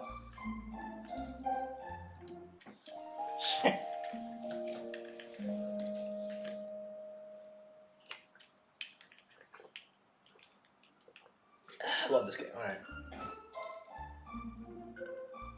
I don't know. Playing this has made me more excited for Live a Live. You know, like that's another Super Nintendo classic made by Square around the same time.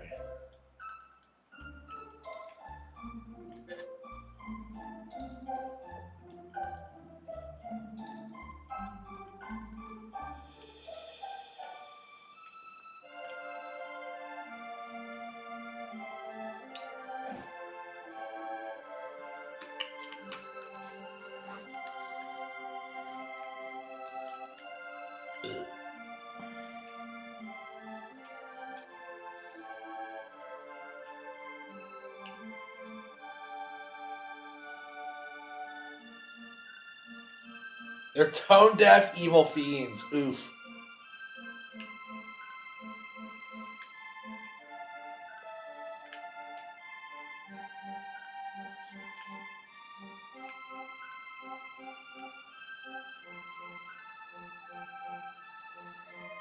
Fiona's Villa.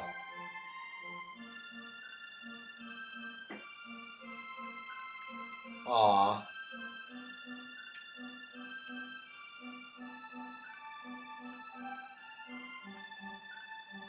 What? Hang on, why are there 2 different inns? Whatever. Like right next to each other. That doesn't make any sense. Alright, whatever. Okay.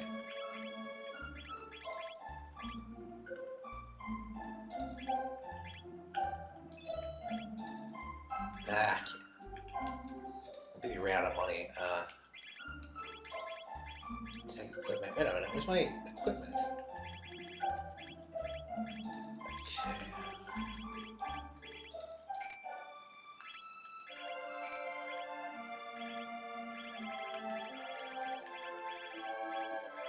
Okay, shit.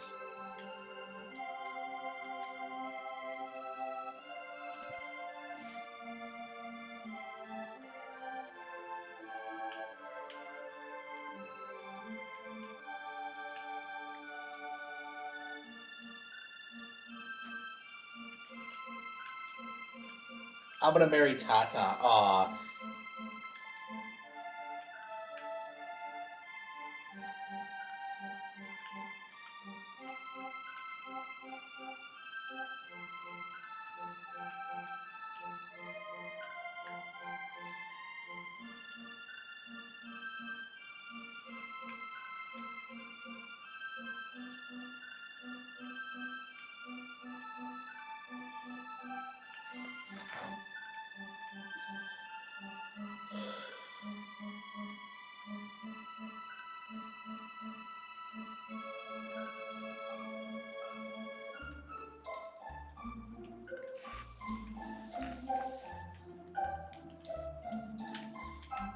Duh, duh.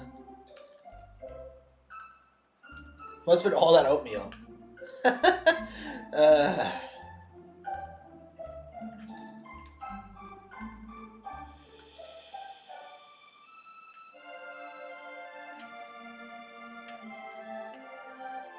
hmm.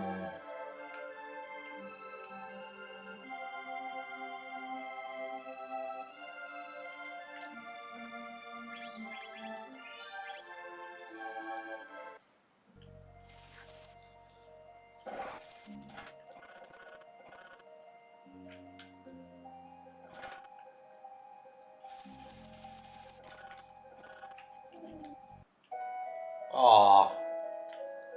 I love how he just has a hideout here. Ugh. It's Frog.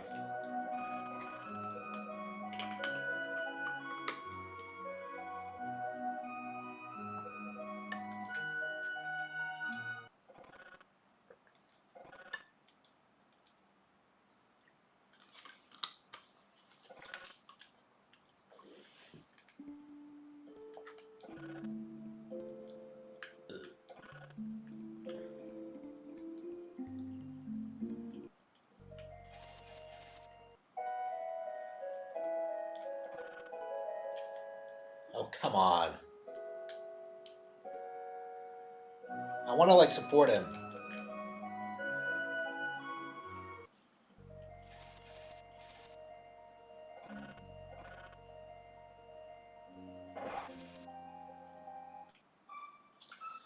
Da da da da da.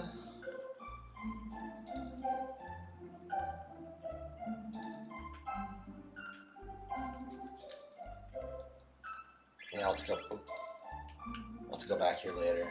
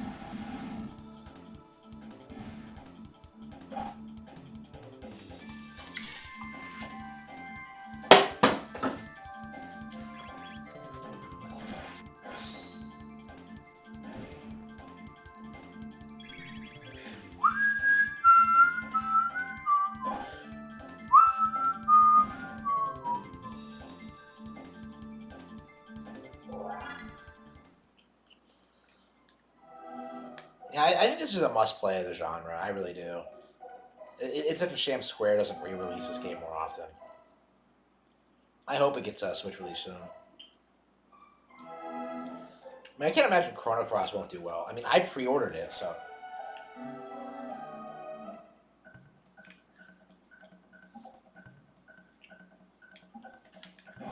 Oh no.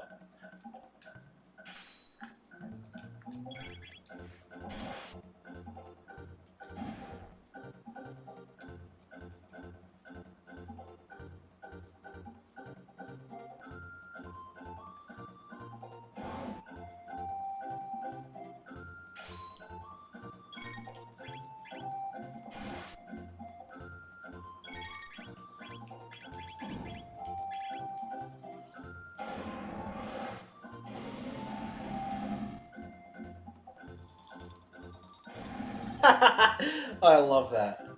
I've always liked that.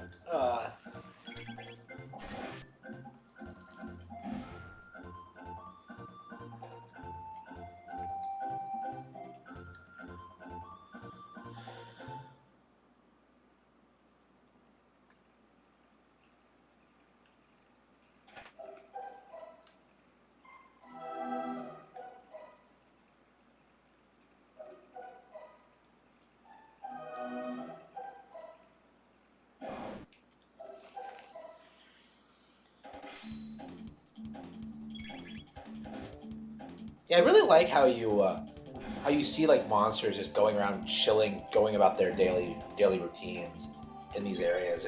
It makes the world feel like a lot more alive than most other games. Like even like there are modern AAA open world games where monsters just typically just wander around, not really doing much or basically do nothing but attack you.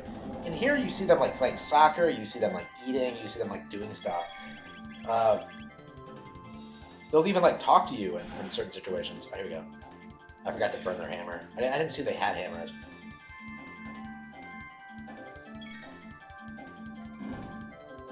Actually, I think the other one doesn't. Okay. Okay, that's why I was confused. Okay.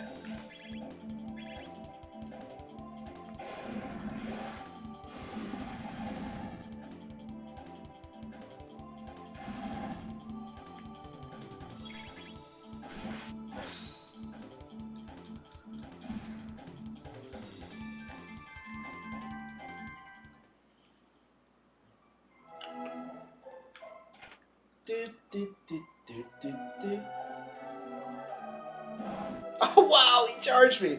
He jumped me. Wow. Yeah, you don't go through a lot of these areas more than once, so they don't really need like elaborate introduction sequences. This is scripted, but it works because like you only go through these areas once or maybe twice.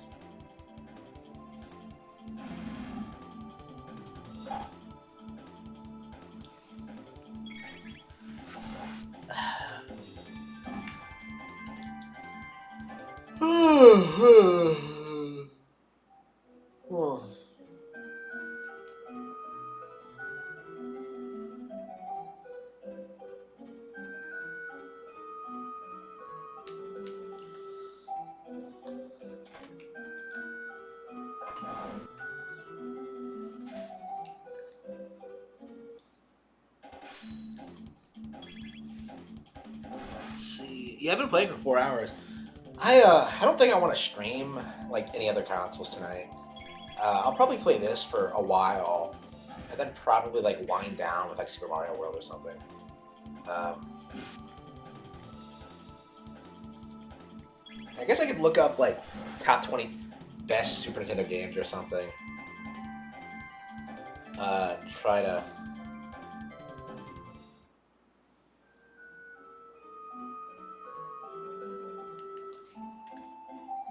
Hmm.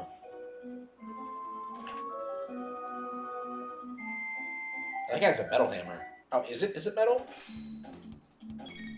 No, it's not. It's just a trick of the light, I think. Hang on, is it? Uh,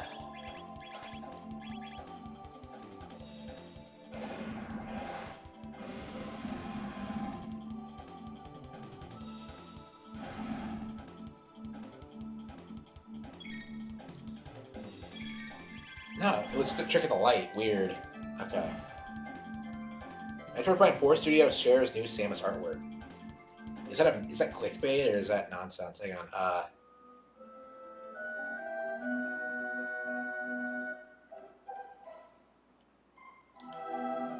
Let's see. Top 100 SNES games of all time. Now, this is IGN. IGN has like a lot of licensed games on here though, and they haven't aged well. They put shit like Tiny Toons Adventures on here, and yeah, it's not great. Oh, here goes. Oh, I should probably heal Chrono at some point. Hang on, probably should have done it then actually. Yeah, top 100, Final Fight, no. Tiny Toon Adventures, no. Unit Racers, no. Ultimate Mortal Kombat 3, yeah, that probably makes the cut.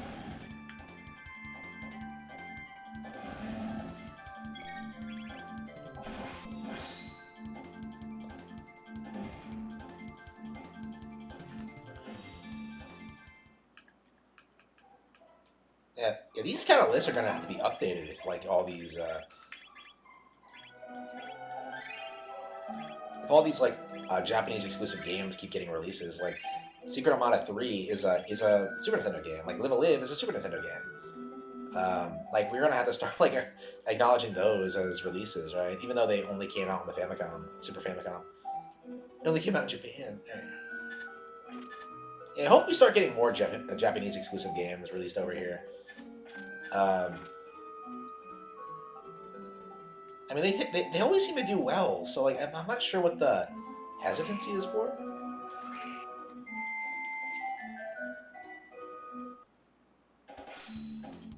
Street Fighter Alpha 2, Top Gear 2, The Adventures of Batman and Robin, Super Turrican 2, Super Double Dragon, Super Star Wars, Blackthorn, Bomberman 2, Sunset Riders, Sparkster. Sparkster does look good.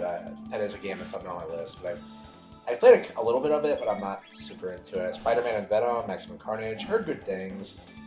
Killer Instinct, not a fan. The Death and Return of Superman, I don't think so.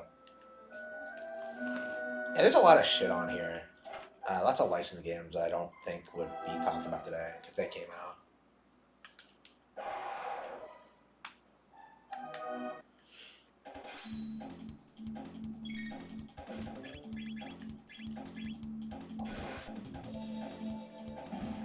Yeah, one hit's all you need. You can just burn up the hammers.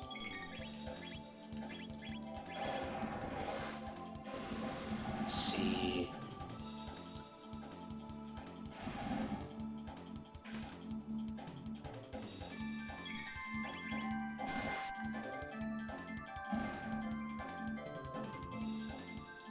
Shadowrun. I think that's getting a re-release on Switch, actually. So I think if I played Shadowrun, I think I'll just get the re-release. Let's see. Soul Blazer. Yeah, oh yeah, that is something I need to play. Illusion of Gaia. Ooh, yeah, Soul Blazer. Yeah, we gotta get through that. Okay, so I think if we play anything else tonight, it's gonna be Soul Blazer. We gotta get through that, and then we gotta get through Illusion of Gaia. I haven't needed to get through that game for like forever, and I keep forgetting to do it. I keep forgetting Illusion of Gaia exists. Like, I'm just like...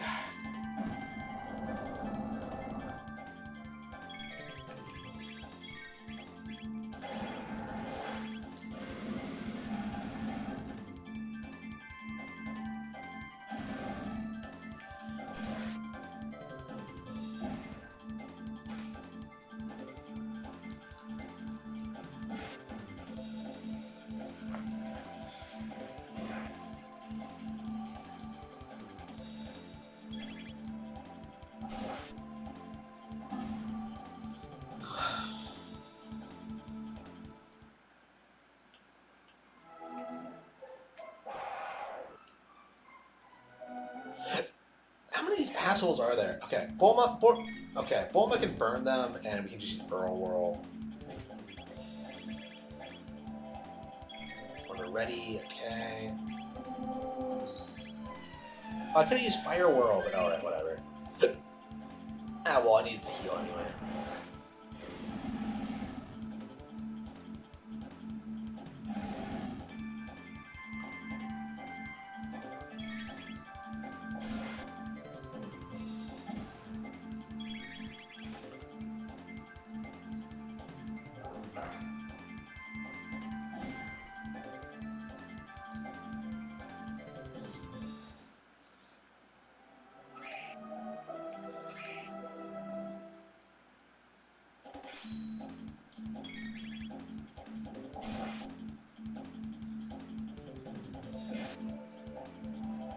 endless battles in this area. All right.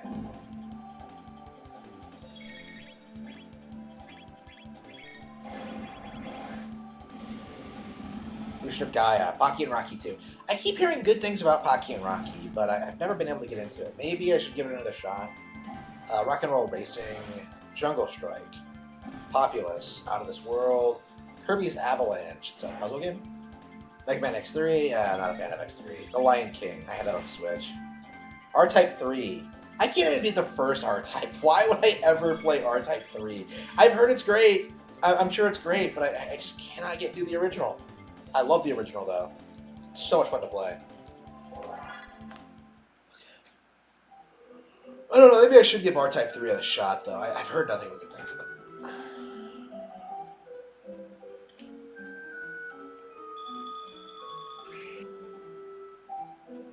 Battle Fury 2, Kirby's Dream Land 3. Not a fan. Joe and Mac 3, a 2.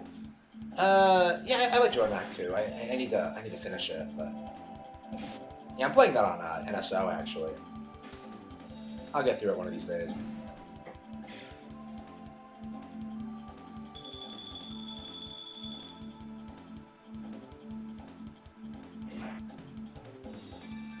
Chrono gonna get killed by a fucking bird? No, we got it.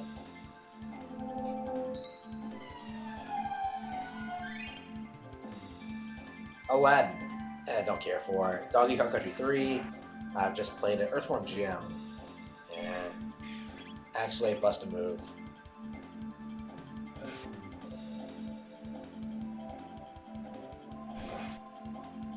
Breath of Fire 2. Super Goals and Ghosts. Yoshi's Cookie. Super Bomberman. Zombies at My Neighbors. I don't know why that one is so acclaimed. I didn't care for it. Harvest Moon. I need to finish Harvest Moon 64. Gradius 3. Demon's Crest. Evo Search for Even. And it keeps getting on these lists, so I probably should check that out one of these days.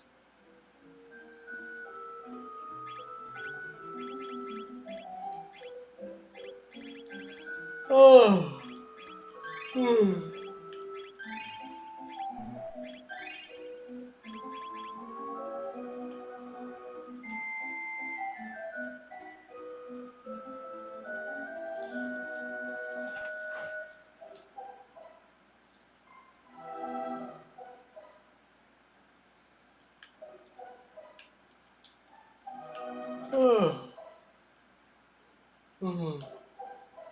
I don't know, maybe I'll try to get through like one area in the game a day or something. Hang on, I don't think I've ever done this before. Did I just end up at the bottom of the mountain?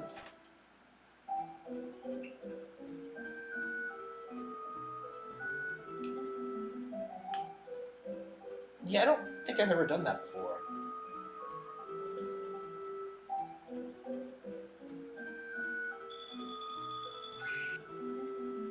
Oh. Ogre Battle. Oh yeah, that's another game I was playing. Let's see, Earthworm Jim 2, Teenage Mutant Ninja Turtles, Dream Course, UN Squadron, NBA Jam, SimCity.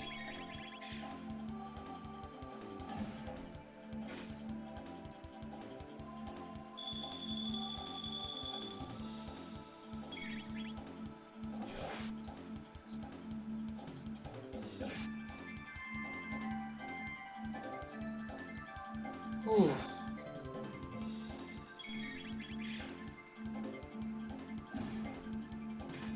Final Fantasy 4, Earthbound, Mega Man X, Secret of Mana, Super Mario RPG. Oh, ridiculous. Yeah, Chrono Trigger is number 2 on this list. Yeah, so there are a handful of games I still need to play, like Illusion of Gaia, Soul Blazer, Lufia 2. There are a handful of games. Yeah, I probably need to really commit to getting through these.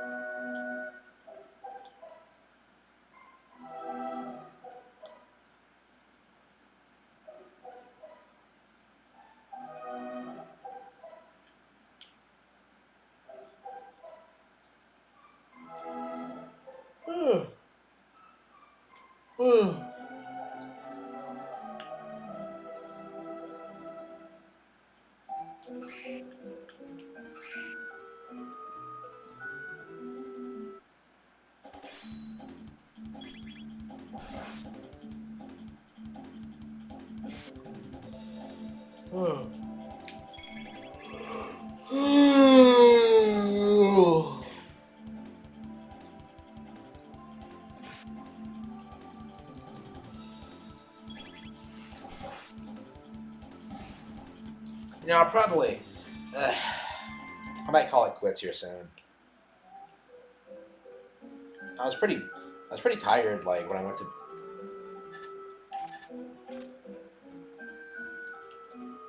Hang on, oops.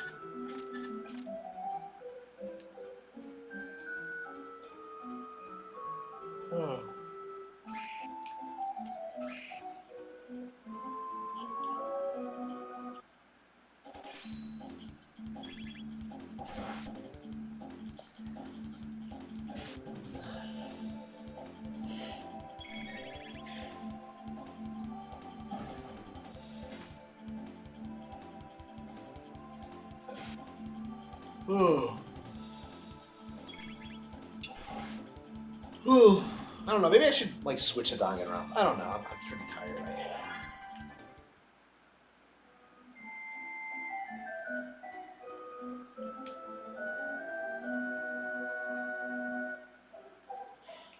Dun, dun, dun, dun, dun, dun.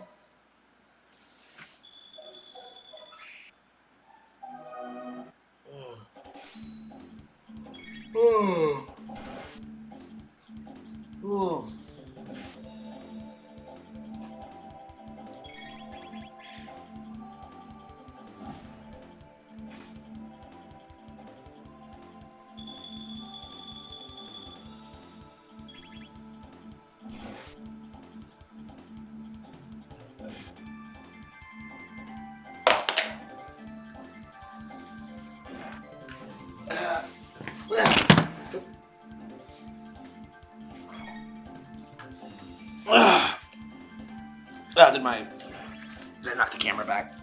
My bad. I thought something went wrong. Horribly wrong. Yeah, maybe if I get myself comfy, I'll be able to wake myself up.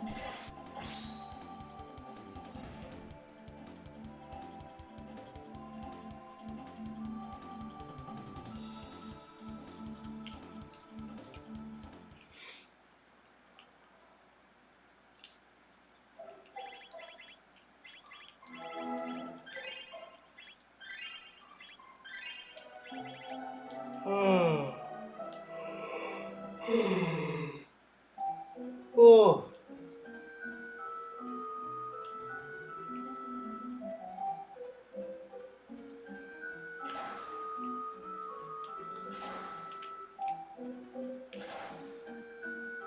How am I supposed to go? I don't. No, I can't jump without more waterfall. Shit. Like...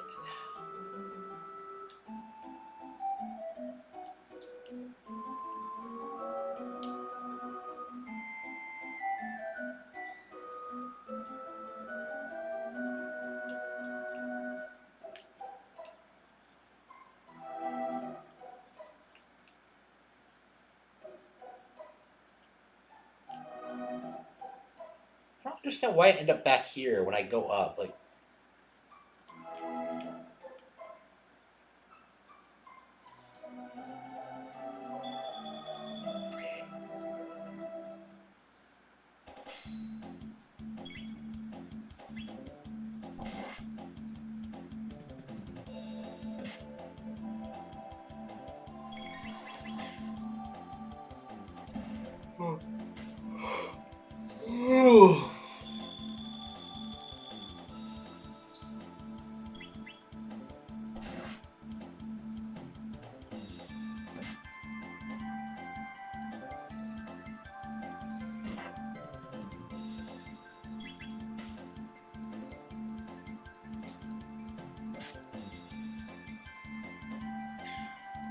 Maybe I should just end the stream, go to bed, and get up.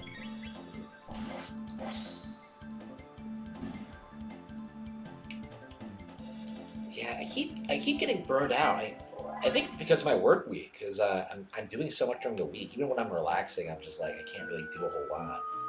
Because I would love to go for like another 4 hours, but yeah, I think I'll get to the next save point and stop. Let's see, but where do I go though? Ah, here we go.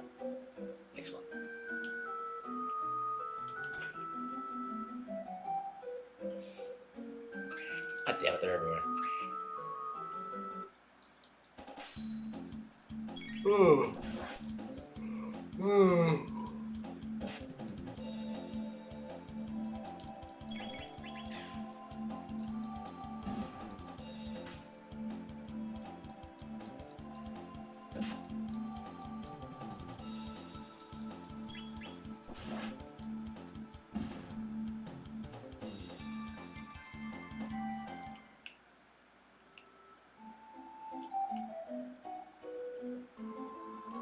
Oh, they're coming out of every... They're everywhere.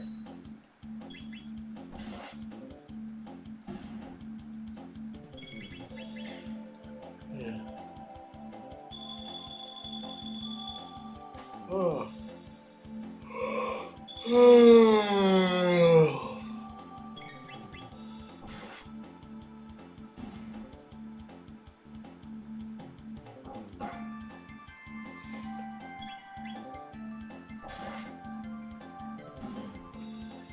You did it.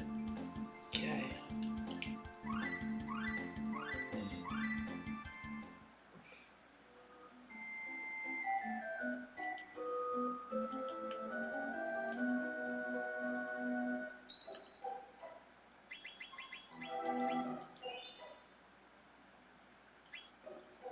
Okay. Now maybe I should consider playing something else real quick for 20 minutes or so. Let's see. Captain Adventures. I don't think I've ever played this. I grew up with this game. I probably should.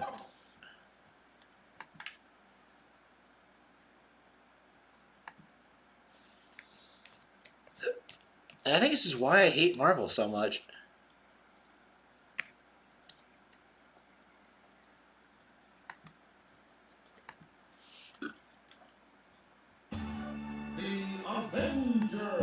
Oh yeah, here we go.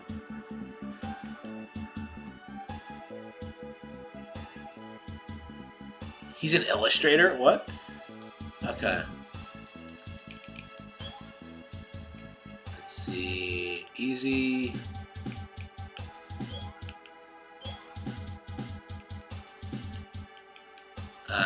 He's Iron Man. He's the less. I don't even know who these other assholes are.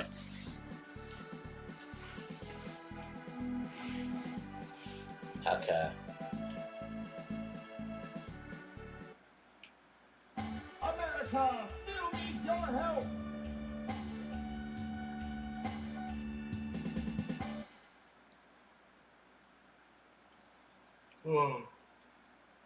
Okay, go. Ooh.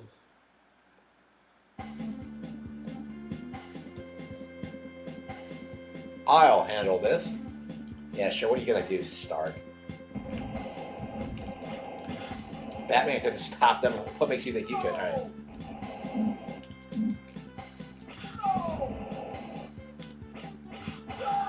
I've always thought Iron Man was lame.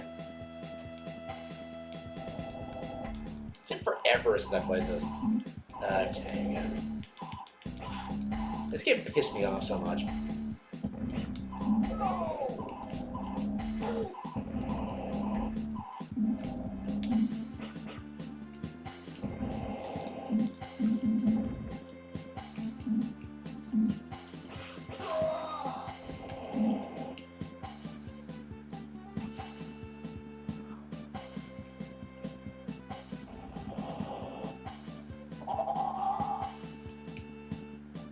I don't know who this guy is. I don't.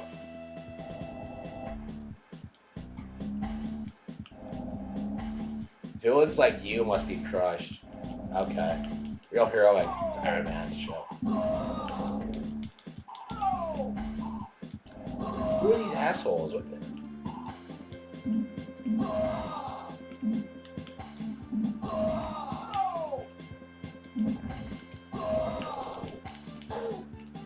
Honestly, like playing this, I don't know why this. Yeah, I wonder how this game is rated because I don't know. I don't know what the general consensus of this game is. I really don't see a lot of problems with it. Playing it again. Maybe it's just my nostalgia talking, but like the controls seem fine. Like there's lots of enemy variety and like strategy. Here goes. There you go, got him.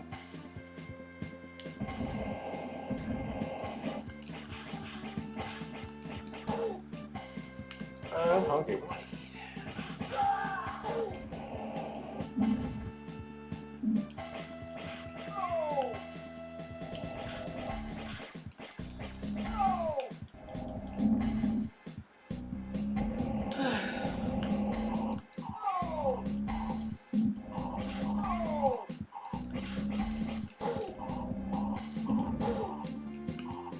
Yeah, for a kid, this is probably a great game to play because you just fight these guys until you die, and then you start all over again.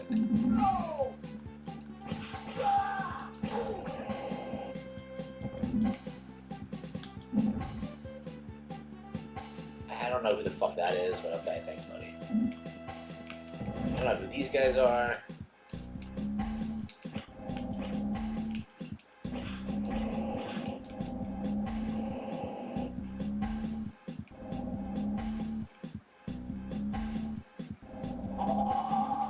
I don't know who this guy is. Alright. I don't do enemy types. Oh, the way they crawl on the ground. Oh, that's ridiculous. Yeah, I really gotta play some more classic beat-em-ups, because I like Turtles in Time. I guess there are good ones. I just gotta find them. I have this, like, impression they're all in the arcade, though, so... It's like, yeah, where am I gonna find these games? Yeah, what's the best way to find classic beat-em-ups?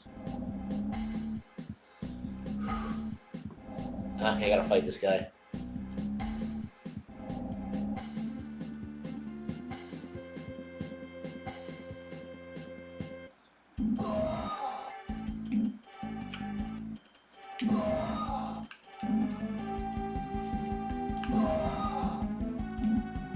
Let's see if I can beat him without dying. Oh, fuck. That attack pissed me off so much as a kid. Oh. He goes everywhere with it. Look at that. It doesn't even make any sense when he can do it. You can't blast him with it. Yeah, you know, this game isn't bad. Playing it again, compared to like the Batman one, ugh.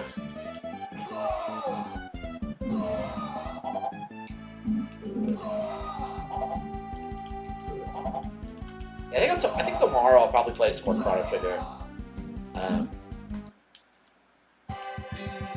Wow, that's the first time I cleared that stage in probably over a decade. Sure.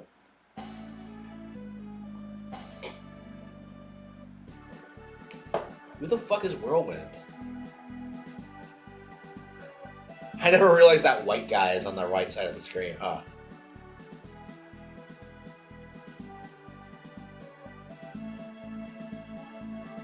There's not a single woman on this team. Like, America still needs your help. Target town? They're targeting the town. Okay, whatever.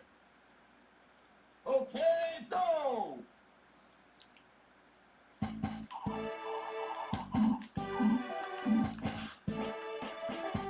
Yeah, I have gotten past this level before, but it's very difficult. Very rarely. This is normally where I would get filtered, actually, growing up.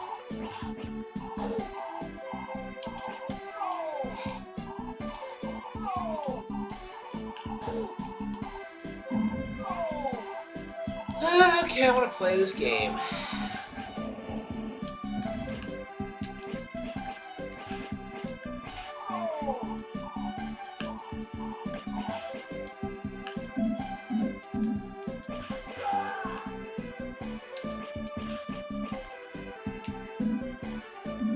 I wonder how many stages there are in this game.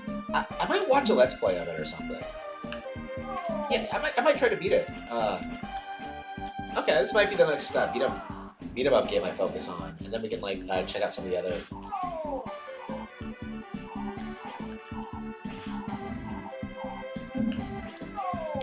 Yeah, we can do runs of this like every night or something. All right, until we beat it. All right, sounds fun.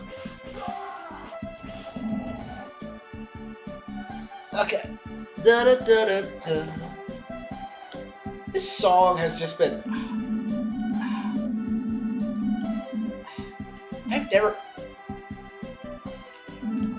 I've never forgotten this fucking song.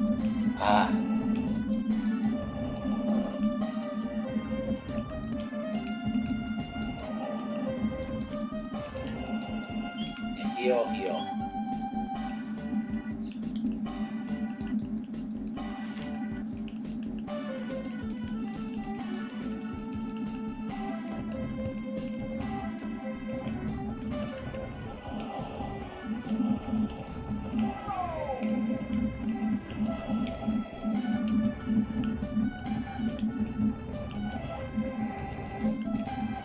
Got him.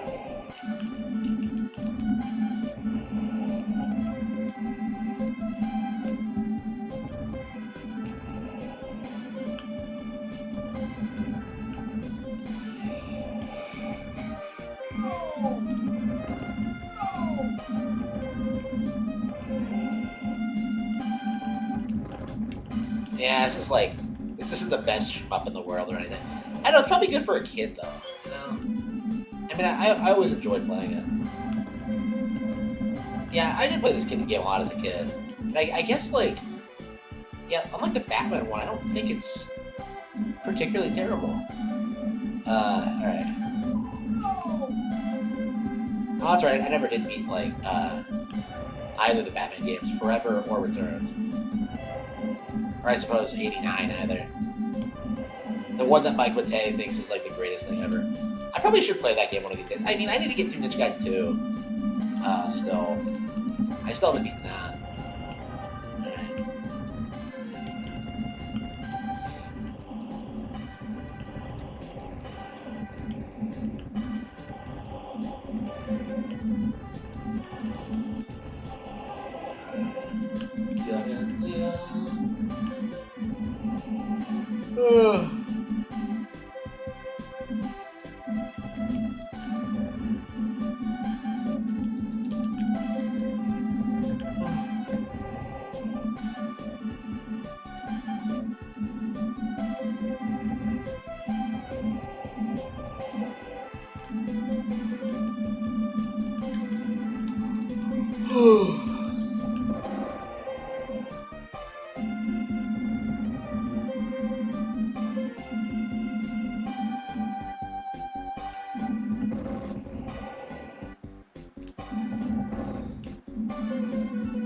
Yeah, I think every time I start getting tired, I probably should, like, just take a nap or something. Put on Audible, go to bed.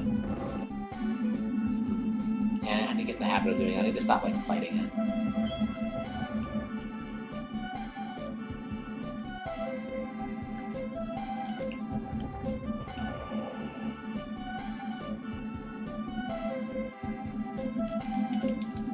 The stage goes on forever, though. Okay, there we go.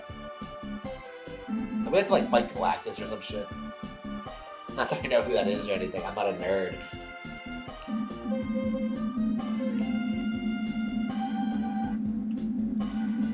There he is. No, it's not Galactus. Okay, it's just a giant robot. What an uninspired design. Look at this thing. It's just a giant purple thing.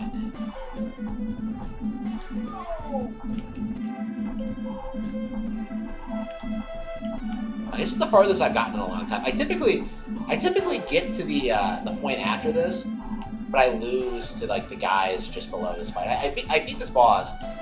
As a kid, I was able to beat this boss, but after that, I wasn't able to accomplish shit. So let's see how far we can get.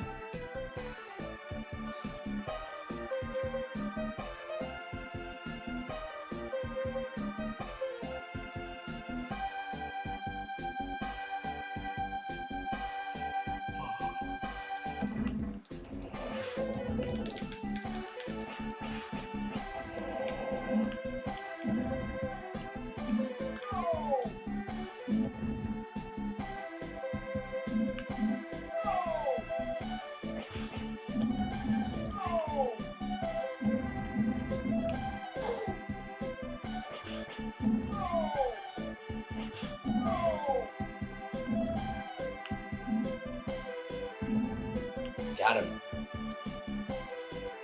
Ah, shit. Hang on.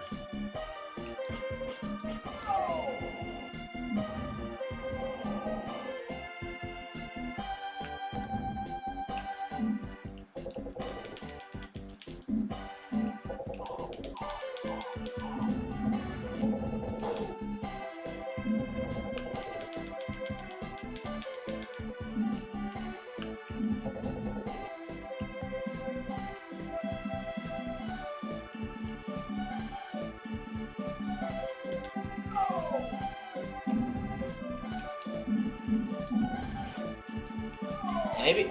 Yeah, I think typically I typically had someone playing with me whenever I played those. So I think if I just had a player. Okay, here we go.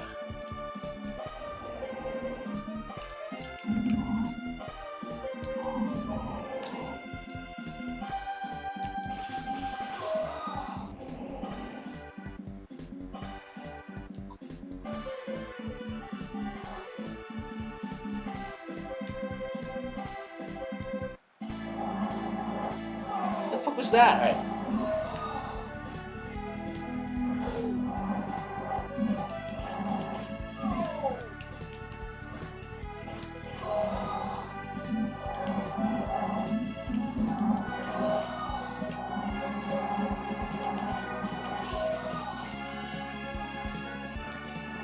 Motherfucker's actually pretty fast. Right?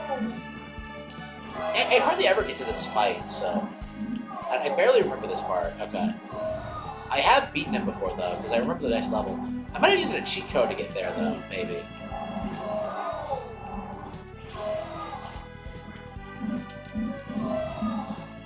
I hate this game.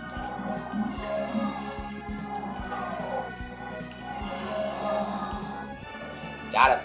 Stage clear. I don't know who.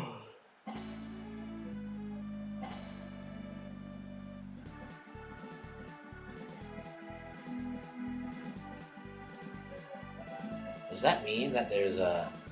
This is the final level?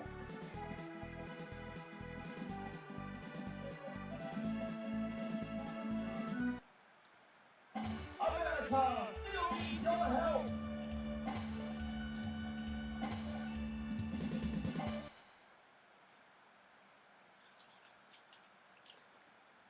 Okay, go.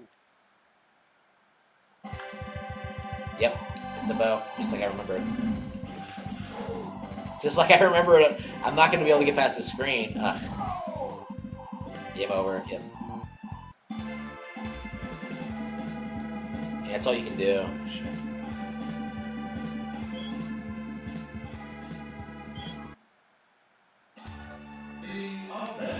Yeah, it's the best I can do. Alright.